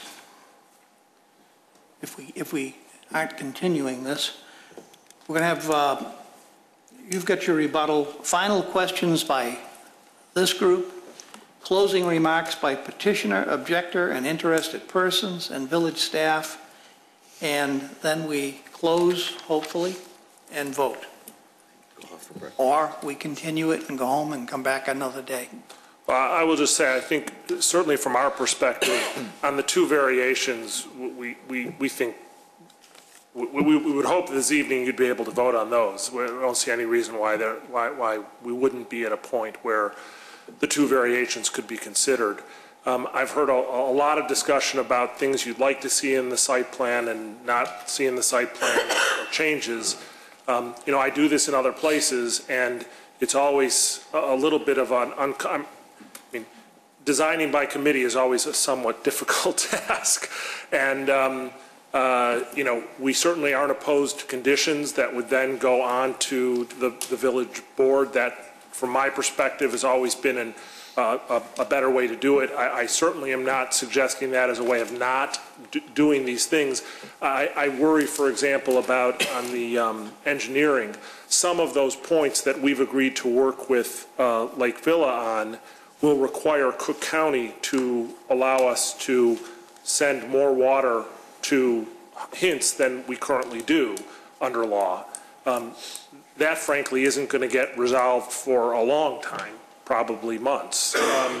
And we certainly would not want to see holding up our site plan approval based on that and waiting for some third party. So our preference would be to see you put in conditions that you would like to see in your motion, and then proceed to the to the village council. But in any event, normally what we do. Okay.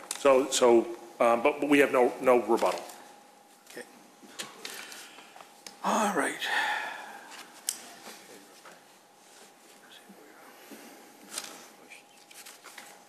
Final questions by the commission. Start with Commissioner Burns. I have nothing, Mr. Chairman. Commissioner Johnson. Yeah, just reviewing some of the many letters that we were privileged to read, both pro and con. One question, will pets be allowed? I won't get into the specifics, but I know the letter you're talking about. Yes, pets are allowed. They often have such therapeutic benefits. We think it's a shame to not allow people access to pets. okay. You and your cat can get in. I need a place. I'm hearing voices. Originally there was a plan for this property that showed 48 living units, 18 townhomes, and a 4-story, 30 condo building. I wasn't on the commission then. What kind of turnout did the group get with that project? You mean how many people attended it? Yeah. It was pretty well attended. I don't think there were quite as many people. If you're asking for a count, I don't. No, did you get the kind of turnout that you did for this one? No. Not to the same number. And were the concerns the same? The flooding? There was a shadow concern. The building was taller. That was the primary concern I remember. The middle building was taller than this.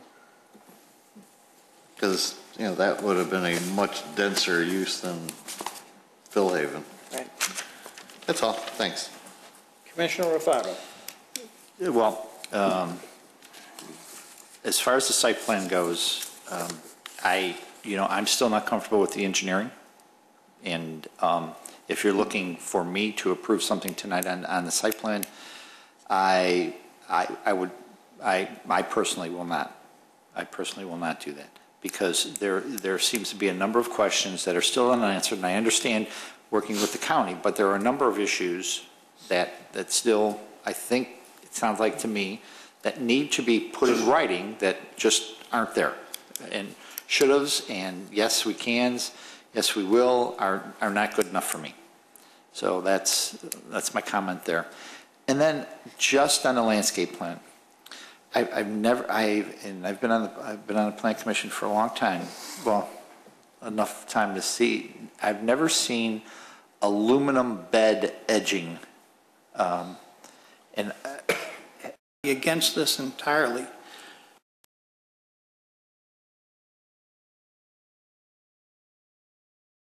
An appropriate method of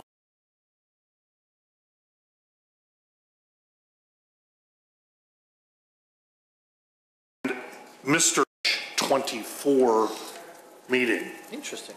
So I just thought I'd bring that up. Second is for consent agenda items.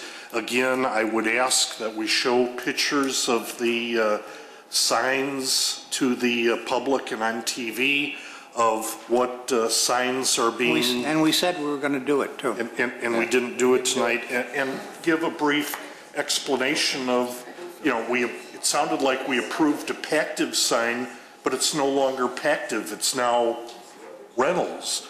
And I just think the public ought to know those little tidbits of information. And the third item was in our docket tonight. I saw something called standard questions for a text amendment. I looked throughout all of our ordinances looking for what the official ordinance standards for a text amendment. I couldn't find it. So Andrew, if you would tell me where text amendment standard questions are defined sometime in the future, I would appreciate it. Sure. Thank you very much. Commissioner Dorban. Nothing, thank you. Commissioner Rufato. Just what's going on with Phillips 66? They've been working on it. I haven't seen anybody there. Got new pumps. They got new pumps. Yeah, do they? Canopy's painted. What? Wow, okay. I go by and it still looks as crummy as ever. Well, landscaping hasn't been worked on. They've been working on the inside. Maybe that's as well. it. They've got tape around some of them. And Okay. they have started the process of gutting the inside. Oh, okay, thanks. That's all I had. Commissioner Johnson. Nothing. Commissioner Burns. Nothing. Nothing? Nothing, sir. Looks like we're under construction for Dunkin' Donuts. Yeah, they have a site alteration permit, I believe. And Hackney's they're still whittling away inside. We're projecting a public meeting on that on April 26th. Yes, April 26th. Do I hear a motion to adjourn? So moved. Second. All those in favor? Aye. All those opposed, get ready to be killed. Well, might as well stay here.